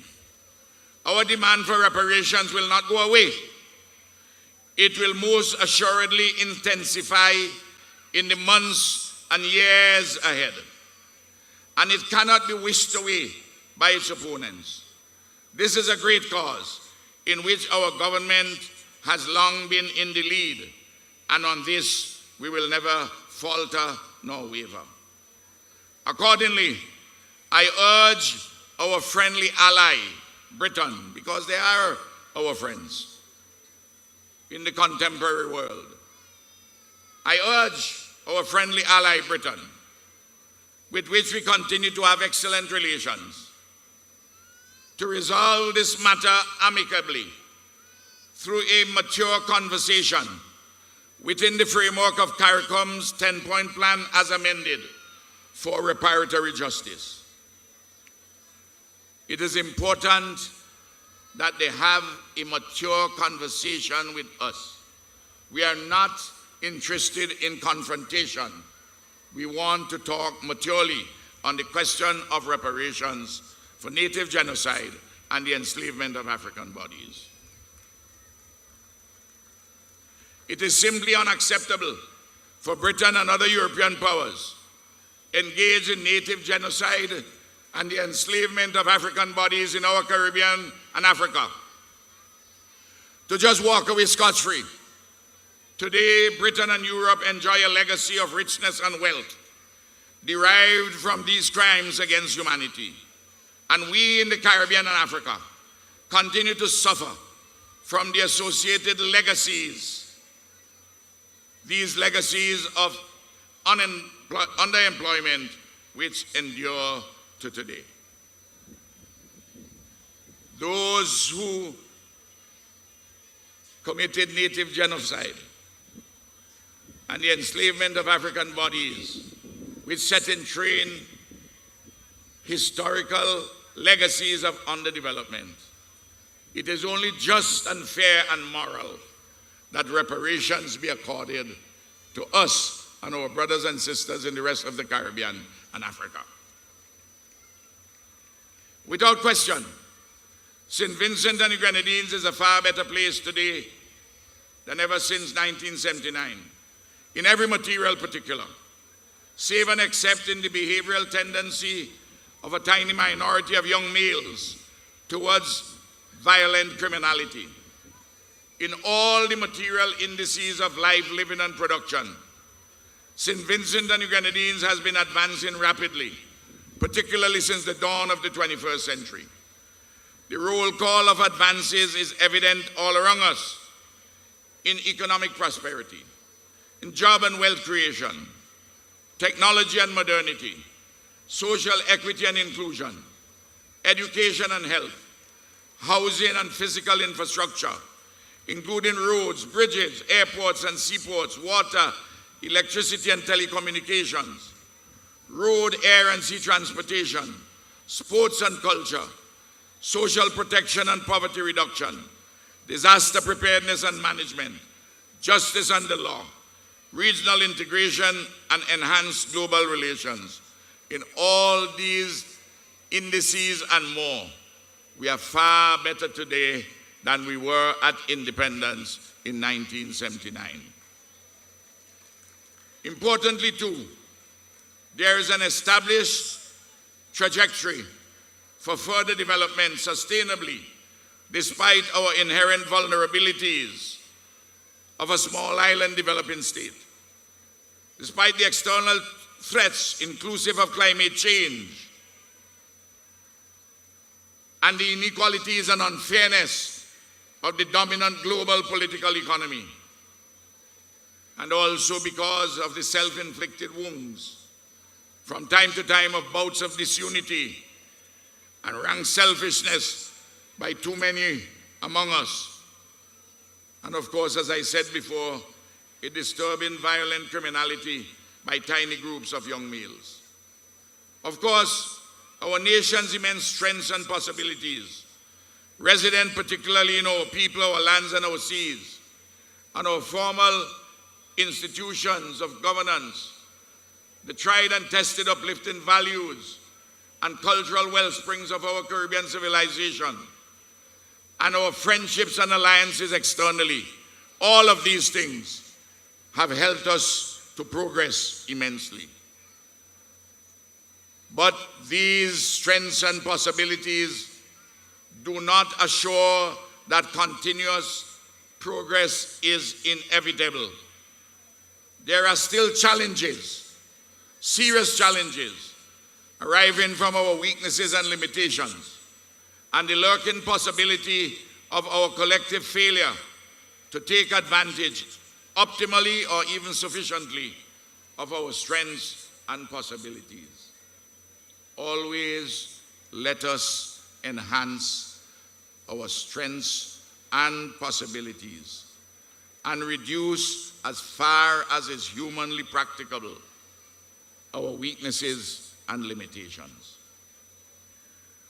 The avoidance of a desecration of our future depends in part on a central requisite of high quality political leadership, of energy and will, vision and skill, in communion with an organized, politically conscious and informed people enveloped in humanity and the glue of solidarity under the suzerainty of Almighty God. Cold, timid, unenergetic souls without the appropriate vision and creativity will inevitably lead us into an oppressive pessimism and a spiraling descent into an unfathomable abyss. Anger, bile, and thirst for revengeful power lubricate such a descent into instability and retrogression. We must always be aware of ravenous wolves who put on lamb's clothing, examine their horns. From experience, we know that there is, for countries like ours, a thin margin for error. We must not take silly chances, including the making of wrong political choices. Government is not a lotto. Your voting ballot is not a lotto ticket. Be calm, be patient, be balanced, and be wise always. Fellow Vincentians, the immense progress we have made over the last 23 or so years have been achieved despite having to endure and recover from 12 significant natural disasters, including the damage and destruction wrought by the volcanic eruptions of April 2021 and Hurricane Beryl of July the 1st, 2024, the debilitating COVID-19 pandemic, the ravages inflicted by global monopoly capitalism, the loss of the preferential market in Britain for our bananas, and the knock-on effects of global wars and conflicts and more. Despite all of those things, we have made immense progress.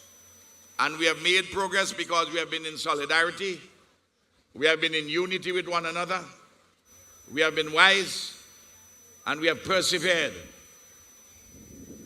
We have a vision, and we are moving forward with that vision. We stay that course despite the difficulties, despite the challenges.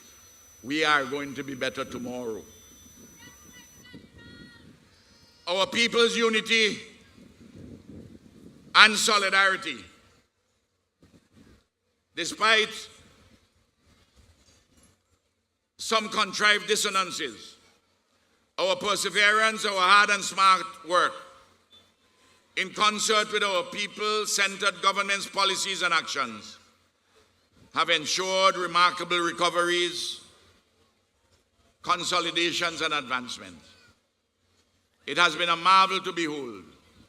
We stay on that course, and there will be more marvels ahead. Currently, our country is embarked on mighty deeds arising from visionary policies centered upon the paradigm shift of building a modern, competitive, many-sided post-colonial economy that is at once national, regional, and global. A few highlights will suffice. That incredible dream come true, the Argyle International Airport, is working exceedingly well with multiple international flights out of the metropolitan cities of New York, Miami, Charlottesville, London, and Toronto to satisfy the demand of tourists for our expanding high-quality hotel plant and our magnificent landscape and seascape. The construction right before our eyes of the $650 million modern port in Kingstown, scheduled for completion in May next year. The breaking of ground yesterday of the $200 million modern acute care hospital at Arnesville. The ongoing $250 million road construction program nationwide. The ongoing $75 million school rehabilitation program. The startup of the rollout of the Saudi-financed $170 million multiple projects in health, housing, education, culture, and security infrastructure. The immediate $30 million project in agriculture and fisheries. The $100 million climate change mitigation and adaptation projects, including the $50 million Sea Defense project to protect the indigenous village of Sandyby. The ongoing development of sporting infrastructure, including the $100 million rollout of the Arnesville Sporting Complex and the Sir Vincent Beach Stadium at Diamond, and the massive ongoing expenditure for relief, recovery, and reconstruction consequent upon Hurricane Beryl, which caused in excess of $800 million in damage, half of which is in the area of housing. The actual economic loss is, of course, way above that figure, amounting to some 30% of the gross domestic product. We are doing mighty deeds at present, and mighty deeds are in the offing. The truth, though, is that the recovery and reconstruction in the aftermath of Beryl has stretched our country's resources to breaking point, including the lack of a sufficiency of workers and contractors to do all that is required post-Beryl, plus the execution of pre-existing and imminent rollout of major capital projects. The government of St. Vincent and the Grenadines thanks our international partners, bilateral and multilateral, for their support. And a huge number of them are present here, and I want to thank them for being here. However, we need far more support, especially to address the housing needs of 4,993 families or 19,444 persons directly affected by Beryl's devastation. Thus far, the Ministry of Housing has addressed the housing needs of 1,446 households, or just 1/4 of the affected households. These households have had their houses either rebuilt or in the process of being rebuilt, or have received materials, building materials for self-help. Significant progress has been made in the area of housing in Canawan, in Myro, in Beckway, and in other parts of St. Vincent and the Grenadines. But the progress in this respect has been lagging in Union Island because of the nature of the devastation wrought there by Beryl. However, there has been recently an uptick on Union Island in the housing area. Still, I reiterate that we need more construction workers and contractors for housing reconstruction. Able-bodied men and women who are here tonight and who are listening to my voice anywhere, please, you have construction skills, or even though you do not have the skills of carpenters and masons and the like, but you have an aptitude for hard and smart work, register with the Ministry of Housing, register with BRAGSA. There's a lot of work for us to do. I need more construction workers and contractors in housing. Please, listen to me.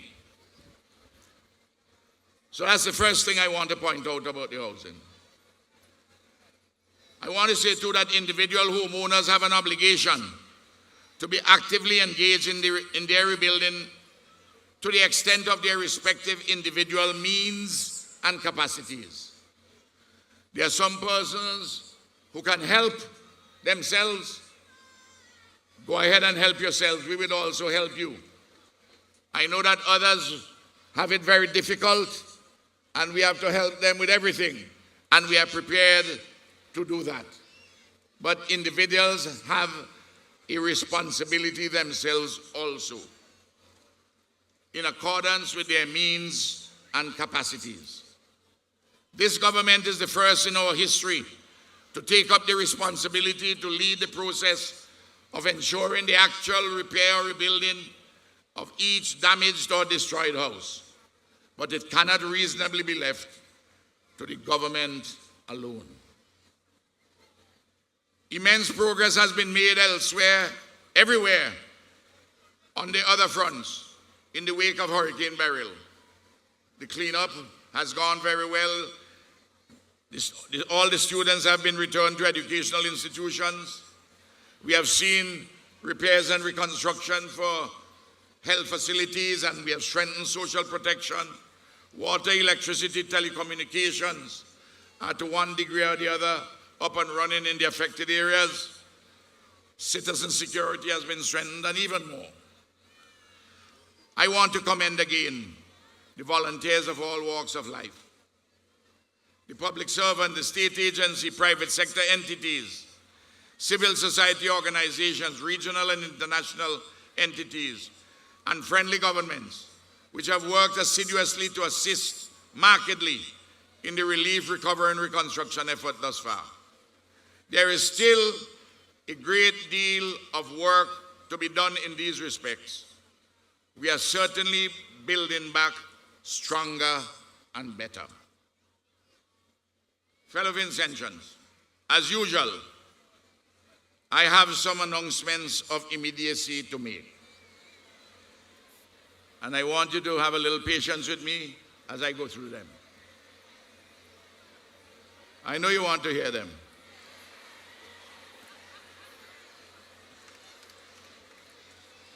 First, certain time-bound fiscal reliefs, which I made last year. What we gave last year will roll over for another year to December the 31st, 2025, in respect of the following three items. One, the 5% monthly supplementary non-taxable salary addition for all nurses, nursing assistants, and nursing aides, some 750 in all, costing over $2 million annually. They are being rolled over, and we are rolling them over next year, and we want to see next year, and you'll hear in the 2025 budget, how we will make some upward adjustments for all categories of central government employees. Secondly, there will continue to be indefinitely the VAT relief for domestic consumers of electricity up to 250 units per month. That is to say 250 kilowatt hours consumed per month. And thirdly, the duty-free concession on cement will be extended indefinitely. I am resolved to make cement in this country the most affordable in the entire OECS. Second, earlier this week, on October the 24th, 104 national scholarships, national exhibitions, and special awards and bursaries for university education were awarded on the basis of the results of the 2024 CAPE and Associate Degree examinations. This is a staggering record of accomplishments by our students. Absolutely extraordinary. This package of awards is valued at over $30 million. I have told our students, you do your part, you get the grades, and Comrade Ralph will find the money. You do your part, and I will do my part. I promise you that, and every year I'm keeping that promise. In this year's award, a record of 32 fully funded 5-year national scholarships were awarded. Each of these national scholarships carries a maximum price tag of up to $600,000. 4 students this year tied for the top prize, the Prime Minister's Award. Each receives a gold medal and a cash prize of $20,000. Further, our government awarded nearly 2,000, additionally, 2,000 tuition scholarships for university students, another record beyond last year's record of 1,300. Additionally, this year, 50 students were granted economically disadvantaged student loans by the state-owned National Student Loan Company to pursue university education. This year, too, a record number of other university scholarships were issued through several bilateral arrangements with other governments, especially Taiwan, Cuba, and Morocco. It is worth recalling that in the year 2000, prior to our government, only 4 national scholarships were awarded.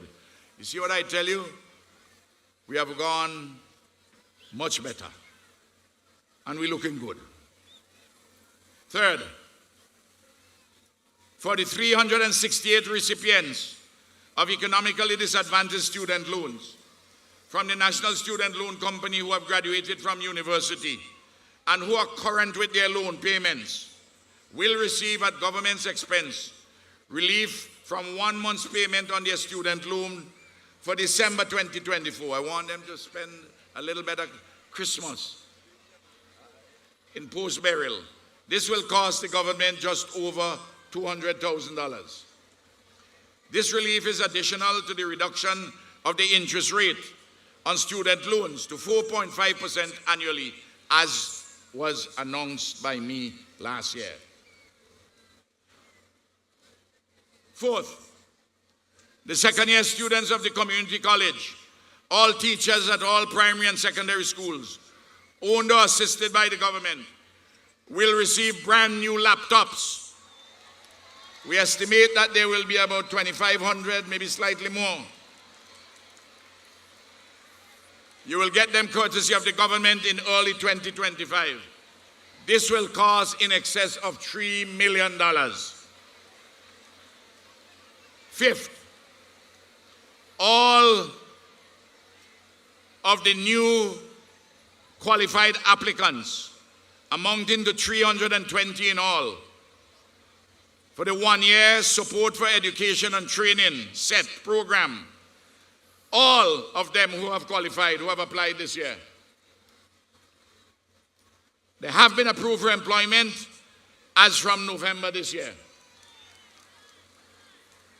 All, without exception, once you're qualified.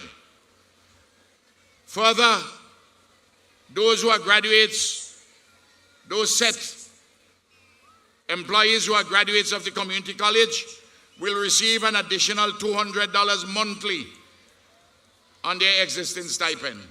And those who are university graduates will have an increase of $300. The current SET employees, over 200, as you know, we have extended them until the end of December 2024.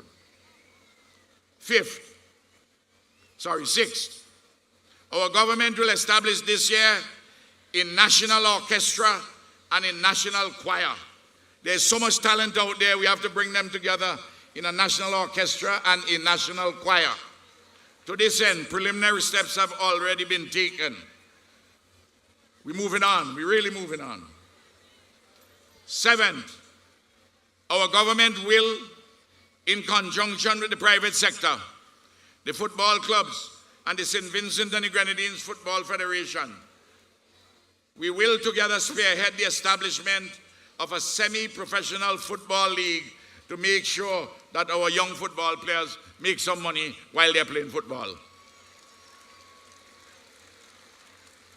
8, the sports department of the government will be restructured to ensure optimal functioning in light of the huge expansion of top quality sports facilities, the vastly improved performances of our sportsmen and women, and the increased rollout of educational, training and job opportunities for sportsmen and sportswomen. 9th, the housing repair and reconstruction program will continue unabated until all those who have suffered from the volcanic eruptions and Hurricane Beryl have had their housing needs adequately addressed. We do not as yet have all the requisite resources. I don't have all the money as yet. It's a huge task, but we are getting there. I'm gathering it bit by bit, day by day, sweet Jesus. And together we will solve this housing problem that Beryl has created for us. 10th, for the 3-month period, October the 1st to December the 31st, the government will pay income support of $600 per month to categories of persons affected by Beryl. And I want you to listen to the categories of persons: unemployed heads of households, owners of micro-enterprises, farmers, farm workers, fishers and their crew, and the workers laid off in the tourism sector.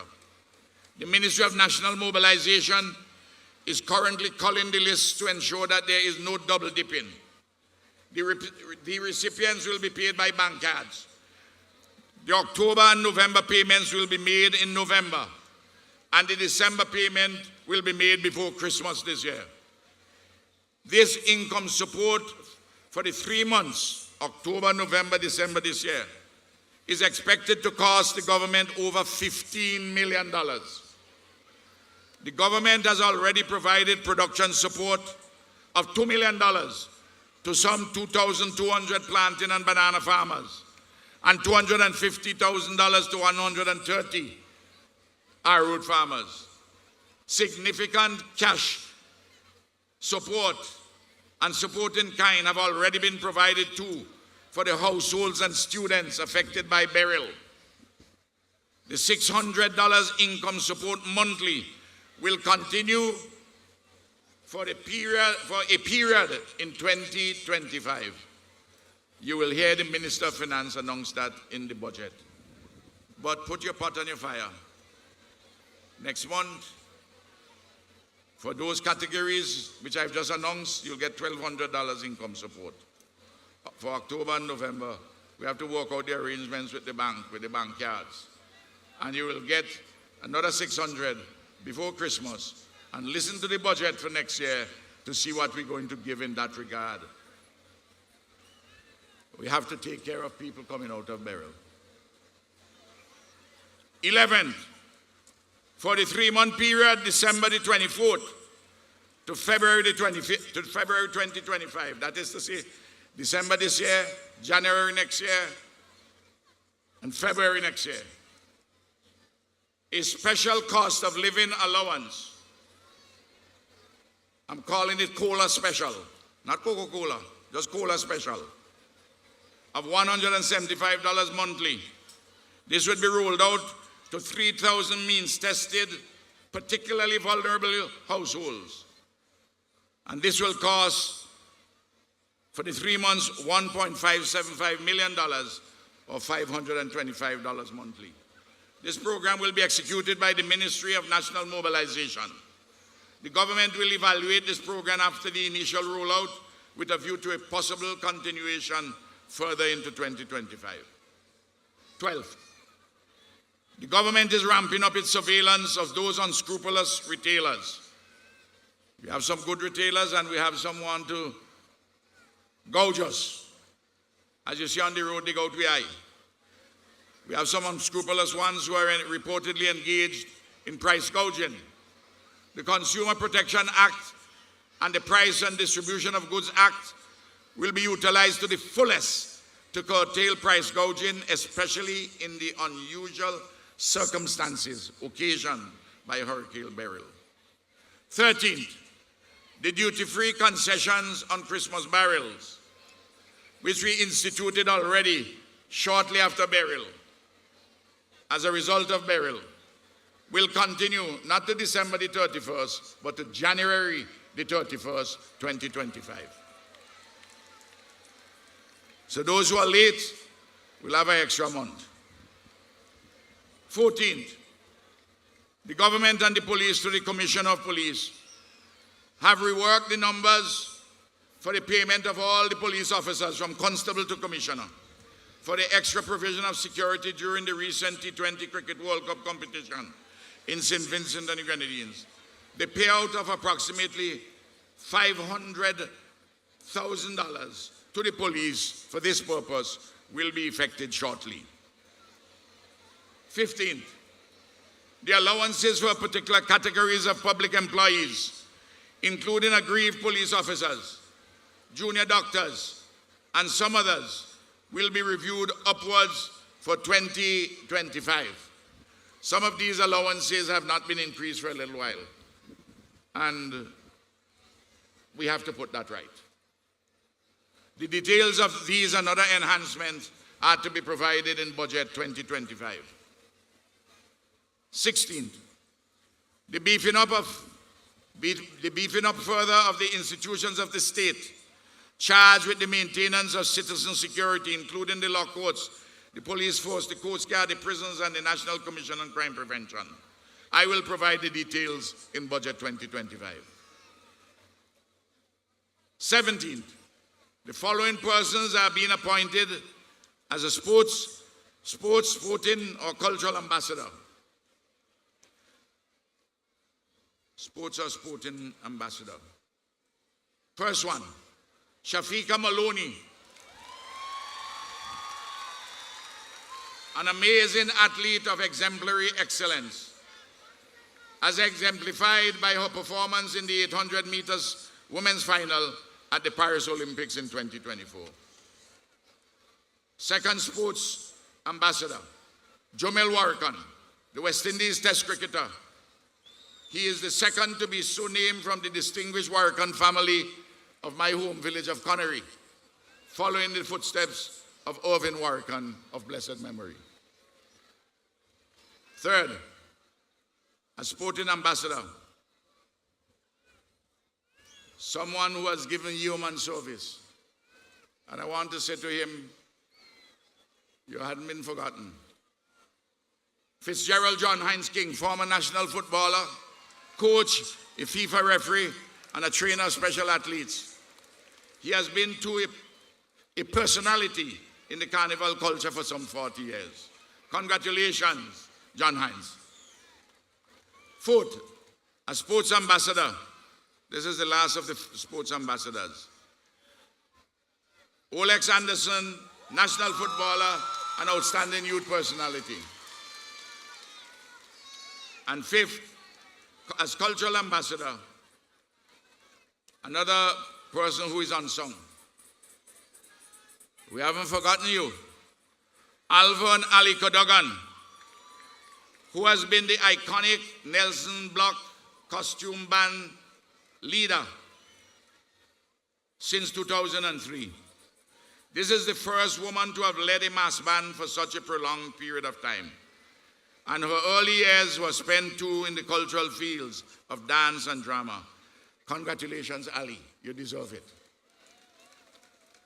My dear fellow Vincentians, in the continuing challenging months and years ahead, inclusive of the recovery and reconstruction after Hurricane Beryl, and in the tackling together of the composite tasks of sustainable development in our people's interests.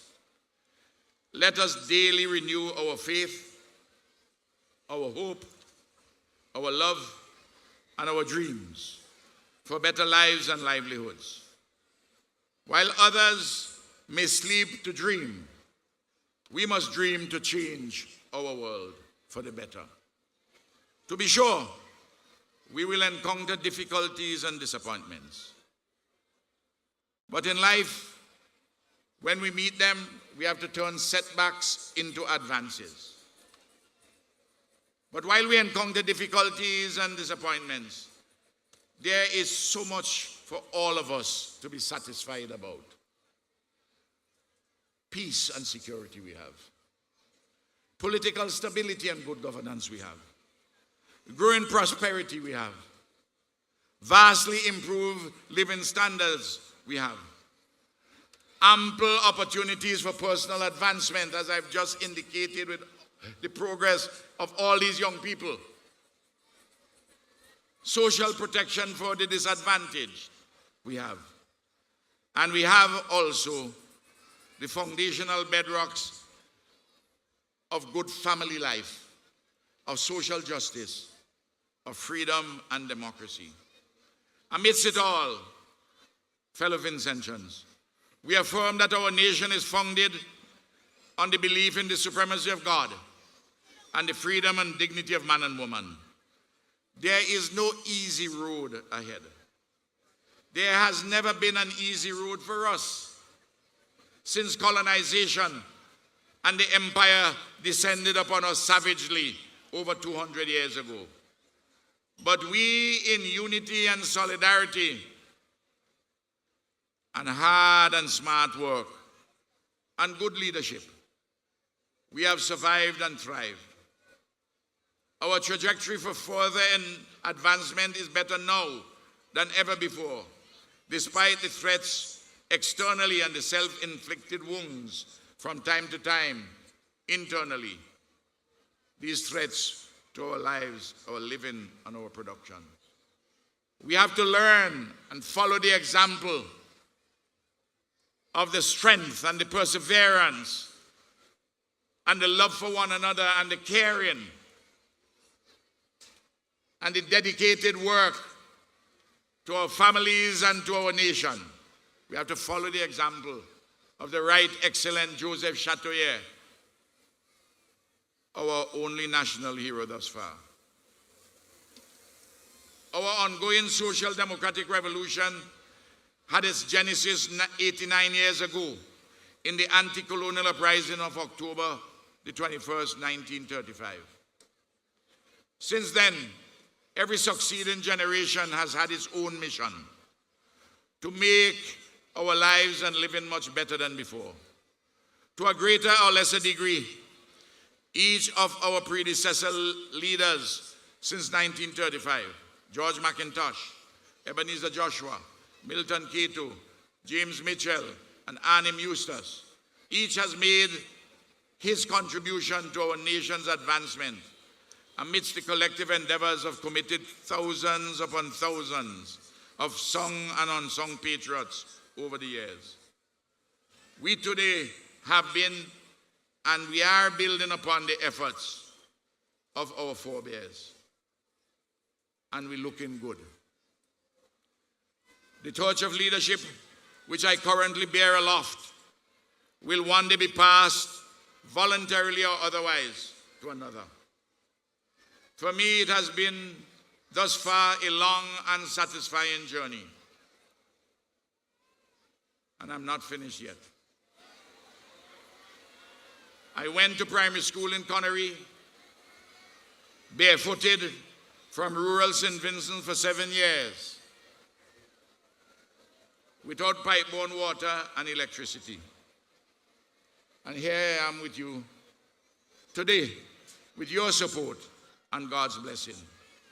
I want to tell you, and especially the young people, it is not where you start or from where you come that is important. always of consequence. It is about what you are doing, where you are, and where you are going. It is what you are doing now, where you are, and where you are going. The process begins with you, but it does not end with you alone. Each of us can grow and develop in solidarity with others.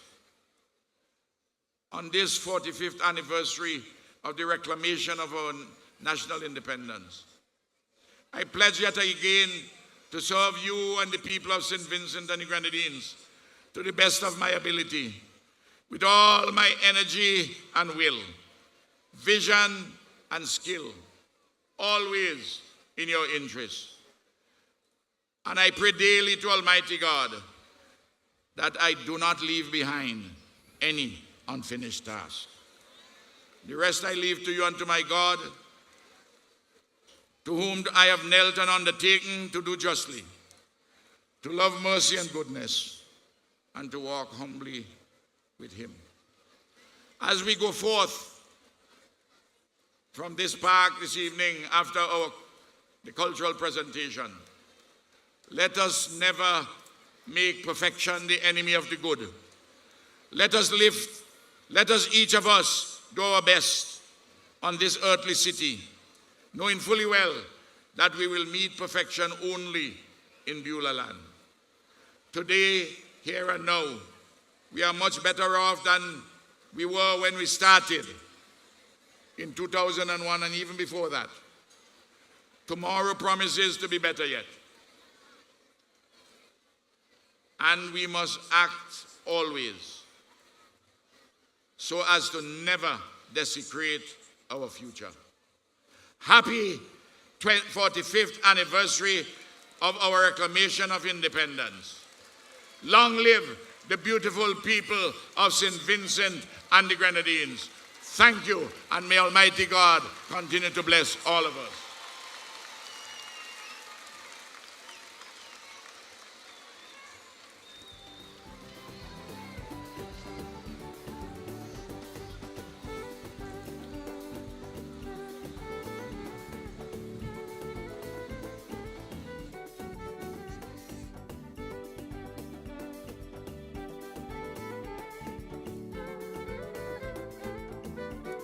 Right.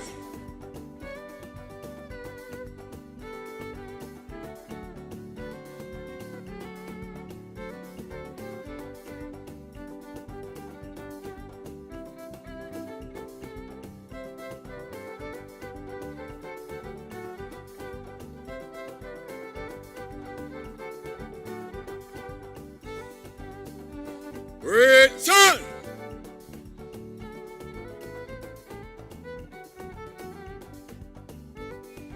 Guys! Shoulder out! Royal salute! Freeze it out!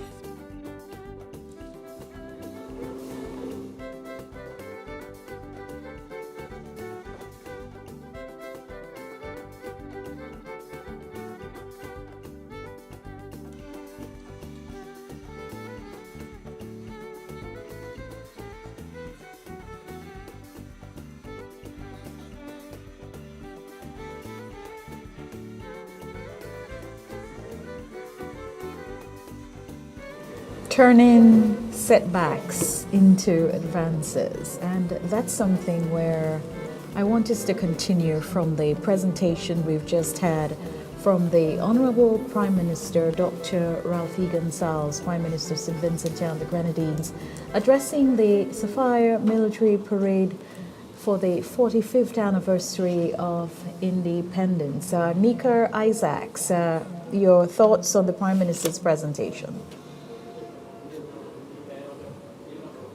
All right, so Colvin, we're going to come to you. You're going to give me your thoughts on the Prime Minister's presentation. Well, from what the presentation entailed tonight, there are benefits all around for those who are in the various sectors. We have, for example, the nurses who will continue to benefit from the stipend that has been provided to them. The duty-free concession on cement. The construction process is a continuous process, as we're all aware, and this is one of the first announcements that was made by the Honourable Prime Minister tonight during his presentation, that this will continue indefinitely, making cement the most affordable in the region. In addition to that, he highlighted the fact that there are 4 scholarships, 4 national scholarships that were awarded this year, which is a drastic increase from the once upon a time when we had just 1, and we now have 4. Also, the laptops being considered to put into the hands of the teachers and the instructors at the college level as well, a big part of the goodies, as we like to call them, Prime Minister mentioned earlier. There are a number of others. As we go through, we'll outline those as well. In addition to that, the SET employees, those who are employed by the SET program, some 320 of them will be permanently employed as of November 2024. So those who are part of the program now are almost certainly guaranteed the employment. So we want to switch it back to you, Richard Brown, ACP Richard Brown, to tell us what's happening here at this point of the parade as we approach the final salute. Well, we just had the completion of the final salute, and the parade commander has now handed over the parade to his second in command, ASP Brown, who is now charged with dismissing the parade. There will be no uptown salute. We would have heard that from time to time over the past couple of days. So the parade will be dismissed at the park, following which we will have the continuation of the celebrations for the cultural packages. Now, I must say, in relation to the parade with the band, we noticed that there were 2 female drum majors, one a cadet and one a former cadet as well. So Acting Sergeant Cosilla Duggan was a product of the cadet force as well. So a lot of, and we see a lot of police officers would have come through the ranks of the cadet force as well and joined the police force.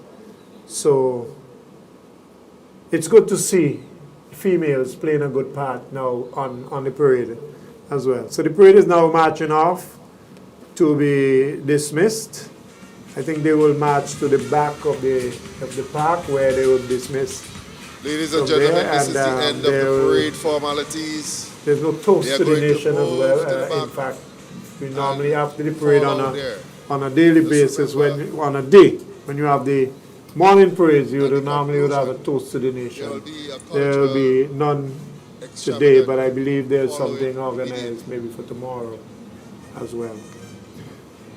All in all, a wonderful parade, and I'm sure a lot of smiling faces, persons who would have taken part in the parade, the troops would have been satisfied with their performance overall.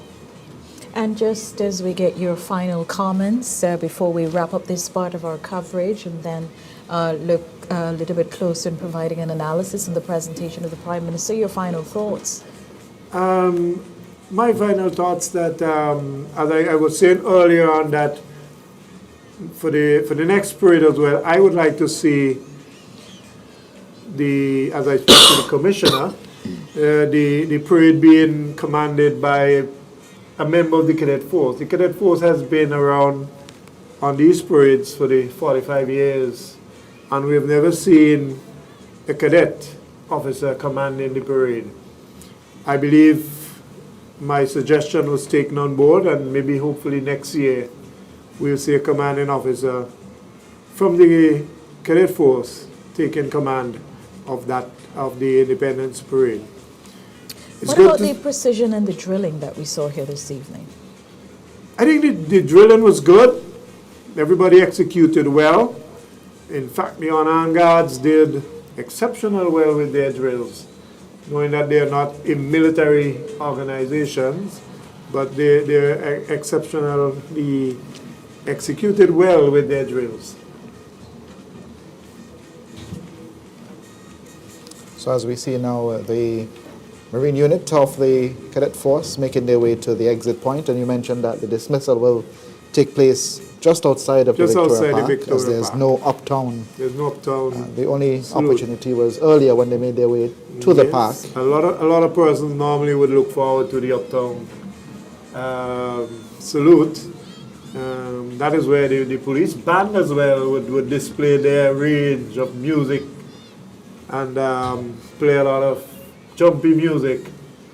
And the troops would do a lot of different things with their arms and so on.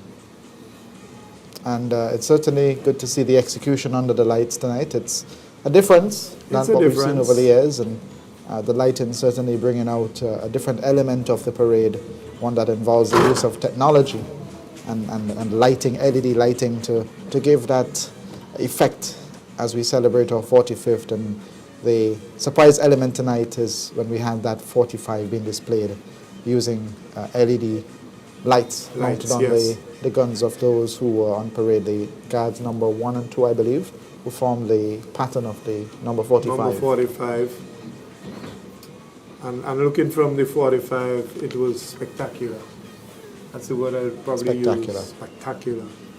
Well, and before I leave, I must mention one thing that I paused to remember.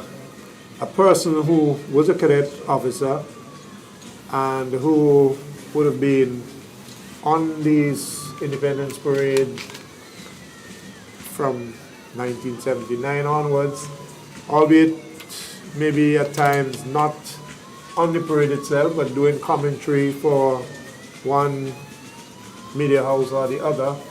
And I pause to remember Maxwell Charles Porter, who died 1 year ago today on Independence Day.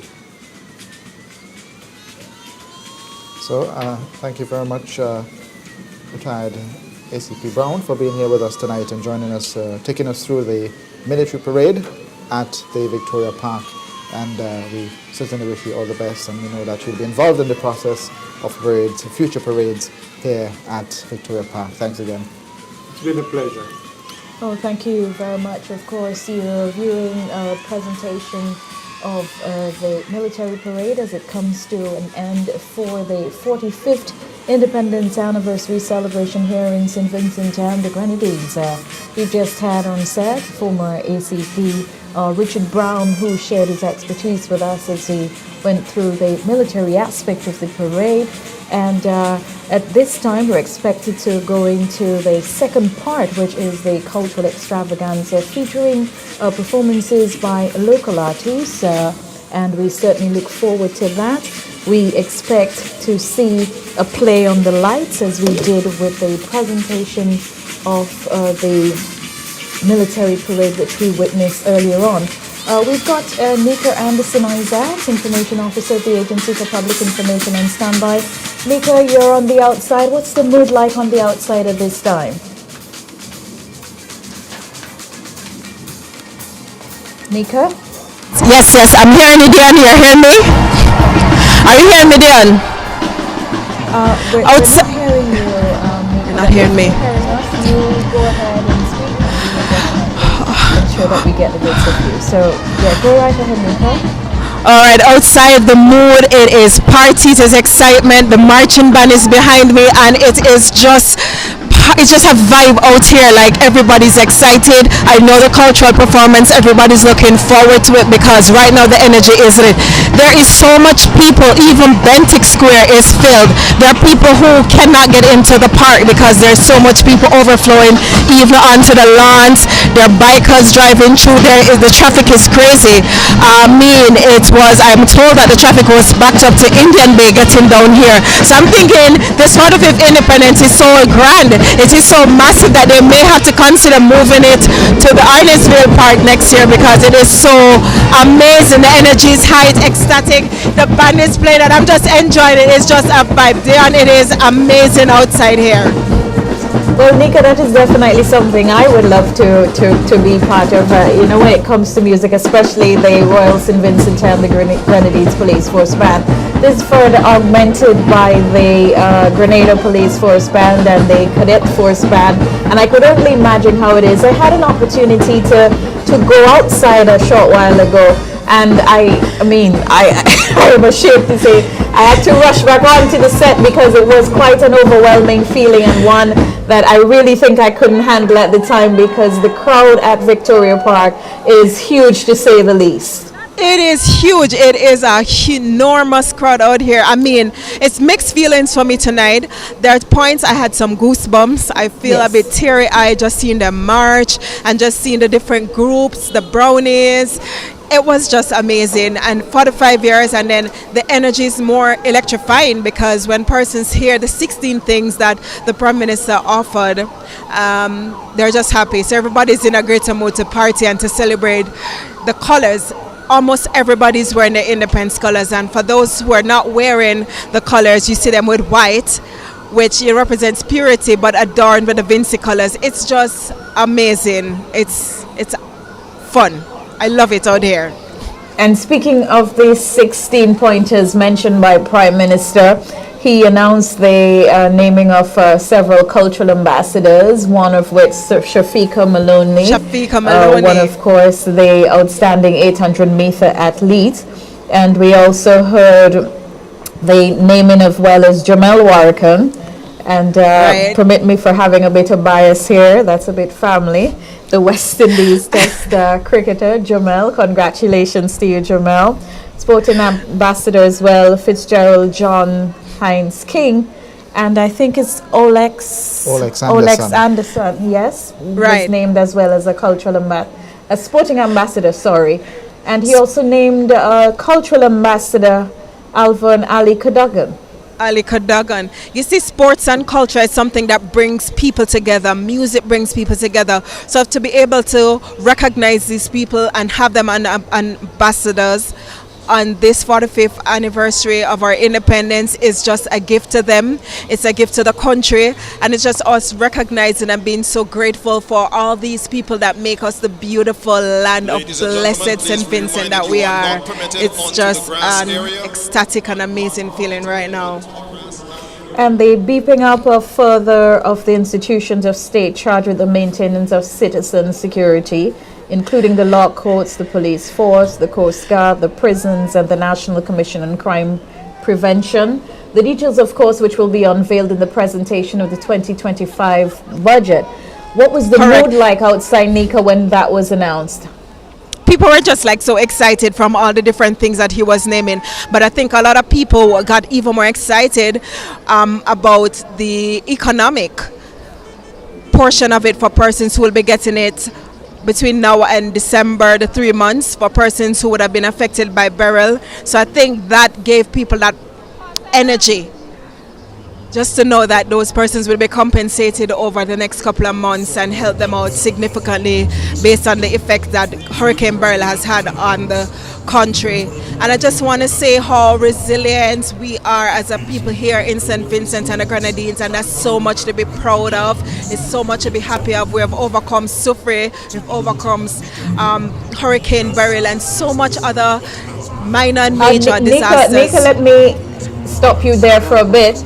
The other part of tonight's festivities is about to begin, and we just want to make sure we grab this part of that for the spectacular start of this event. We'll come back to you. All right, yeah, no problem. No problem, no problem.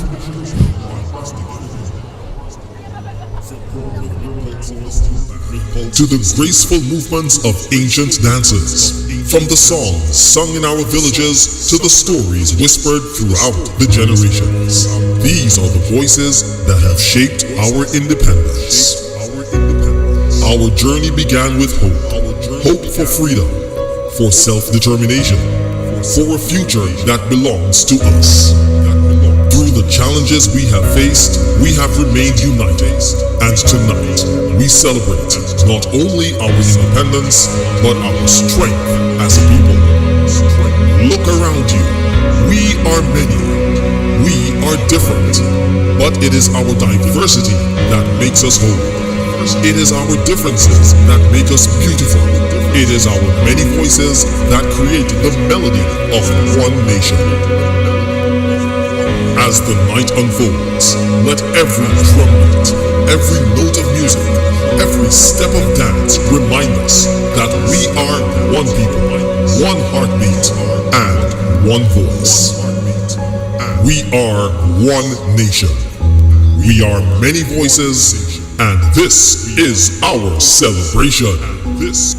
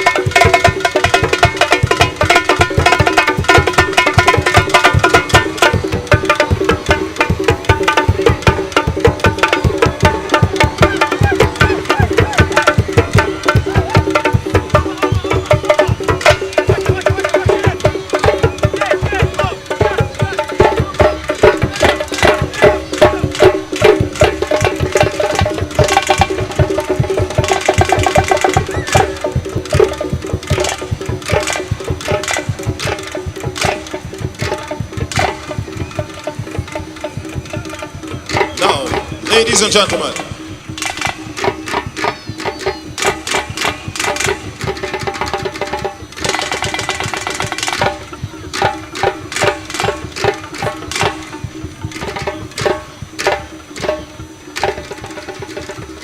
Now, ladies and gentlemen, our fire breather wants a little help from you. He is about to blow 45 flames to signify 45 years of independence, and we want you to count along with him. Are you ready? All right, so I'll start you off and you continue. Mr. Dragon, are you ready? Let's go. 1, 2, 3, 4, 5, 6, 7.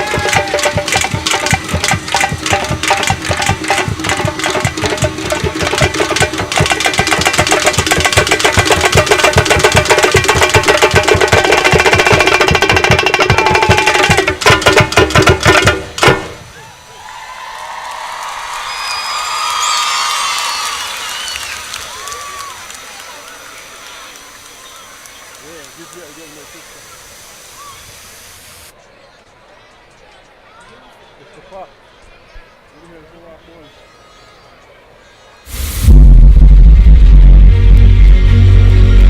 In the patchwork of colors, we see the story of our people. Each piece, each patch, a symbol of resilience, creativity, and survival.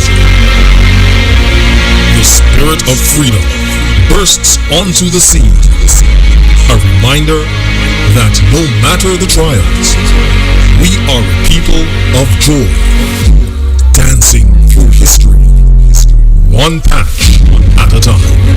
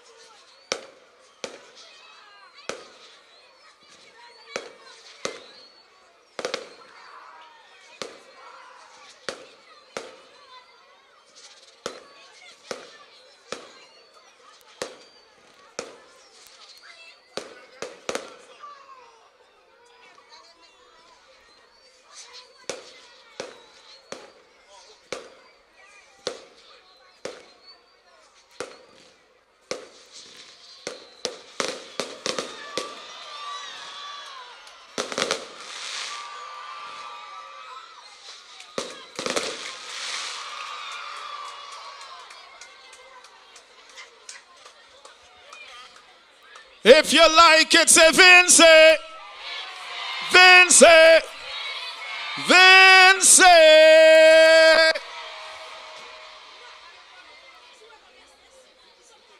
That's right, 45 years of independence being celebrated here tonight at the Victoria Park. The very first ever night parade and, of course, cultural package. Of course, night parade following the very first one when we gained our independence back in 1979. So yes, ladies and gentlemen, those of you who are here right now, those of you who are viewing live, are witnessing history here in St. Vincent and the Grenadines as we commemorate 45 years of independence. And it even makes me wonder, what could we do for 50 in 5 years' time? Once again, we're just reminding folks to please stay off the grassed area. You're doing well so far.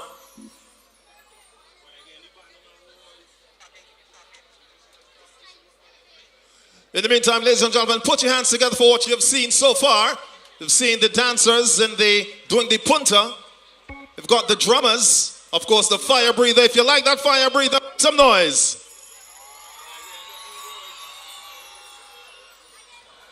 And of course, we take time out once again to welcome home those from the Royal British Navy, born Vincentians serving abroad back home to celebrate our 45th anniversary. Glad to have you here, and I'm sure most of you are glad to be back home for this momentous occasion.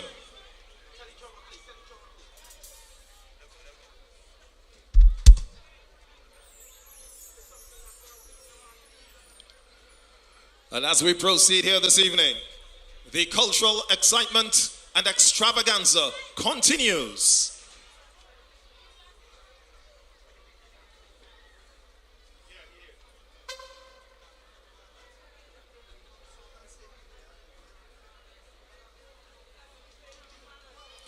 We know that this is definitely an event and the one is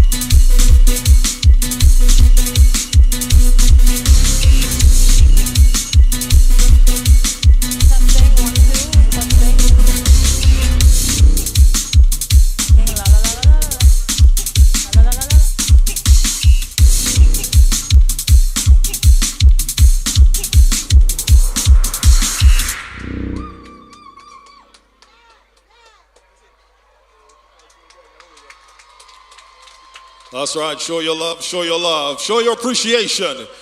In the meantime, Malika, your mom, Kamisha, is ready. Malika, please find your mother, Kamisha, immediately.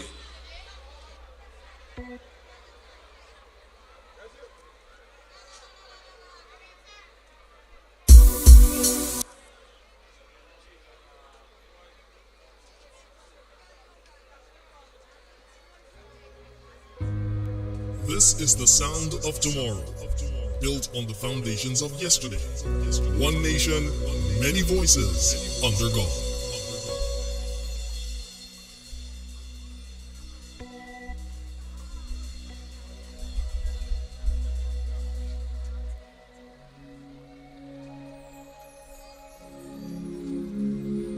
The right hand of God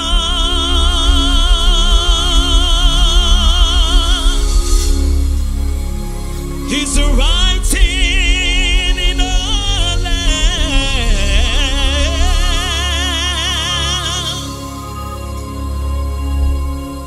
writing with power and with love.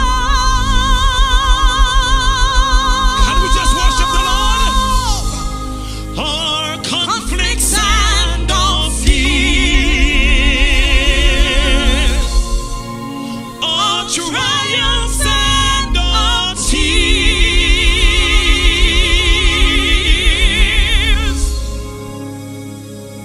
are recorded by the right hand of God. The right hand of God is pointing in our land, pointing the way we must go. So crowded is the way, so easily we stray, but we're guided by the right hand of God. Listen, the right hand of God is planting in our lands, planting seeds of freedom, hope, and love. In this Caribbean land, let people all join hands and be one by the right hand of God. The right hand of God is striking in our land, striking out at envy, hate, and greed. Our selfishness and lust, our present needs are just are destroyed by the right hand of God. The right hand of God is healing in our land, healing broken bodies, minds, and souls. And God does this is tough, when love that needs so much, when we're healed by the right hand of God. Is it alright if we just worship the Lord tonight? Somebody make some noise!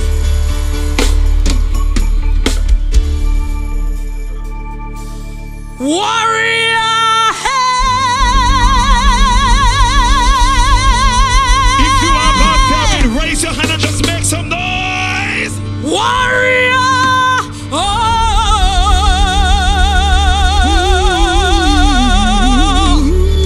Warrior!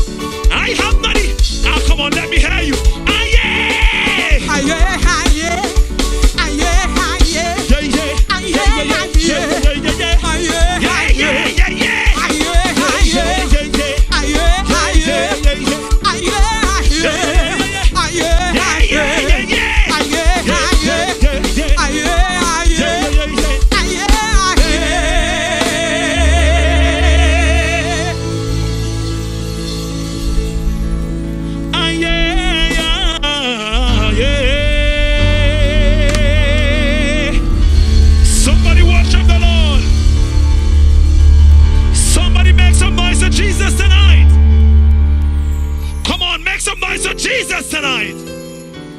Ah, come on, just raise your hands and say, I love you, Lord. I love you, Lord. After 45 years. For your mercy never failed me. Sing, sing, sing. All my days I've been held. I've been held in your hand. Sing from the moment that I wake up. From the moment that I wake up. Vincent, just I hear you. Till I lay my head. I will sing. I will sing of the goodness. Can we not sing and just allow them to sing? Yes. Sing. I love you. For you. Yeah. All my days I've been. Sing from the moment that I wake up until I lay my head. Oh, I will sing. Ah, come on, just wave the flags in the air. Wave them and sing. All my life. All my life you have been faithful. Oh, all my life. All my life you have been so good. Sing with every breath. With every breath that I am made. Oh, I will sing. I will sing of the goodness And the second song says, of God. I love your voice. I love your voice. You have led me through the fire and in darkest night. Say you are close like no other. I've known you as a father. I've known you as a friend. And I have lived in the goodness of God. Oh, sing all my life. All my life you have been faithful. All my life. All my life you have been so good. With every breath that I am able, Oh, I will sing of the goodness Take it on, take it on, of take it on. God. Look. Listen, we're gonna worship him now.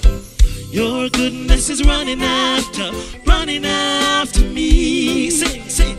Your goodness is running after. Your goodness is running. Your goodness is running after me.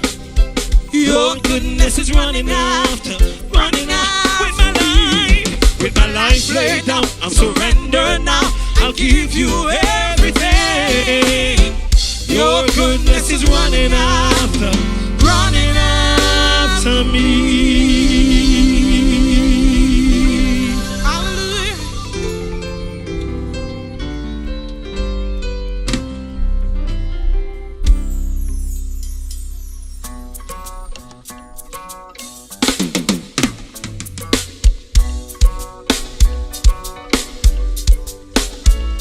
Oh, Saint Vincent,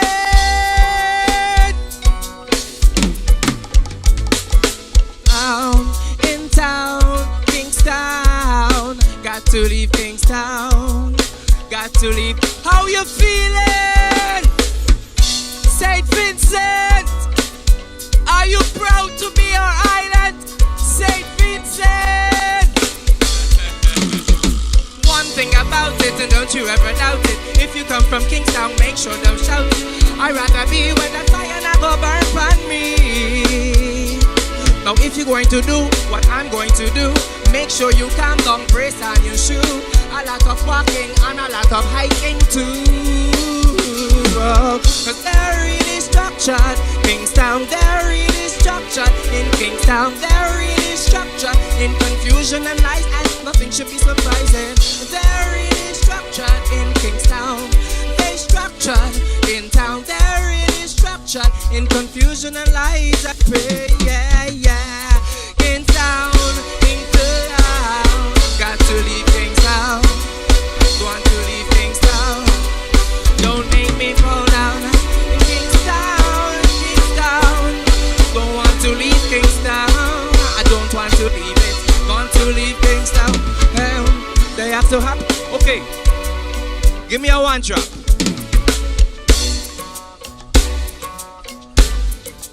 I'm very happy to be here tonight to help you celebrate your independence. One thing I want to tell you, don't let anybody tell you that these lands belong are no crown lands. These lands belong to us. This is our lands. Yoruba's.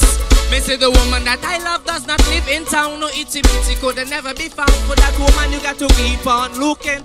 Yo, yo, yo, keep on looking. Look, look, she said, listen, Rasta man with me, you're safe and sound. No itty bitty could never come round me. Cause you know I'm only for you. Oh, how she said I'm only for you.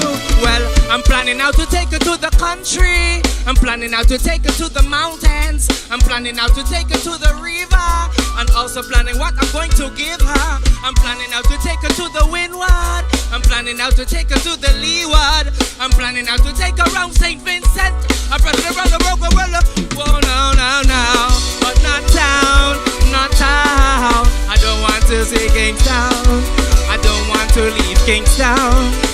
Don't make me go. I'm Kingstown in town. Want to leave Kingstown. I don't want to leave it.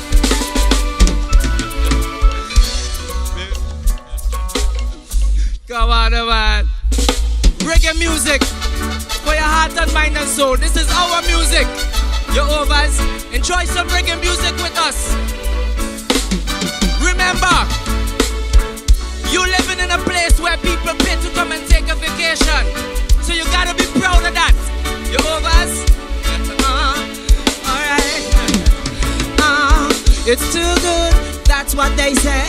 You're too good, that's what they say. You're too good, you're too good. You're too good, you're too good. St. Vincent, you are a shining star. It's no, you don't know what you are. You make me feel like every day is alright lately. Vincentians, you are shining stars. It's no, you don't know what you are. You make me feel like everything is alright. If you need someone who loves the world, won't leave you trembling without a goal.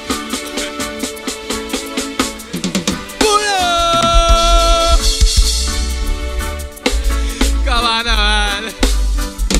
Yo, you all don't even know how big you are. Shining star, Jehovah's. You're too good, that's what they say. We're too good, that's what they say. We're too good, we're too good. We're too good, we're too good. St. Vincent, you are a shining star. It's no, you don't know what you are. You make me feel like every day is alright lately. Vincentians, you are shining stars. It's no, you don't know what you are. You make me feel like every day is alright.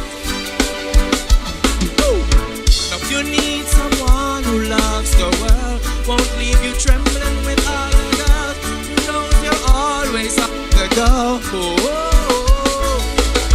Now if you could only guarantee that you would humble with only me, and we can build a family. If you need someone who is open, whose love won't let you down, who'll take away all your sorrows, well, I could just be that person, and we could settle down, staying at home safe and sound. But now, St. Vincent, you are a shining star. It's no, you don't know what you are. You make me feel like every day is alright lately. Vincentians, you are a shining stars. It's no, you don't know what you are. You make me feel like every day is. Thank you. You're too good, that's what they say. You're too good, that's what they say. You're too good, you're too good. You're too good, you're too good.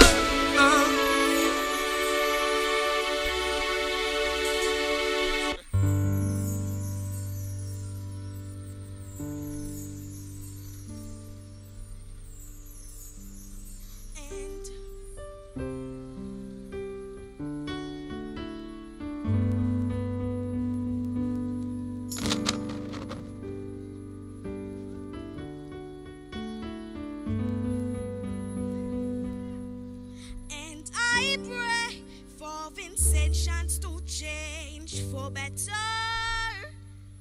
And I pray for children like me and their future. 'Cause right now I'm running scared. I'm frightened to walk both night or day. At nights when I lay, I'm begging you, Father, answer my prayer. For St. Vincent, Father, answer my prayer.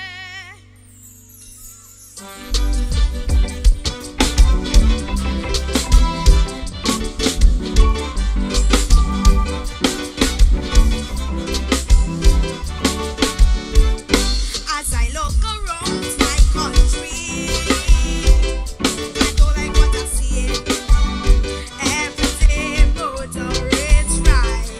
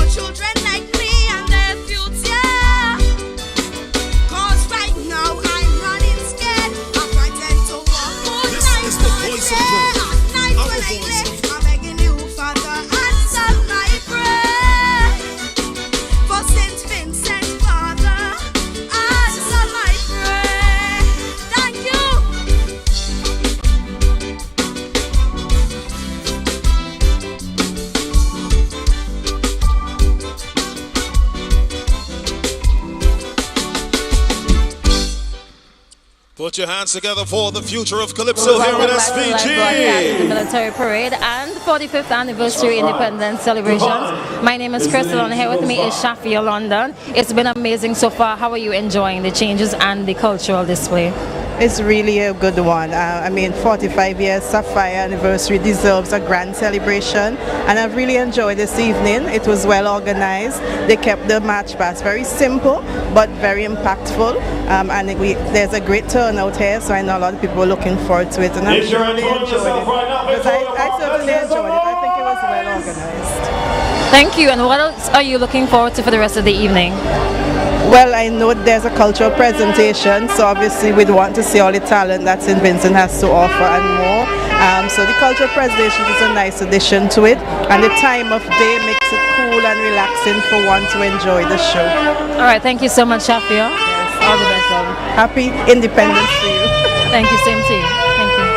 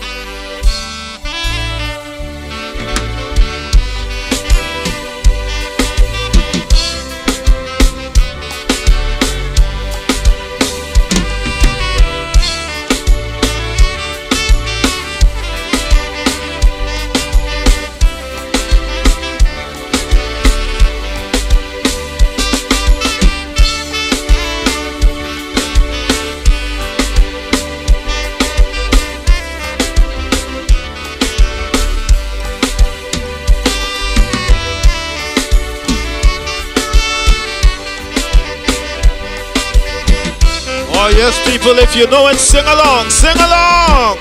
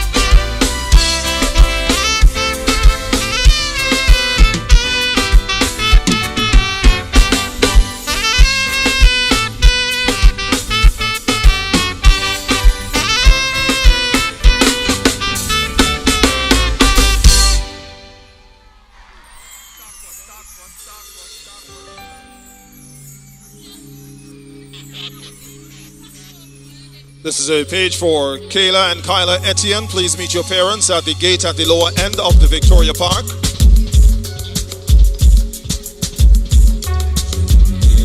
And also, do we have any proud Vincentians in the park tonight?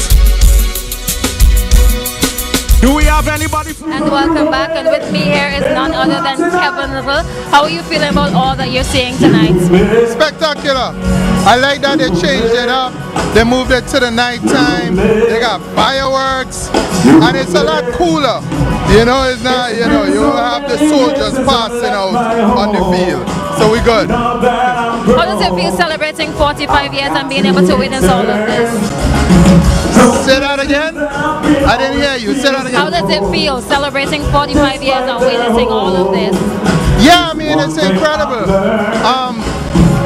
I myself am celebrating 30 years of being alive. St. Vincent's 45, but I'm 30. You know me, but I'm very happy for my country. I'm really, really happy to be back home right now too, and the changes that I'm seeing is incredible. All right, thank you so much for your time, Kevin. Yeah, thank you, brother. This island, this is my home. Oh, come take me down from the mountain, straight down to the seas, from lush green valleys to the Grenadines. Oh, I build my home on the island. I don't need no skis. I got enough sunshine and cool breeze. This island is your room there is home for me. Your room there is home for me. Your room there, this is my home. I wanna tell you that. Your room there, your room there, your room there, this is my home. All proud Vincentians, raise your right hand, let me see you. Make some noise, come on. Ah, yeah.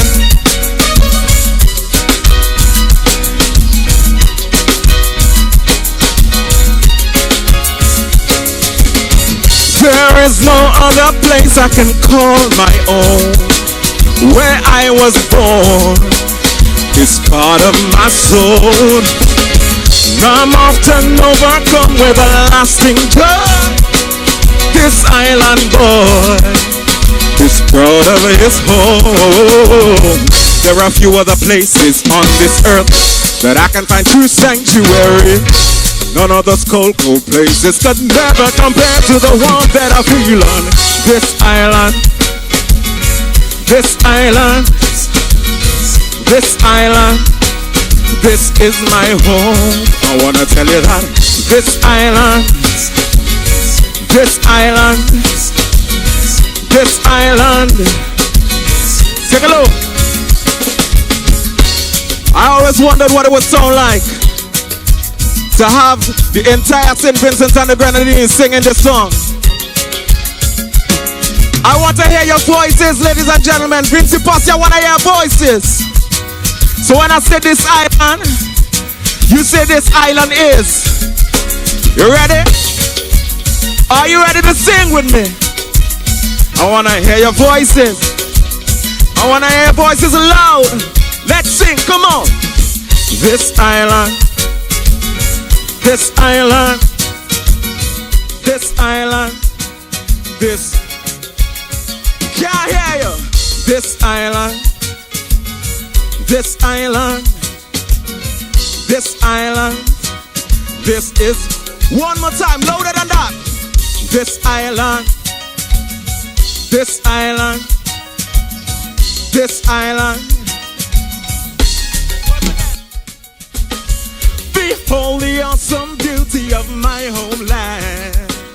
This jet black sand that flows from my hands. Well, I'm often overcome with a lasting joy. This island boy, I'm so proud of St. Vincent, you don't know. And whenever I have to leave again, I know it would never be for a long time. And all of those foreign ways, they could never compare to the warmth that I feel on this island. This island, this is my home. I wanna tell the world, this island, this is my home. Oh, come take me down from the mountains, straight down to the seas, from lush green valleys to the Grenadines. Oh, I build my home on the island. I don't need no skis. I got enough sunshine and cool breeze. This island is home.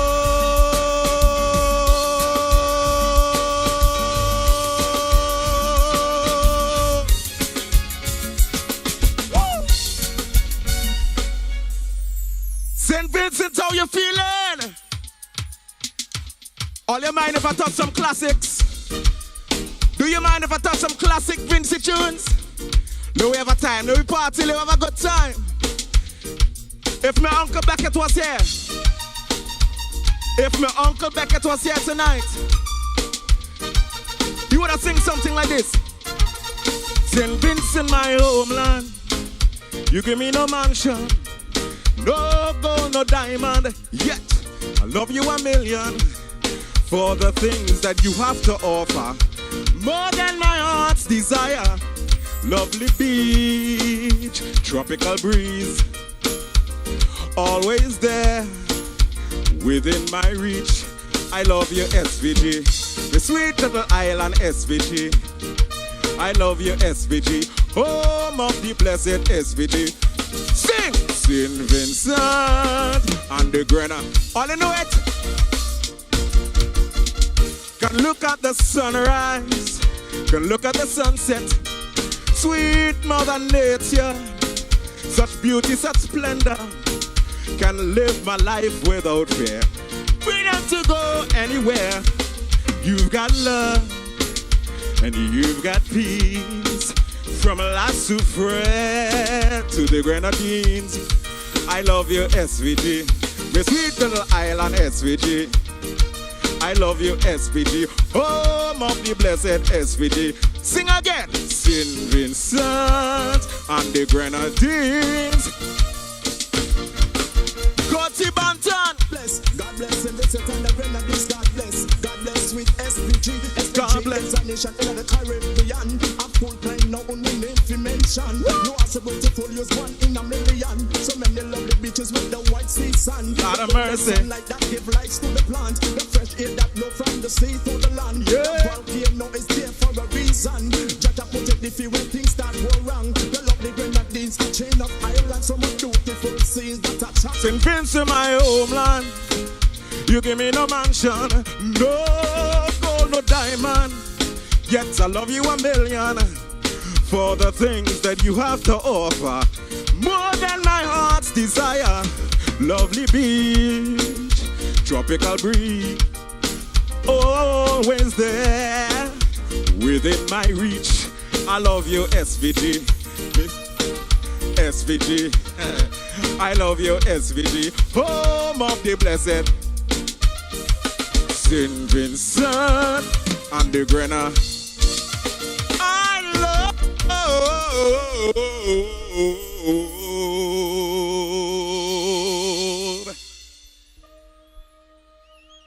you.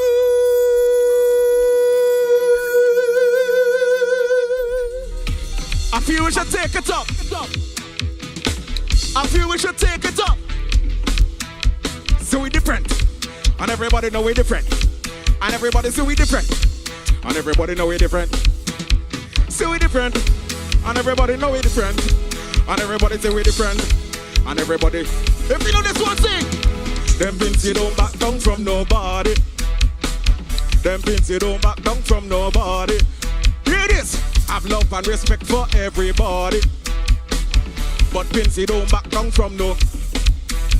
Every time that they see me, Vincy man, they just call me. Anytime I come in a session, everybody get happy. If you're proud to be Vincy, raise your hand them up for me. If you love the blue, yellow and green, everybody rock. If you want to see how we just party, if you love see how we just get on, see. With me Vinci crew. With me Vinci posse. I want everybody singing this song right now. What? Them Vinci don't back down from no.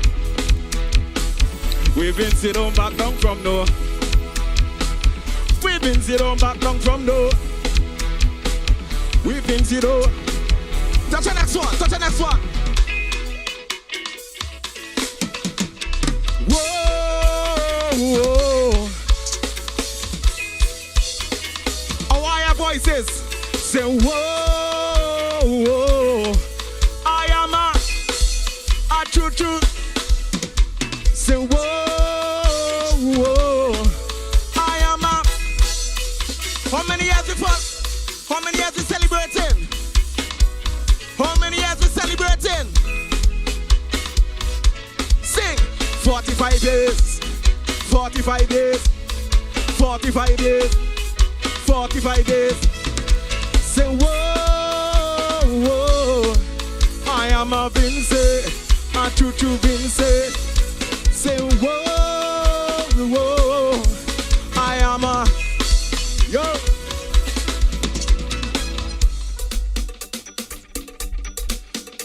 I don't know about you, but I came here to have a good time.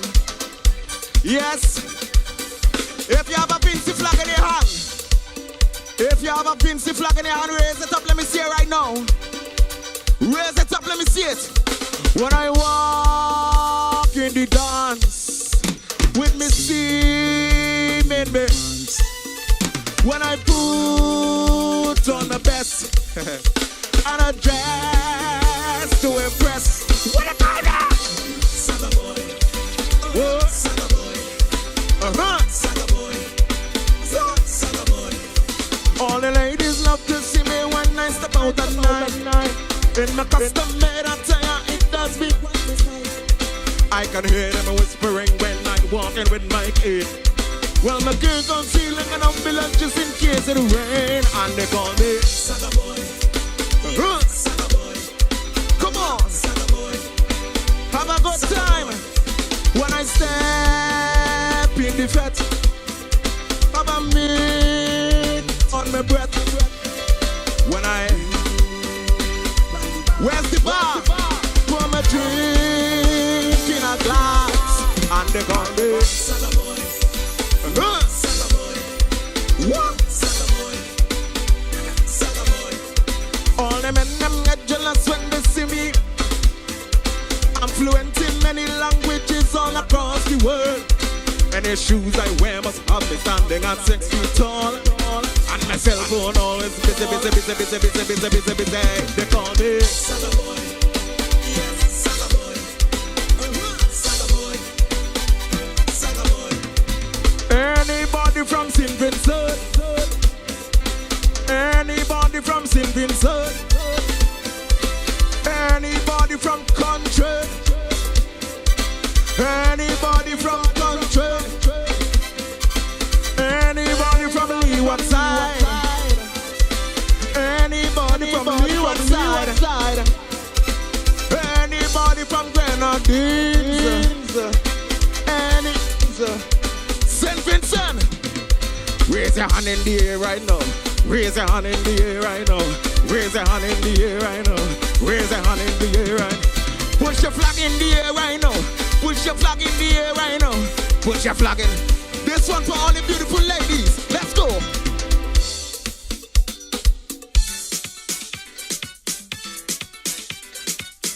Yeah, we're gonna have a time. We're gonna have a time. Come on.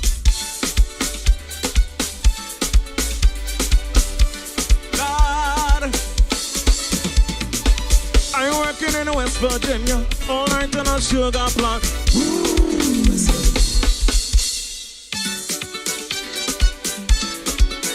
You feel like party? You feel like having a good time? What the girl ever want? Sweetness. Oh my God. I'm working in West Virginia all night on a sugar plantation. But my boss is a hottest master. She don't want me break till morning, girl. So she complain, but I tell she again, I work hard for my pay. Sweet is my middle name. No, don't be. I am a new recruit, but I can use my tool. Wait till you taste my. Sing! Give it to me.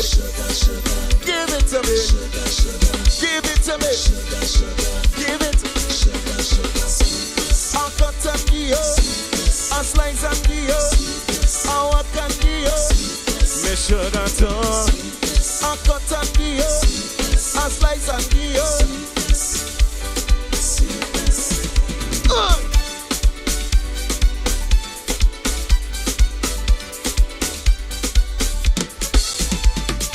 I wanna touch a verse for a legend, for a song produced by Vincent. Oh, tree where you get that sugar, darling, nothing could be sweeter. You make me squeal, you make me fall, you make me feel like 10 feet. Sing the thing, sugar boom, sugar boom, boom, sugar boom, sugar boom, boom, sugar boom, sugar boom, boom. Sugar boom, sugar boom, boom. Sugar boom, sugar boom, boom. A sugar boom, sugar boom, boom. A sugar.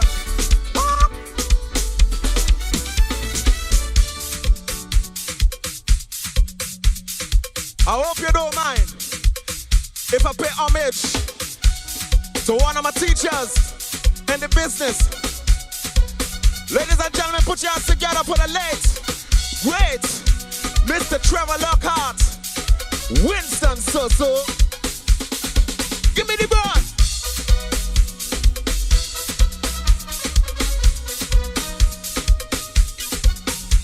Whoa.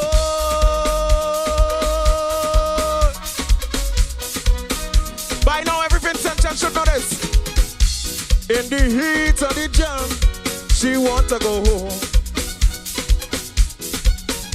She say, oh, me family gone. We gon' be alone. Just so she rich, she take off she costume and put on she robe. Have something to eat. Have some of this food. All the meat is yours. Everybody sing if you know it. I don't mind if you want to give me a Lord. Yeah, yo. Lord, give me again.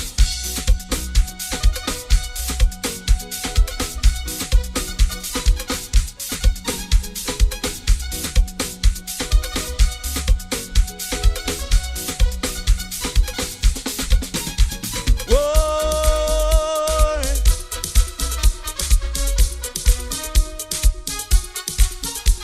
Come on. Let's touch one more. I don't think they mind.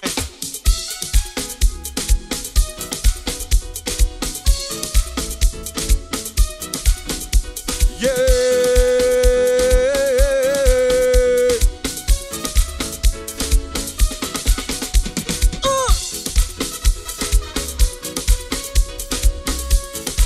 I see you over the party and you're having a good time.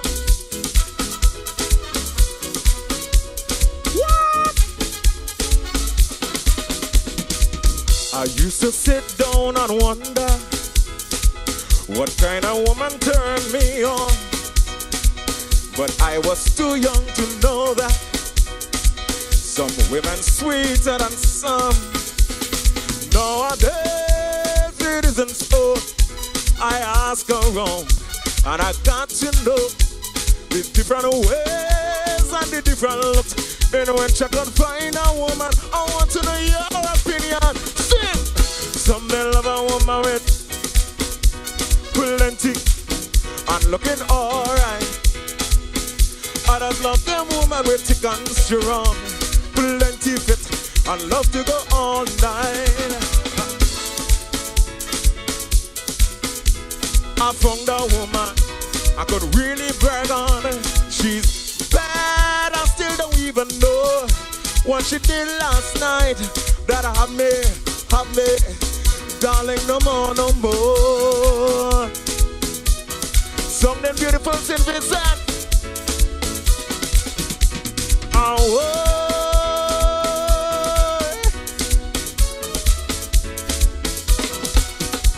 Give me.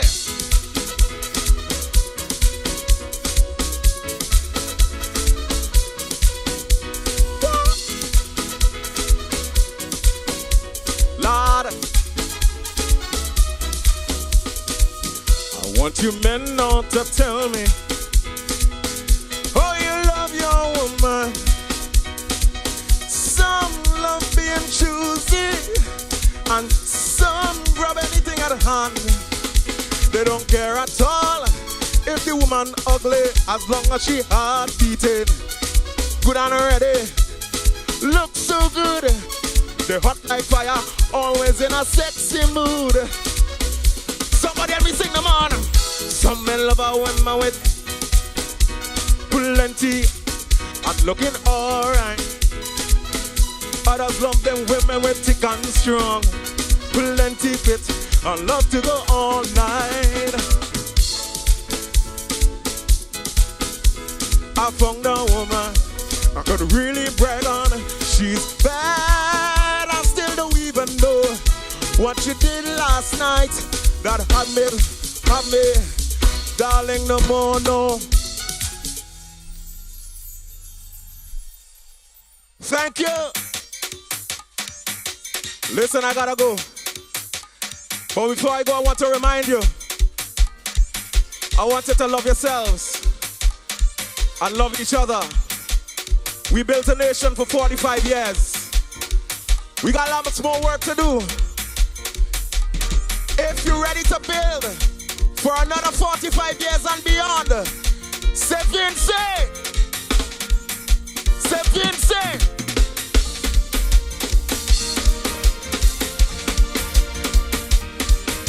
Say I love VINCENT. I love VINCENT. I love VINCENT. I love VINCENT. Remember when I tell him yes, I want you to take a guess. My name's Atwedanes, and I'll relieve your stress come party time. Please I teach you to wine, and how to form a line, and how to get on bad for. Sing! Who am I? Who am I? Who am I? Who am I? Well, I am the rhythm, I am the bass, I am the melody, I am the bass. All of you jumping morning. If you remember, sing. I am what I am, that I am. Show me a peace sign, a peace sign. Jump. I wanna see you. I wanna see you. I wanna see you. I wanna see you. I wanna see you. I wanna see you. I am a tune. Sometimes I could be smooth. Sometimes I could be good for. And when it comes to fat, this I does make you sweat until your body asks the question. Sing. Can I hear you? Can I hear you? Can I hear you? I am the rhythm, I am the bass, I am the melody, I am the bass. All of you jumping morning, all of you. Remember the song? I am what I am. Somebody from VINCENT, start to jump. I wanna see you, I wanna see you, I wanna see you. I wanna see you, I wanna see you, I wanna see you. I wanna see you, I wanna see you, I wanna see you. I wanna see you, I wanna see you.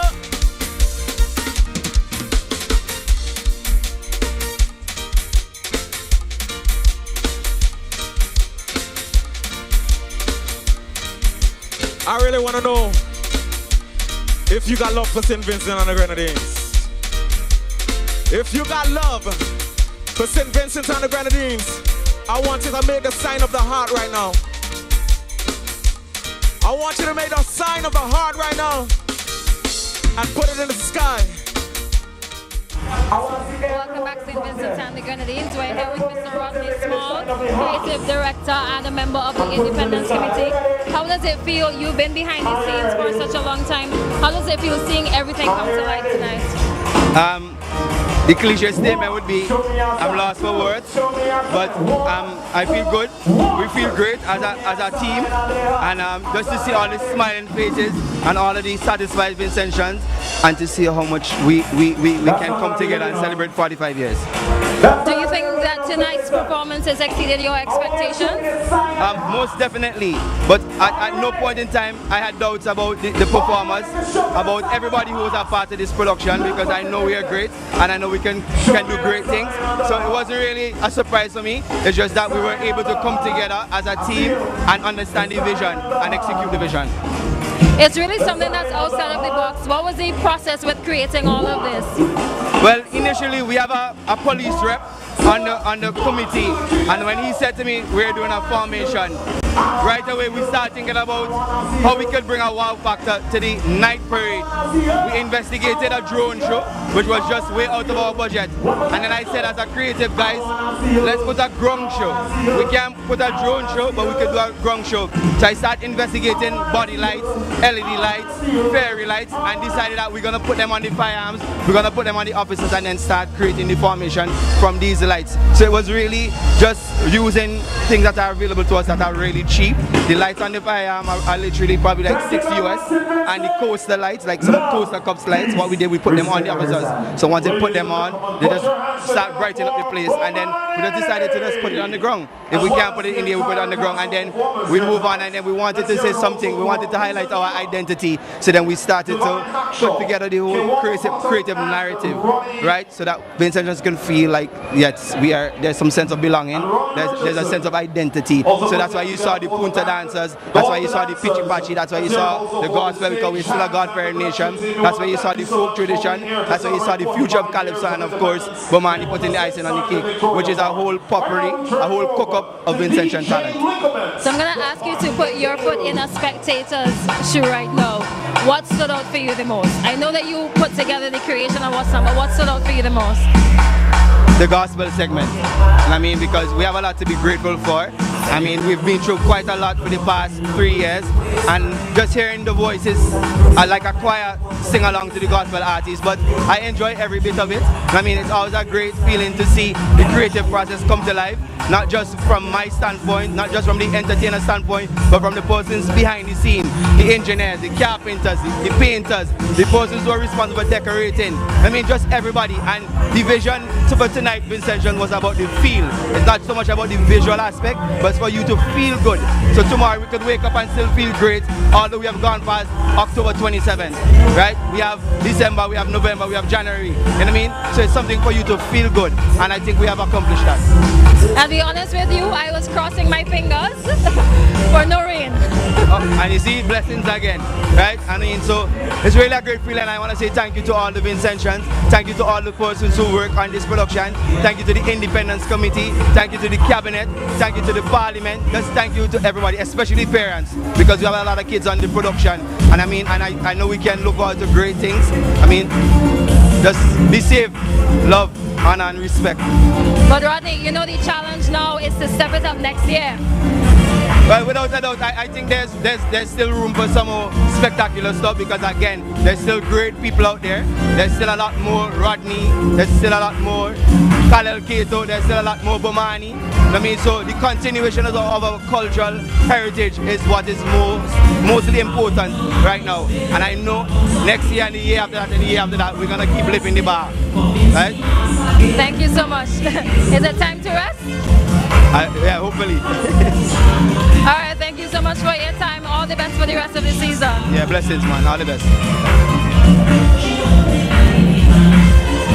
Thank you very much, Christelle. Very interesting hearing from you and hearing from the persons, their comments about this evening's grand spectacular event here, which started with the military parade and culminated with a cultural extravaganza. Colvin, entertainment, local artists after local artists. What are your thoughts?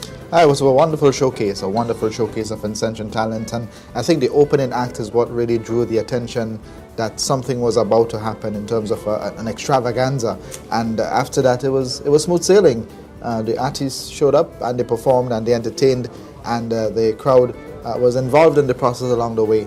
And it's good to see that we can produce such quality content locally, performances-wise, the delivery of the dance, the pitchy-patchy dances, I think they're called. They were on point in their entrance and, keeping that attention that is necessary after the wow effect of the military parade. And we also had folk medley sets, and I'm into folk, and we had a folk program earlier today, and this was just an extension of that for us. And I particularly enjoy the gospel segment. Ronnie Richardson is quite dear to me, and accompanied by Kiwama. That was, in my opinion, the icing on the cake, and everything we have to give thanks. And I thought that brought a very nice a segue or a nice soothing effect to this evening's program. We thought when we were looking at the predictions for the weekend's forecast, there's a bit of weather mulling about for the weekend. And as God would have it, we had rains earlier today. Just a few sprinkles. And this evening the weather held for all of this to take place. And it was important that we had perfect weather, because if we didn't, I don't think persons would have seen the grand culmination of what happened here this evening. And I think the fireworks, I don't know if you realize, the fireworks came at a point when the audience didn't quite expect it. And when they thought it was all over, okay, the parade is over, we've seen this happen already. But the point when we had the fireworks, I think that brought the attention back to what was happening in the past, that this is a big event. This is 45 years. And we had some excellent shots of the fireworks as it unfolded.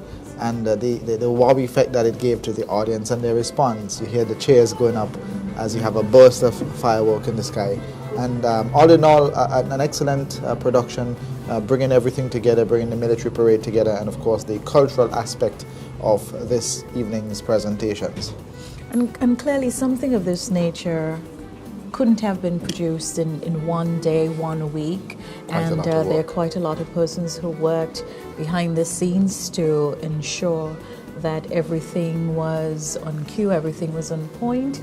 And the person leading the charge in terms of the committee for the Independence celebrations for 2024 is the Minister of Tourism and Culture, the Honorable Carlos James. Good evening, happy Independence, and welcome to our set. How are you? Thank you. Good evening, happy Independence to all Vincentians. Happy to be here. Minister, you have seen the unfolding of a military parade happening on the evening. The first time this happened was the transition back in 1979, the first time we're having an evening parade. You said you expected it to be a grand spectacle. Now that it has happened, are you still feeling that way? The jubilation from the crowd and everyone in Victoria Park met me and said, this was one of the most amazing things they've seen for an independence celebration. And I really want to thank all of the organizing committee, the persons who have been working behind the scenes, the technical director Rodney Small, and many of the persons who've been involved. You don't see them, at center stage, but literally behind the scenes, every evening, rehearsals and dress rehearsals, and putting all the pieces together to give the Vincentian public this amazing performance. Well, we heard that you were coming on set, and one of the things we said, it looks like you have to part the crowd to come across because the crowd was so huge. What was the mood like on your way here? Very, very exciting. I must say that most persons who were in the park, if not all, I've spoken with persons who are quite happy. And they've all voted to keep the parade as an evening spectacle, and I'm hoping that we can continue. And we may have to have another location. It's something that I've already started looking at because of the space within Victoria Park, to have everyone here in the park and to accommodate so many people who came out today. It was just really an amazing display of Vincentian solidarity, love, and just the feel of everyone. The atmosphere was just so amazing. I'm really happy that Vincentians they witnessed something I would want to say was special tonight, and I'm really happy that most persons who were in the park were pleased with it. 45 years of independence is no easy feat. Earlier on, we heard from local historian Dr. Adrian Fraser that the journey was not as smooth, but today is Celebration Day. from a governmental perspective, what are some of the advancements we should be highlighting and celebrating? Immediately when I look at the Vincentian people, our resilience, that clearly has set the tone for the narrative of our development, post-colonial development, seeing the many challenges we've had as a Vincentian people and where we are now, the accomplishments in education, what we're seeing with so many Vincentians who are really putting their hands and their minds and their hearts in building St. Vincent and the Grenadines. I travel quite often as Minister of Tourism, and when people ask me what really stands out in my mind as really what St. Vincent is about. And I said, apart from being the most diverse Caribbean destination, our biggest asset, arguably, is the Vincentian people. And really, I must commend everyone, from the farmer, the fisher folk, the service providers in hospitality, those who are in the manufacturing sector, those in the financial service, our civil servants, our teachers, our police officers, nurses, healthcare providers, everyone who every day they get up and their main mission is to go out, provide for their families, but to build St. Vincent and the Grenadines and to lift it higher. And I think we're really, our 45th anniversary is this celebration tonight. Though we've had a military parade, you've noted our transitioning to celebrating our cultural aspect. And tonight when I told the folks at the Independence Committee as chair, I said, we're going to do something different for our 45th anniversary.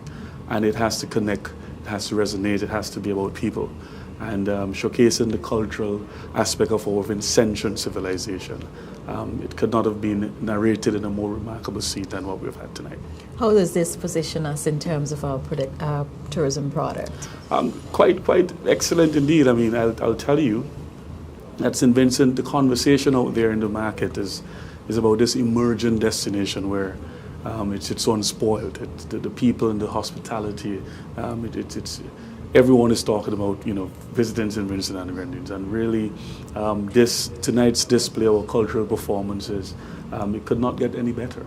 And to see our brothers and sisters who have traveled back home from the military in the UK, our brothers of our neighboring the Grenadian Police Constabulary, they came over in solidarity with us and to show what we are as a people and our Caribbean people, very proud people who we recognize the challenges, we recognize the efforts all of us and our foreparents have made and have invested in building our country, and all of us, we are celebrating that tonight. Well, this is indeed a proud moment, and I want to congratulate you as chairman of the Independence Day Committee, and please extend our congratulations to the other members of the team. But with that sense of pride, I want to give you the opportunity to, I suppose it would be remiss of me if I don't get you to say if you're going to speak to our audience and tell them that the parade is going to happen afternoon next year, evening next year.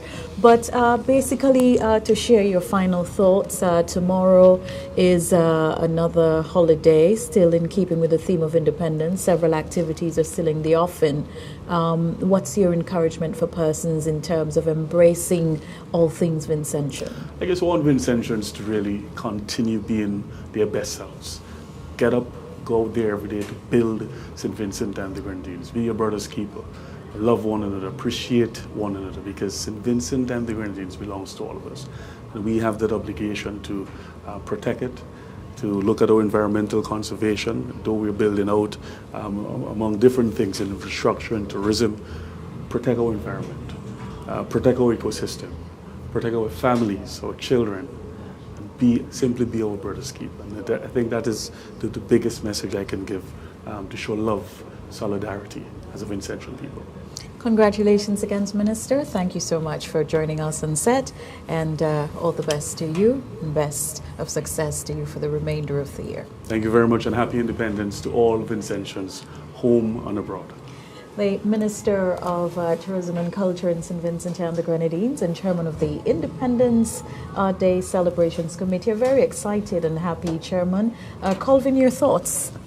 Yes, and it's, I think the Minister said it all in terms of the level of production that we had tonight and the showcase of Vincentian talent.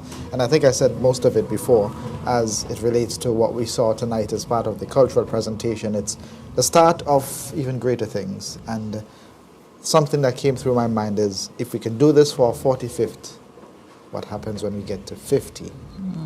It is going to be an even grander occasion. And we look forward to what the future holds. That's still 5 years away. However, if we can do this at 45 and we can pool all our resources together to accomplish what we did for 45, who knows what we may be able to do when we hit 50. Well, you know, they say once you pass 40, your next zero is 50. Yes. Yes? So that's the next zero. And 40 is a significant milestone in terms of the attainment of age, because it basically tells you that there's you sort of start finding your true identity at that point, to cement who you want to be at this particular point. And at 45, what sort of message and what's the more poignant message you think from today's proceedings that you would walk away with? I think togetherness. And I had noticed that today we had so many Vincentians wearing our national colors in the park. The park was filled, and this is no stretching of anything. Right. Literally, you were not able to walk from one end of the Victoria Park at the studios to the other side. That was almost impossible. And to see the shots and to see the, I'll say, thousands of Vincentians who were here in the park tonight. And someone made a reference to Soca Monarch, and I have to be careful with that reference. But it's something that would rival a Soca Monarch crowd, if not exceed. And that is the reality of the type of crowd that we were able to have in the park. And I think that sense of togetherness and unity that we saw with Vincentians from all different walks of life, all different political, religious persuasions coming together to celebrate our 45 years, that should be the takeaway that we go forward with as we celebrate our 46, 47, and in the years to come. Well, if you're moving about, understand that there's a gridlock traffic in and out of Kingstown. There's one of our colleagues left here a while ago and said that they're stuck in Annisville. They can't go any further from there. So just be mindful of that if you're moving to and fro. There's quite a lot of activities taking place tonight. There's the night market, which is being held by Invest SVG. There's quite a lot of activity at the tarmac at Annisville. Last evening was a splendid activity, the groundbreaking ceremony for the Annisville Acute Referral Hospital. And there are several other activities taking place tonight. If you're moving to and fro, please be careful on the roads. But I think it's about that time where we've got to wrap up our broadcast. This has been a week of production for us. Over a week, but we've been together collectively. The last 4 days. Yes, I think since Monday, in fact, we started collectively pulling all of the finer pieces of this broadcast together, and a very large team, I think, in terms of pulling it together from API, VC3, and the Agency for Public Information. We're not doing the name calling tonight. No, we get in trouble. But I think through today's exercise, the military parade, and the cultural exchanges we've seen here tonight, it is testament of the talent which exists in St. Vincent and the Grenadines. And I strongly believe that one of the things we need to do is to work together. Too often that is missing from what we do as a people. And some people, of course, may have reasons why they prefer to do everything like an individual as opposed to working collectively, and understandably so. But I do believe when we're looking at St. Vincent and the Grenadines as a country, for us to advance, that we certainly have to work together. Awesome. Certainly the dream team comprising of all of those involved at the National Broadcasting Corporation, VC3, and the Agency for Public Information, all coming together as a united force, and you see the power of togetherness and the power of unity, as I just referenced. The resources, it would not have been possible for any single one of our entities to pull this off. So again, big thanks to all of those involved in making this production possible, those who spent endless hours running cables, mounting cameras, positioning, practicing with the drones, preparing for tonight. Many, many thanks to you. Well, just waiting for our production guys to let us know that we can wrap up. Yes. And there goes the signal. Yes, we're getting the signal that it's time to wrap up. And really and truly, Colvin and I are just a minute part of tonight's proceedings and production. And we want to thank, I'll just leave it like that, all those persons who worked behind the scenes. And I would like to highlight the leadership persons, the key leadership persons within all the three organizations.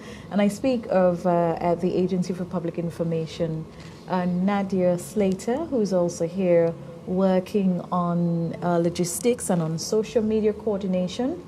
At the VC3 television, I speak about Dwight Zoro Morgan, who has ensured that we have the use of the studio, and thank all those persons who assisted with the designs that you're seeing behind of us. Sherry Denny Edwards, I just mentioned that we're trying not to call names because we're doing a little bit more this evening. And all those persons who assisted in one way or the other, on screen or off screen, lend their expertise in one way or the other and contributed to tonight's broadcast. And where would we be without you, the listener, the viewer, and those who joined us via social media? We've seen your comments, we've read your comments, and we thank you, whether you provided constructive criticism or whatever you said to us this evening. All of the comments, we appreciate you. We would not be here if it weren't for you and for your support. So on behalf of all of us gathered here, all that's left for me to say is happy 45th Independence Anniversary to St. Vincent and the Grenadines. And I see they're just telling me just before I go, it is necessary. It is. It is necessary. And I suppose I'll pay the price after. No, we can to do it. thank Antonio Richards. Antonio was the mastermind in terms of the vision for this evening's broadcast. He had an idea, he put it on paper, and all we did was make it work according to plan. You see, when you start calling names, you get into trouble. And Antonio Beck Stevens, he was in charge of all of the videographers tonight. Yes. As usual, plain and straight with the videographers. Yes, very plain and straight. And shots. once you start calling names, you don't get away from that. We also had Javid Roberts. Javid was single-handedly responsible for audio. Jeremy Duncan must be thanked as well. Jeremy did the audio and the final mix, along with lending support to Dwight Zoro Bennett Morgan, all the videographers, the team from the National Broadcasting Corporation. We also have Raisa Bruce Lyle, who's here working as social media. Barving Oliver is also here working on social media. Am I forgetting anyone else who I need to call at this time? I think so. The other members of the team, I'm just getting the signs to really wrap up this time. And thank you so much for being here with us. On behalf of Calvin Harry, I'm Dion John. Happy Independence St. Vincent and the Grenadines. Continue to be well, stay well, and be safe. Enjoy the day tomorrow. Thank Stay you. safe.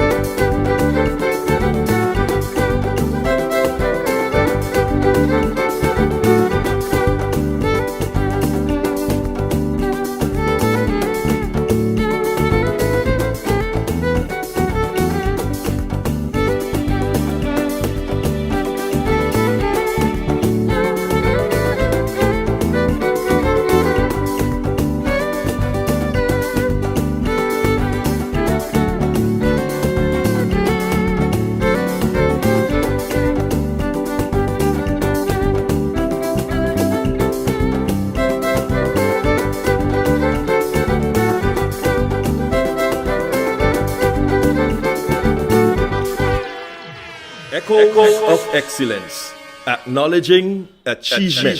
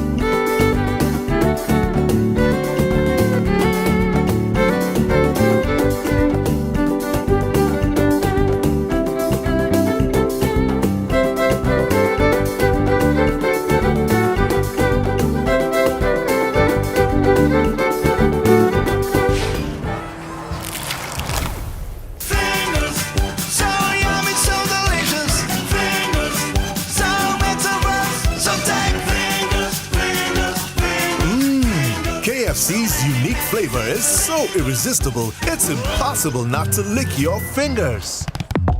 Now available from all lotto agents. Gold Mine, a new $2 Instacash game with a top prize of $3,000. Gold Mine, so easy to play. If your numbers equals the bars of gold numbers in the same group, win the prize shown. You can win up to 3 times. Get your Gold Mine Instacash tickets where there's no waiting for a draw and you can win on the spot. Gold Mine, another easy to win Instacash game from the National Lotteries Authority. Looking for a healthier way to enjoy your favorite fried foods? Starting at just $343, discover the magic of the West Point air fryers, available only at Singer. With West Point air fryers, you can enjoy crispy fries, golden chicken wings, and all your favorite meals with no oil and no mess. It's quick, it's easy, and best of all, it's healthier for you and your family. Say goodbye to greasy splatters and messy cleanups. West Point's rapid air technology gives you that perfect, crispy finish every time without sacrificing any of the flavor you love. Choose from one of 3 amazing products, all with large capacities, easy cleaning, and guilt-free cooking. And now, for the month of October, to celebrate 45 years of independence in St. Vincent and the Grenadines, we're offering a 15% discount on all air fryers. Don't miss out on this limited time offer. Hurry to Singer today and grab your West Point air fryer and make your favorite meals healthier and tastier. Singer, your family company.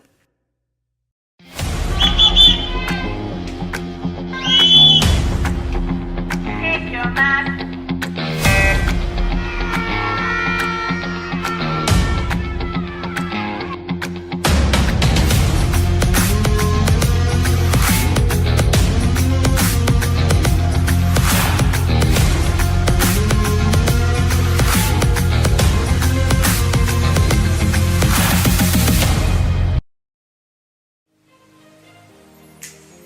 covering 150 years of history, relating the story of 5 generations.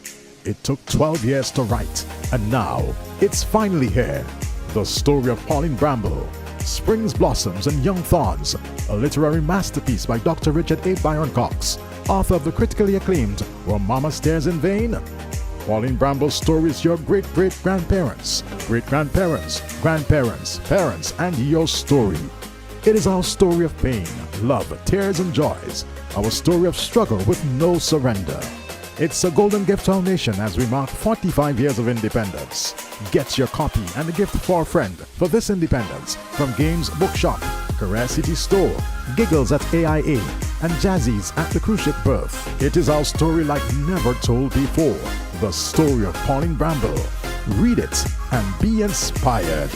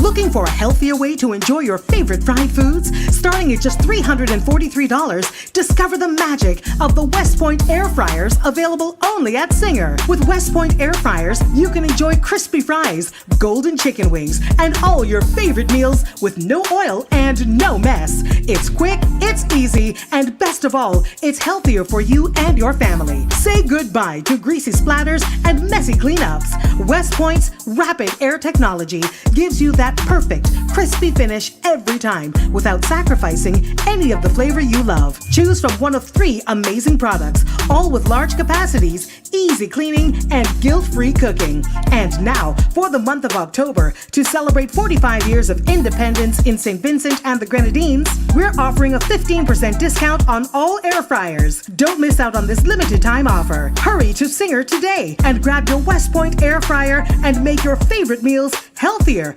and tastier. Singer, your family company. My name is Anthony Pibbles. I am a retired civil servant, and these days I'm doing what I can when I can. Independence is a strange concept. It suggests that you don't need anybody, but that is actually not true in the modern day. Independence is about being able to make choices to support and to facilitate those that are around you, to help others, more than it is about being able to stand on your own. I am most proud of the culture of St. Vincent and the Grenadines. St. Vincent and the Grenadines has a very warm way of interacting with people, and that is very important to me. All of St. Vincent and the Grenadines is very enjoyable. There isn't anything that is more important or more significant than any other place. I think on the most part you can find something of interest all throughout the islands.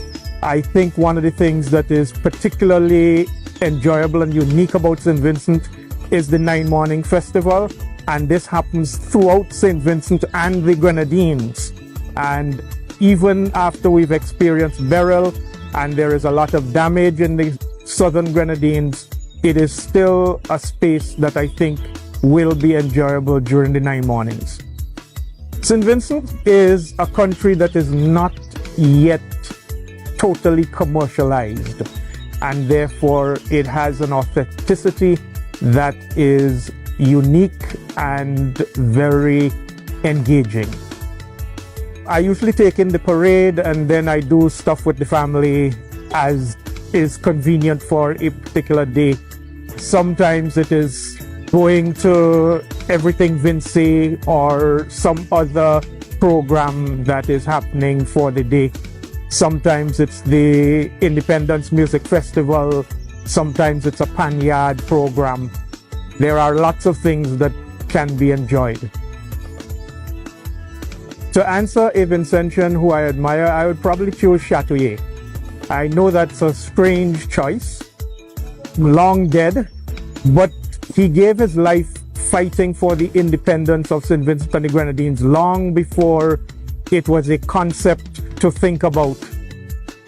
And therefore, I think he is a most fitting person to think about, emulate, to be proud of, and to support.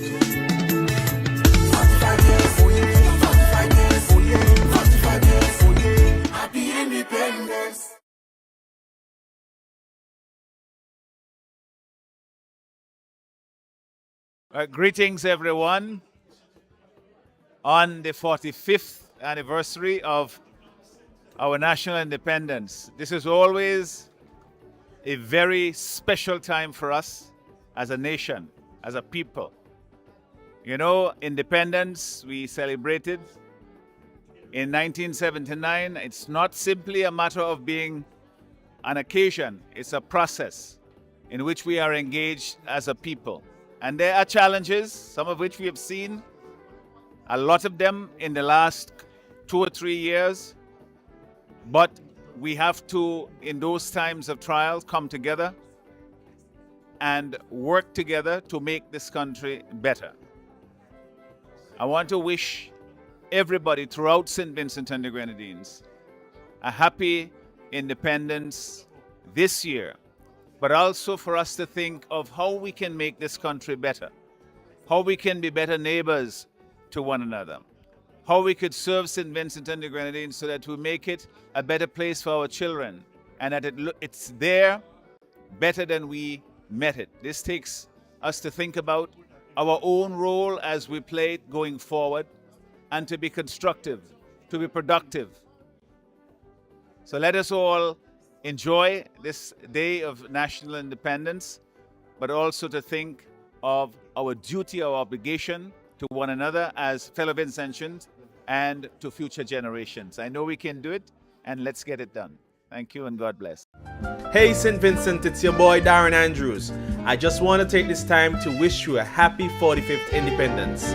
We are 45 and we are going strong. We are Hiruna, we are blessed, we are beautiful, we are the gem of the Antilles. We are strong, it doesn't matter what the future brings, our faith will see us through. I am proud to be from this beautiful island, St. Vincent and the Grenadines, my home, a place like no other.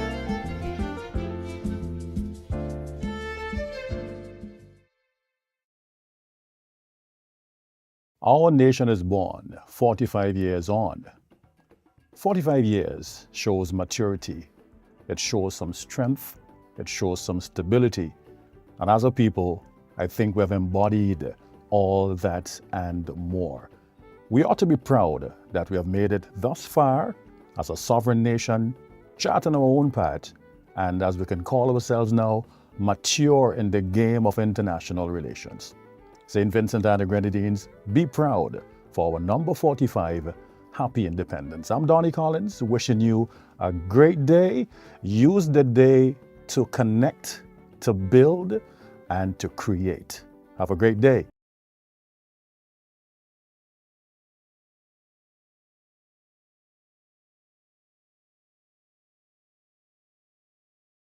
Greetings to the people of St. Vincent and the Grenadines. My name is Dr. Jose Davy. Happy 45th anniversary. Stay happy, stay healthy. Hello everyone, I am Skiddy Francis Crick, ace goal shooter, sporting ambassador, and senior technical operator at the National Broadcasting Corporation, NBC Radio. I wish to use this opportunity on our country's 45th anniversary of independence to salute all our sporting men and women and sporting organizations. A special congratulations to our ladies who were recently crowned the ECCB OECS National Netball Champs. We are so proud of you. Let us use every opportunity to represent our countries well. Happy 45th anniversary of independence, St. Vincent and the Grenadines. We love you. Hello, I am Fitz Bramble, Parliamentary Representative for the Constituency of East Kingstown, and I'm taking this opportunity to wish all the beautiful people of St. Vincent and the Grenadines, and particularly the people of the constituency of East Kingstown, a happy 45th anniversary. You know, 45 symbolizes wisdom and serenity, and I would like to encourage all of us to employ wisdom as we interact with each other amidst these challenging times. St. Vincent and the Grenadines is a beautiful place, as our anthem says, St. Vincent land so beautiful. Let us work together, let us love each other, and let us continue to strive for a better St. Vincent and the Grenadines. Happy 45th anniversary, independence anniversary to all my Vincentian people.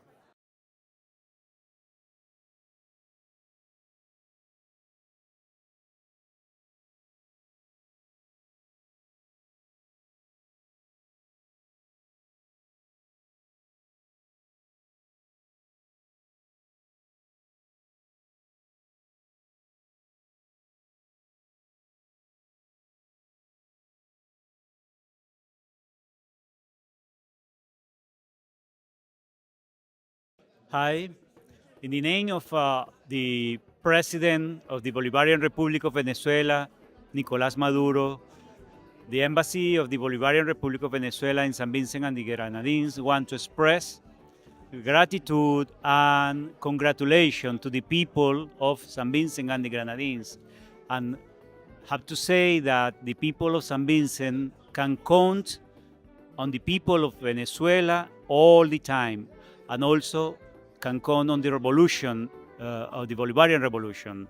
So happy Independence Day for the people and the government of St. Vincent and the Grenadines. Thank you.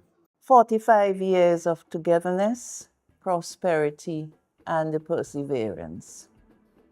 Fellow Vincentians, St. Vincent and the Grenadines became an independent nation 45 years ago on the 27th of October, 1979.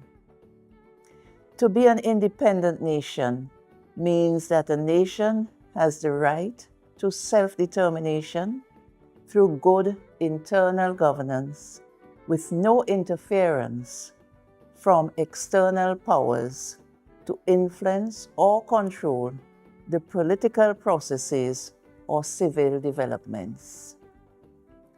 From the day St. Vincent and the Grenadines became independent, the government and people started to lay the foundation to create a modern democratic nation. They invested ideas, time, talent, and whatever resources were available to them to build a nation grounded in the supremacy of God, the rule of law, good governance, national security, human rights, morality, peace, justice, stability, and the well-being of all Vincentians.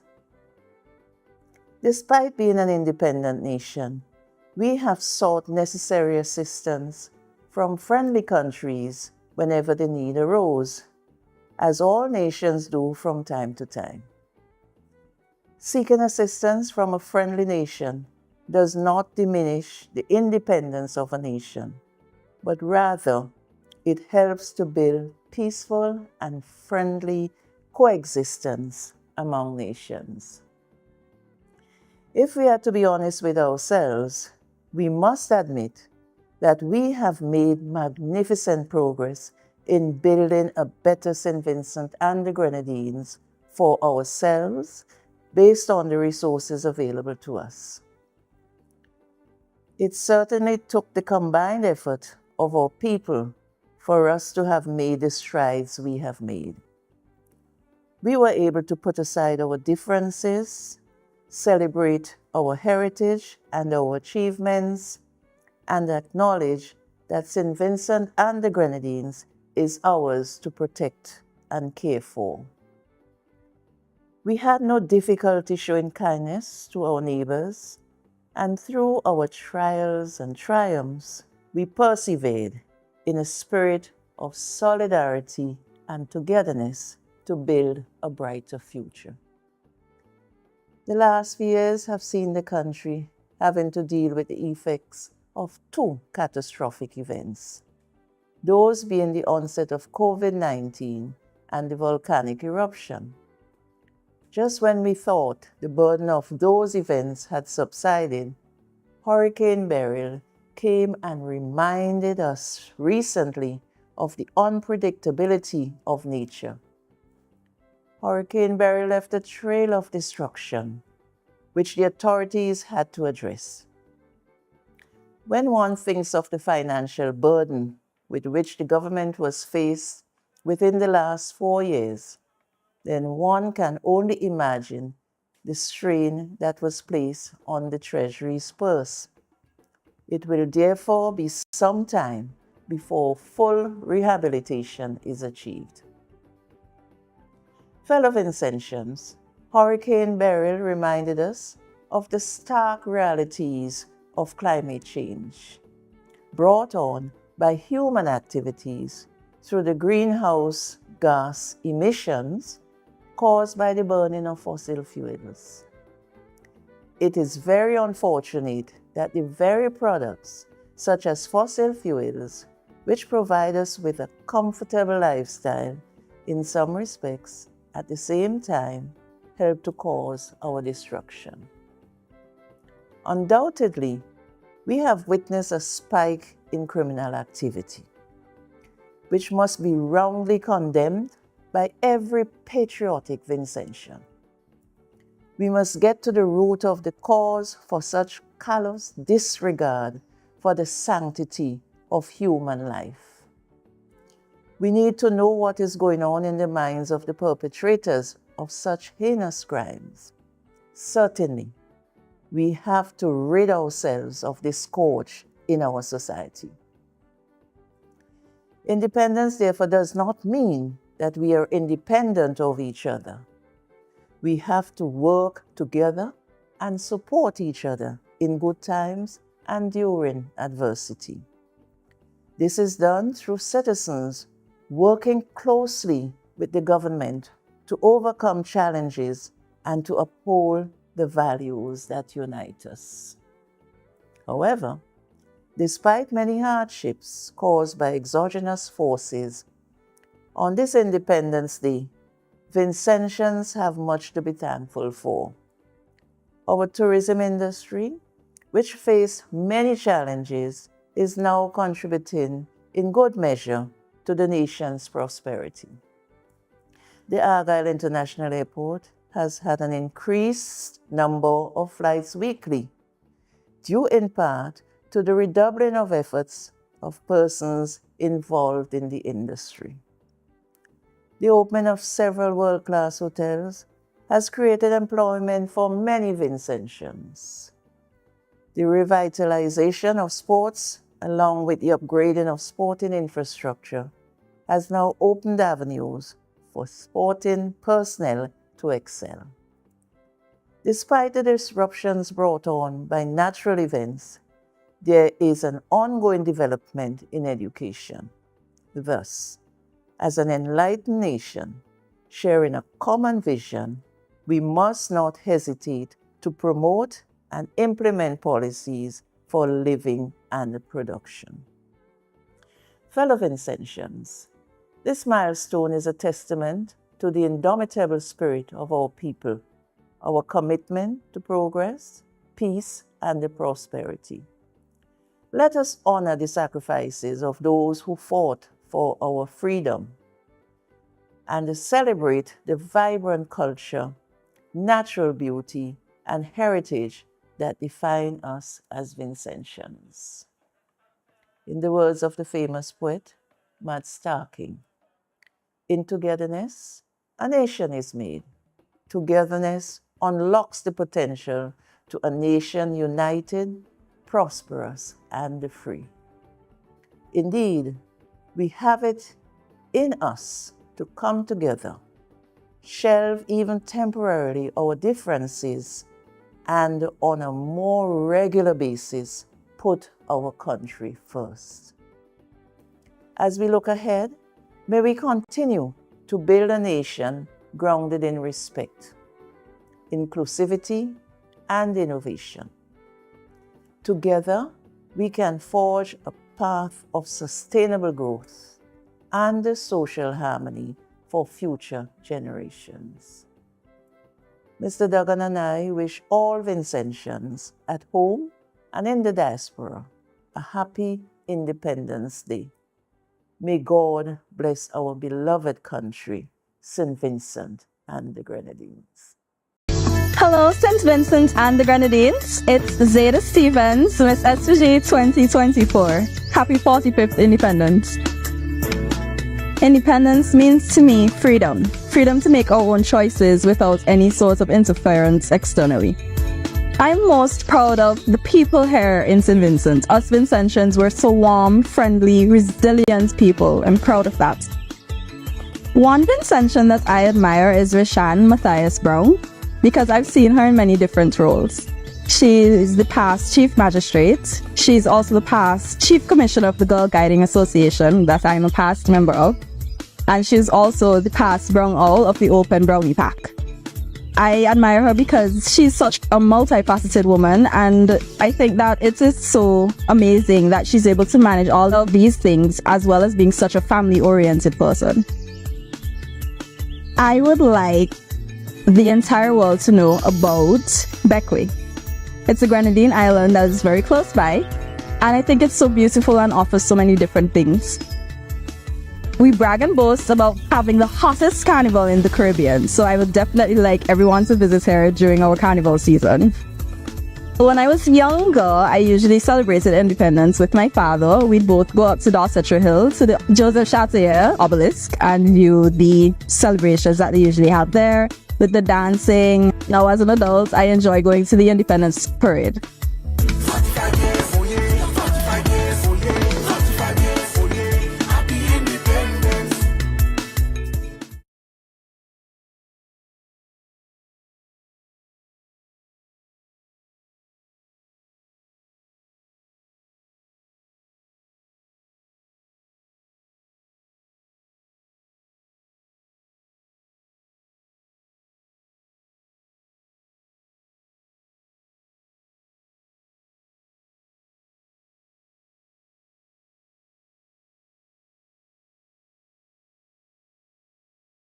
St. Vincent, my homeland, you gave me no mansion, no gold, no diamond, yet I love you a million. My name is Johnny P. Straker, and I'm program coordinator here at NBC Radio, the nation station. And I take this opportunity to wish each and everyone a happy 45th anniversary of independence. As Vincentians, we have a lot to be thankful for. Beautiful scenery, hospitality, a majestic mountainous landscape, and great food, just to name a few. So share something with someone today, a family friend, a neighbor, returning nationals, and visitors alike. So celebrate our 45th anniversary of independence and sing with me. I love you, St. Vincent, me sweet little island, St. Vincent. St. Vincent and the Grenadines, I love you. My name is Joshua from Bequia. I work at Bequia Plantation and I live in the trenches. To me, independence is freedom. The Vincentian who inspired me the most is Dexter, aka Happiest Man. He's a promoter. The way he inspired me because the way he uses his phone to take videos, it looks professional. People should come to Bequia because our lovely beaches, our one and only bar one. We have lovely water taxis, big up Rick them one time, and the team.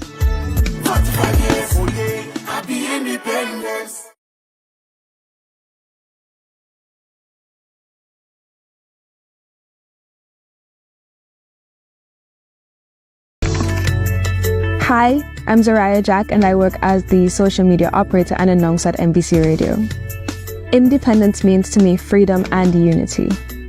I'm most proud of our resilience as a country and the way we are able to bounce back after every disaster we've faced as a country, and we're able to recover every time.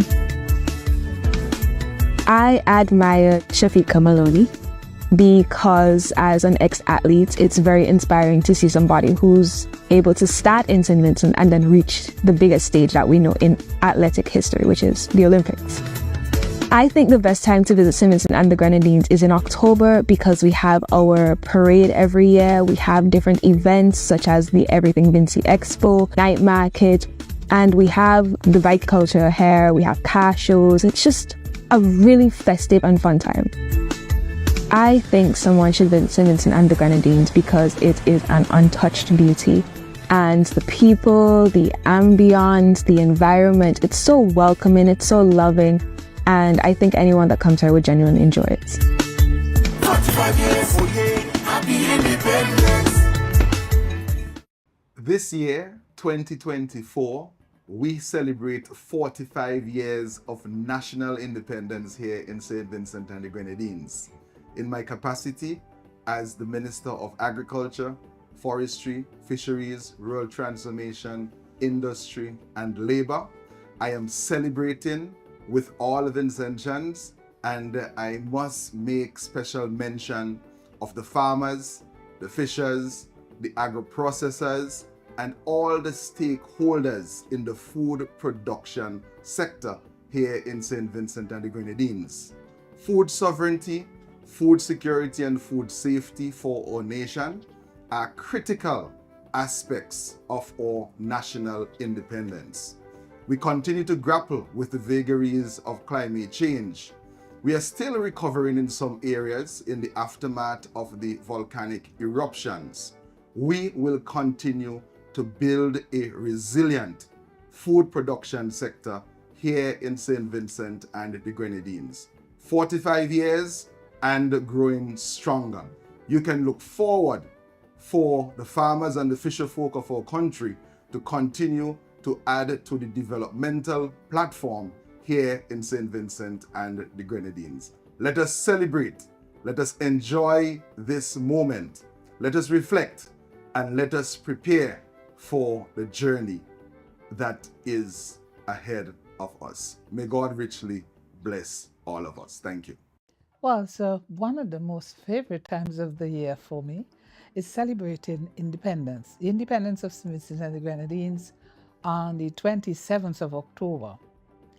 This year, 45 years, that's a good stretch of time, but still just a moment in history. We have a long way to go, but we have made remarkable progress. From what used to be just primarily 1 or 2 days of celebrations, it was expanded to 1 week of celebrations, and then to a whole month of celebrations. What started with just a few flags to wave with the van drivers back in the early 2000s, then to pennants in the street and buntings and all schools and God bless our nation, happy anniversary, happy independence, God bless our nation. You see these skirts and banners all over the country. And some folks who like to light up, they do light up for independence as well. It is a great time of the year. You know, we can reflect on how far we've come. We can go back and think about what we have, what the markers were 10 years, 20 years, 25, 30, 35 years, the sort of industries that unfolded that became brands synonymous with St. Vincent and and the new nation, the young nation, the developing nation, I think one of the greatest achievements is getting our own international airport. I don't know how you feel when you land, but whenever I go abroad and I am coming home, the excitement starts to build as soon as we hit the Caribbean air, because I know I'm going to land at the international airport. Many of us who are my contemporaries, and some even younger, would recall the suffering days in an airport, either Piaco or Grantley Adams International in Barbados. Those were trying times. We heard the horror stories of grandparents who are not well, people in wheelchairs, and yet inability to leave. They have to change tires. They didn't have enough crew. And now this very week and last week, we had a flurry of riches in the way of airlines landing in St. Vincent and the Grenadines. And I know they will be continuing. I heard there's another one either today or tomorrow that will be coming in. So that's one aspect, and that's a great milestone for a developing nation to have its own international airport. Another milestone, I believe, is working towards building the cadre of persons who would have attended secondary school, community college, and university. Back in the day, when I went to university, there were just 3-4 of us, and it's either CEDA Scholarship or WISA, which is West Indies Scholarship Scheme, which was run by the United Kingdom government. Those were the scholarships available. And 1 or 2 others, 1 boy, 1 girl, grammar school, high school, in the way of island scholarship. Now you can't, they became 4. In the 1990s, I think it was, there became 4 scholarships, and now there are many, close to 100? And I was reading on my phone, 2,000 with bursaries and exhibitions and other types of scholarships. We have seen the credit union movement has grown by leaps and bounds over the years, all having their own headquarters, new credit unions flourishing and coming up. The police credit union comes to mind. We had the revival and renewal of St. Vincent Building and Loan, and there's the Signature Building on the corner on Halifax Street. We saw the blossoming of young entrepreneurs. One that comes to mind readily is Randy's. And then we see from Brother B with 4 or 5 vans to now so many small entrepreneurs running the transport system. Yes, we know sometimes it is not the ideal. There are issues with it, but it never used to be like that. You never had, I would say 20 years ago, you didn't have this quantity of vans. 20 years ago would have been when I was a minister, and you had to write down the 2 vans from Lago Heights, 2 vans from Edinburgh, 1 from Otley Hall, 1 from Edinburgh. And now you have a quantity, and it's still not enough. Some evenings when I am going to meetings, I see people still waiting at 5:30, 6:30 on transport to get them there. Then, international branded hotels. That's new. The Holiday Inn Express, and also Sandals. When I came to office, we began the talks with international hotels, serious in a serious way, because at the same time, manifestos indicated that we are going to start the studies for the international airport. We had the benefit of previous studies. And so you were not going to reinvent the wheel, but you're just going to build, shift, move. And there were persons who thought back then, this is a crazy idea. You better go and plant peanuts on the land at Argyle. Well, there are no peanuts there now. Nothing like that. And persons that they're wondering with so many airlines, or maybe we need 2 more air bridges. But when we had the 2 air bridges, what we want with air bridge, Barbados they have, so we must have. And sometimes the sort of issues that we look at, we're not sufficiently progressive in our thinking. And yes, progress costs money. It's either you want to stay where you are, don't move, and put the money in the bank. And these days you can't even do that. Sports, the dream of so many athletes to stop running on grass, stop landing on heavy, hard sand. It's coming to fruition. The lighting at the Arnesville Sporting Complex, we saw it, back in 2007, 2008. Some solid money was spent to bring it up to a certain standard, and now in 2023, 2024, again, because you have to take into account 2007, 2008 to 2023, that's what, 16 years? It's unfolding development that you see. The technical institutes, there used to be only one up the road here at Richmond Hill. And the schools will rotate who's going to do woodwork and technical studies. And then your technical college was open, and it expanded a little bit more to auto mechanics. Now you have Technical Institute in Chateaubriand, Barley, Kingston, Georgetown, in that area. There was the refurbishment of the Milton Cato Memorial Hospital, and it was named Milton Cato Memorial in the early 2000s. Then the introduction of more diagnostic tools, first in the private sector, and then the government getting its own, so that you have digital diagnostic tools at the Milton Cato Memorial Hospital. Then the expansion of polyclinics, so you didn't have to rode all the way into Kingston just to get services that ought to be available closely in districts where you have concentration and pockets of population. And now you have several polyclinics. Look at Bookament, look at Stubbs, look at Maricoa. Well, Maricoa always had the health center, Levi Latham Health Center.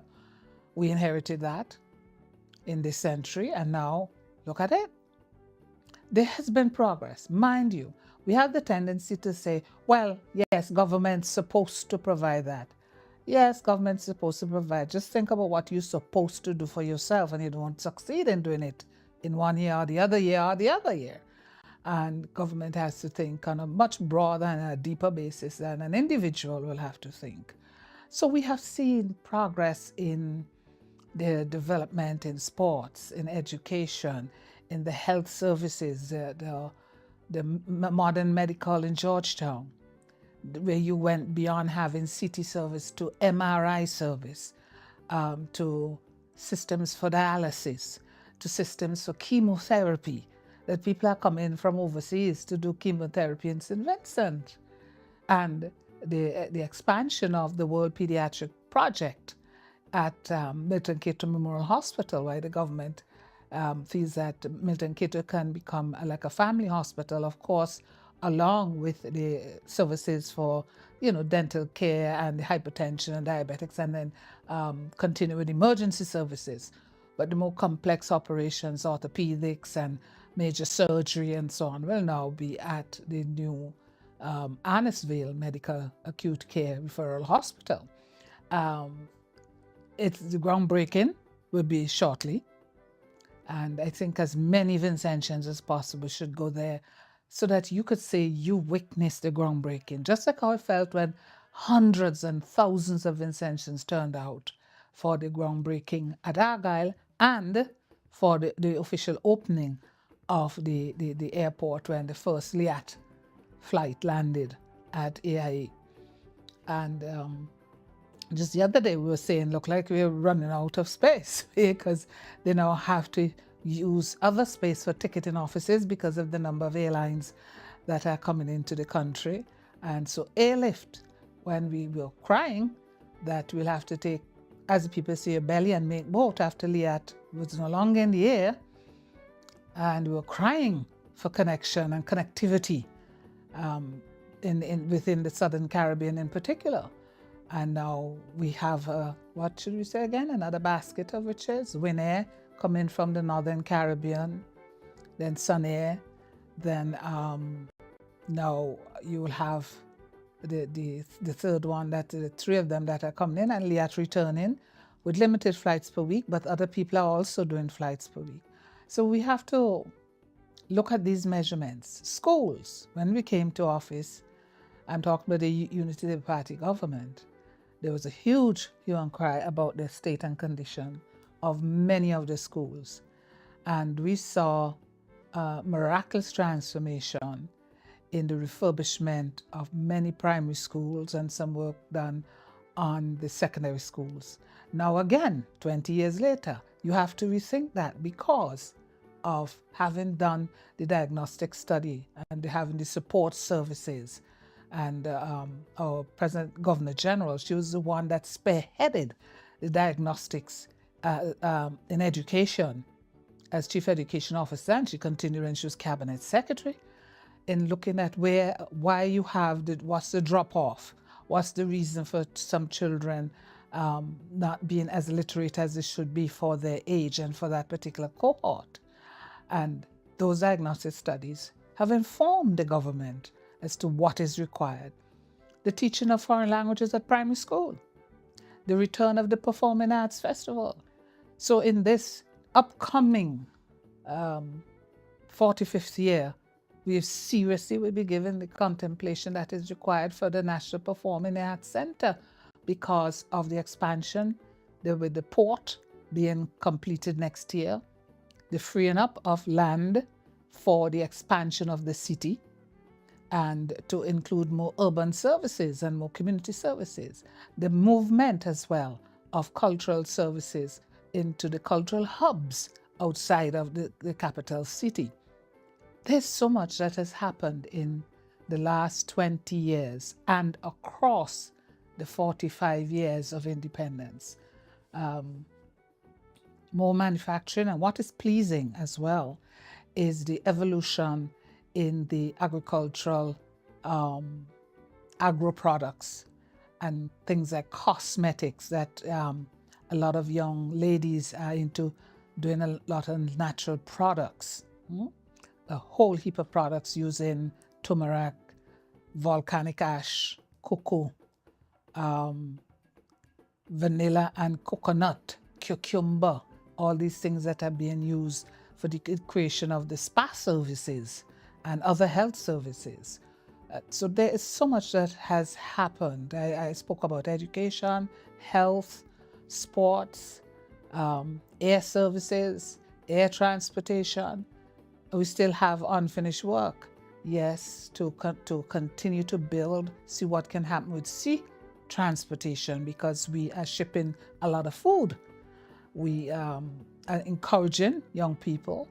I know people with plenty lands. They are encouraging young people to come and plant up those lands. So let us start, because we have to build our food security. We have to make sure that we can feed ourselves and reduce the import food bill, and to have healthier foods. Now we are even more informed about NCDs and the rate at which they're impacting on the health of the working population, that is hypertension, diabetes, cancer, these diseases that are rampant. Of course, some of them have to do with our diet and the salty things we love. Everything, plum with salt, mango with salt, what do you call it, golden apple with salt, plum with salt. And whenever sugar is scarce, you hear the hue and cry, no sugar there, no sugar there. And now we have to understand the implications of everything to be done in moderation and not. So I'm not killing anybody who's selling sugar, but they don't want the sugar to kill them either. We have had the importation and use of our friends from Cuba with the medical services.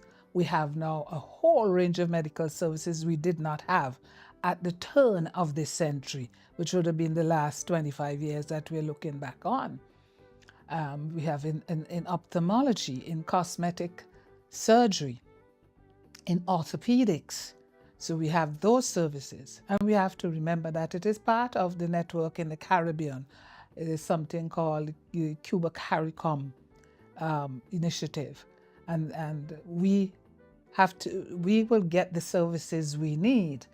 We have to have a basis for having those services and being able to recruit those services and having a place for them to work and to provide this service to this population. And we want to be in St. Vincent and the Grenadines, like we are the center for pediatric care in the Eastern Caribbean, if not in even some parts of outside of the Eastern Caribbean, we now have patients coming. And that is the Milton Cato Memorial Hospital will become a center of excellence for pediatric care. And we want to continue this thing of progress. You know, there was a time when people used to learn to sew, and then it fell out of fashion. There were importations, fabric stores. Some fabric stores couldn't get their fabric sold. Now, it's the thing. We have fashion designers and dress designers who this is what they do. This is their living. They design not just for Queen's Show and pageants and so on, but for regular people like myself. You know, yes, I buy some clothes in between, but I like my designer to make clothes fit, what they call them, fit to wear. She make them for me. And that is picking up. Again, when some of the younger designers started, say back 15 years ago, there was a small cluster. Now we have a little larger cluster of people coming out from the Technical Institute, and they're doing the cushions and the bath towels and tablecloths and all this sort of thing. So the skills are improving to create a level of employment for these persons who have those skills and who have a particular acumen, a particular aptitude for this type of work. In the hospitality industry, we have a ways to go. I was pleased to learn that the majority of the staff that at the resorts in Canawan, a lot of them were recruited from the Barley Technical Institute, so that we are filling the gaps and not having to import those services. In some areas where it's super luxury, you still have some importation because we still have a little ways to go in some of the other type of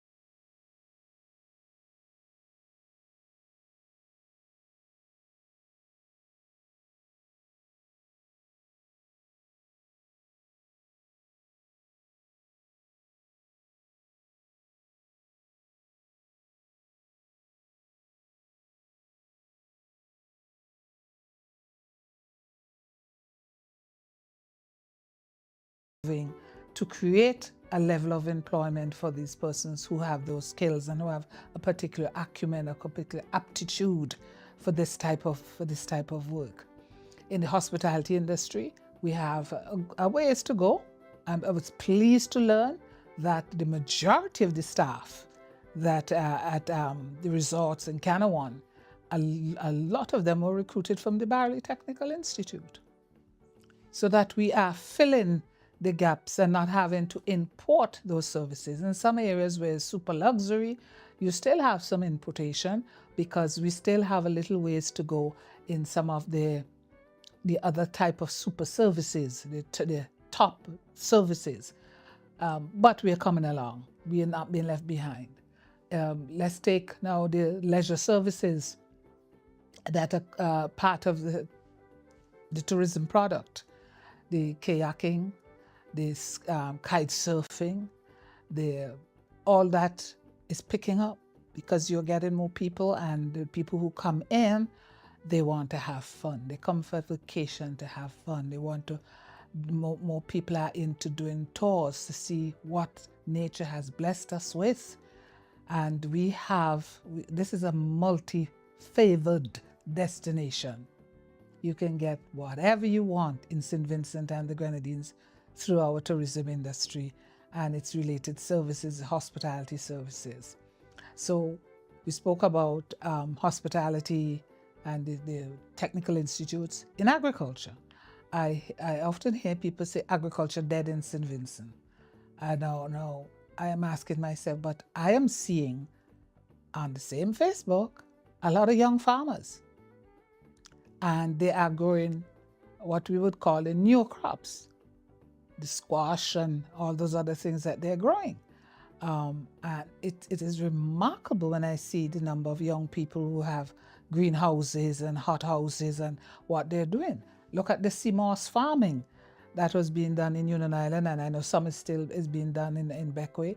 And of course, we've had a tremendous hit by Hurricane Beryl, but it's nothing like getting up again and persevering again, because life sometimes it will hit you in that particular way, and you have to start again, and they will start again. So we have to reap from the ocean. I was just reading about the OECS looking at what they have, the blue economy. You hardly hear the word fisheries anymore. Everything is the blue economy. But we have a ways to go there. We have to look at the technology.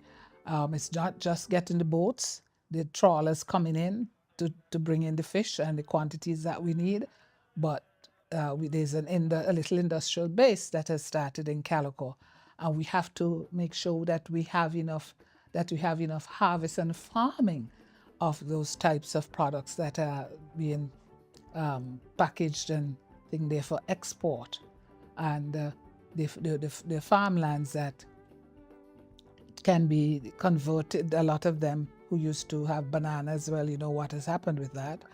But we still do some of it because we export to the rest of the region. And it is, as somebody drew to my attention, it is now an exotic crop. Like breadfruit is now exotic. And I want us as Vincentians to go into the Breadfruit Festival. I would like to see that returned, because I was just reading about last year, another Caribbean country is thinking of doing a breadfruit festival.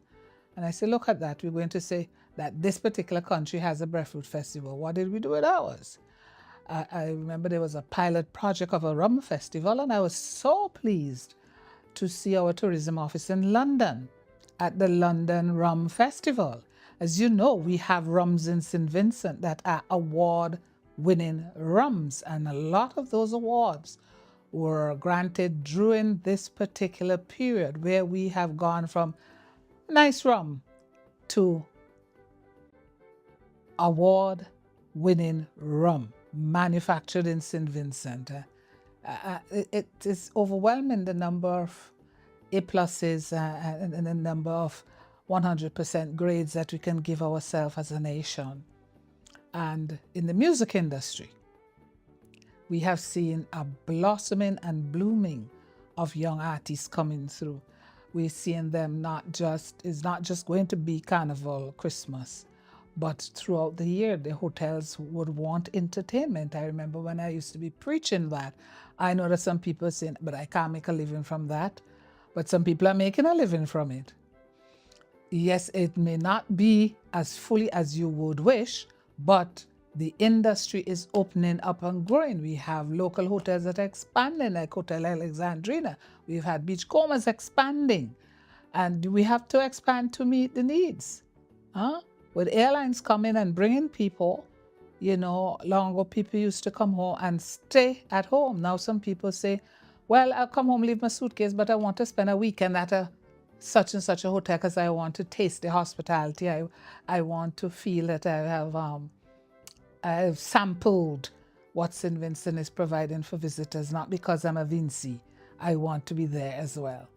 So a lot has happened over that period of time. The homes with water, the homes with electricity, the percentage, the penetration of telecommunications.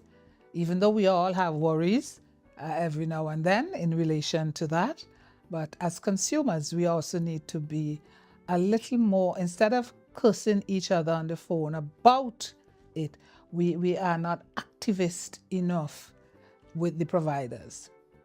And the providers, yes, everybody's saying they're giving you the best service, they have the best bundle, they have the best reach. You have to keep them on their toes because you're spending the money. You're the ones with the 30, 40, 50,000 phones in St. Vincent. So you've been knocking on their door for better technology and better penetration and quality in the technology that is available. Let's go to the armed forces, what I call, in some of your prayer books, you see them say, let's pray for the armed forces. They are police, SSU, Coast Guard. We've had to do refurbishment of vessels. There's been an expansion in the Coast Guard, and even the Coast Guard own summer program that has expanded. The police summer program with teaching instrumental music, that has expanded. We've had now a lot of summer school. When I was MP and doing that with the children from Edinburgh, Otley Hall, Rose Place, and doing that at the gardens of Victoria Park, that was not yet the tempo. Now you've seen a lot of organizations having summer programs. So in the social fabric, so much has evolved. Well, I think I have gone a good distance in looking back and seeing where we came from and what we have now achieved. And you could see it when you go to a parade at Victoria Park last time. You've never seen more Girl Guides and more young cadets and Marine cadets. We didn't have Marine cadets at the time of independence, and now in '79 we have Marine cadets. So there's much that has happened. Pathfinder's huge, really huge now. There were always a fair number, but they're huge now, and Girl Guides is just exemplary. I think they have more than 3,000 something now, Girl Guides. And it's all, they're part of the fabric of the nation, part of the fabric of the nation. And these are the citizens of, it's no longer tomorrow, they're the citizens of today. Happy Independence, St. Vincent and the Grenadines. Oh, I love you. Don't forget the signature songs, or penned by Beckett and others, for us to bear allegiance to our country. Hairuna, Urame.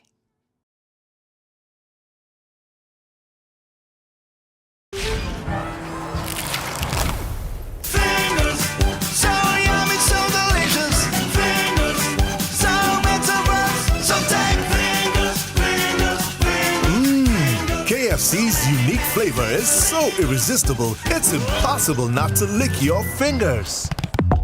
Now available from all Lotto agents. Goldmine, a new $2 Instacash game with a top prize of $3,000. Goldmine, so easy to play. If your numbers equals the bars of gold numbers in the same group, win the prize shown. You can win up to 3 times. Get your Goldmine Instacash tickets where there's no waiting for a draw, and you can win on the spot. Goldmine, another easy to win Instacash game from the National Lotteries Authority. Covering 150 years of history, relating the story of 5 generations. it took 12 years to write, and now it's finally here. The story of Pauline Bramble, Springs, Blossoms, and Young Thorns, a literary masterpiece by Dr. Richard A. Byron Cox, author of the critically acclaimed Where Mama Stares in Vain. Pauline Bramble's story is your great-great-grandparents, great-grandparents, grandparents, parents, and your story. It is our story of pain, love, tears, and joys, our story of struggle with no surrender. It's a golden gift to our nation as we mark 45 years of independence. Get your copy and a gift for a friend for this independence from Games Bookshop, Career City Store, Giggles at AIA, and Jazzy's at the Cruise Ship Berth. It is our story like never told before. The story of Pauline Bramble. Read it and be inspired.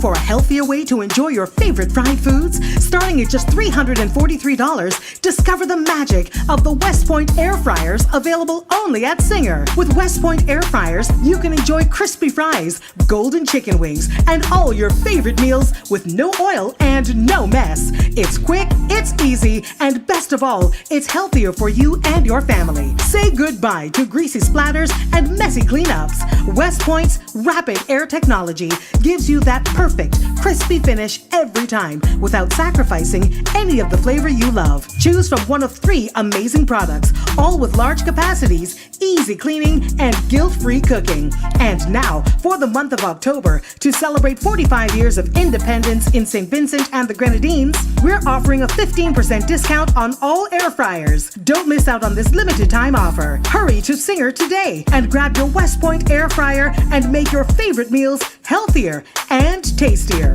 Singer, your family company.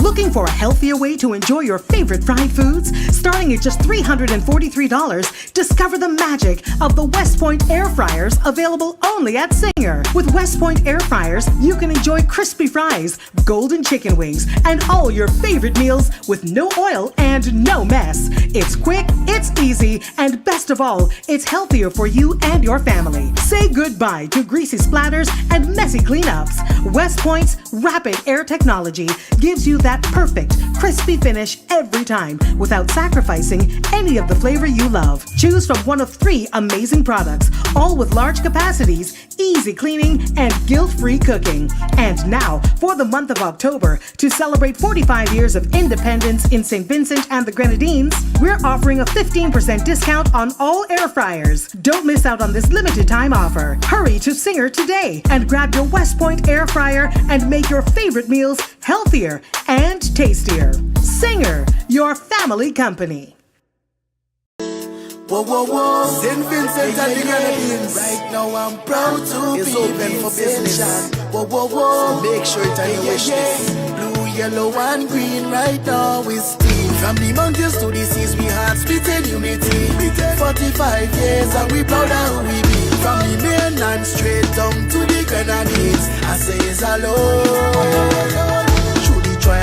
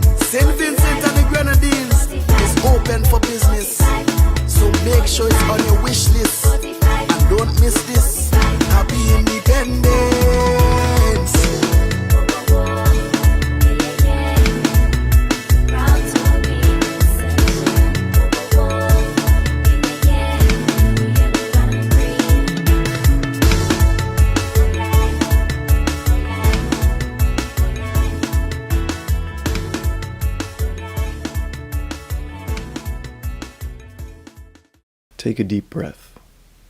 Breathe. Can you feel it?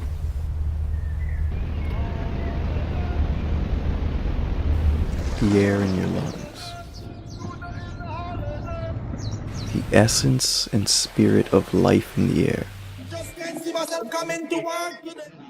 This is paradise.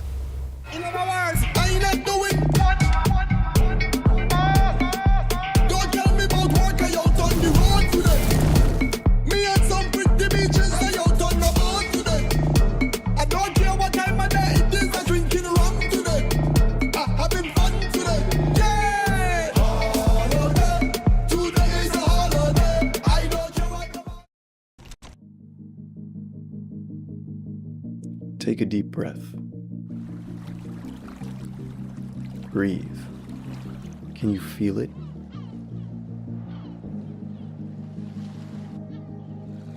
The air in your lungs.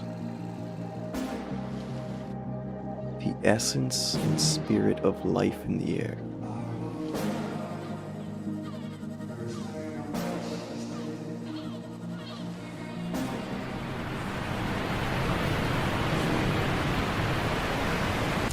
This is paradise.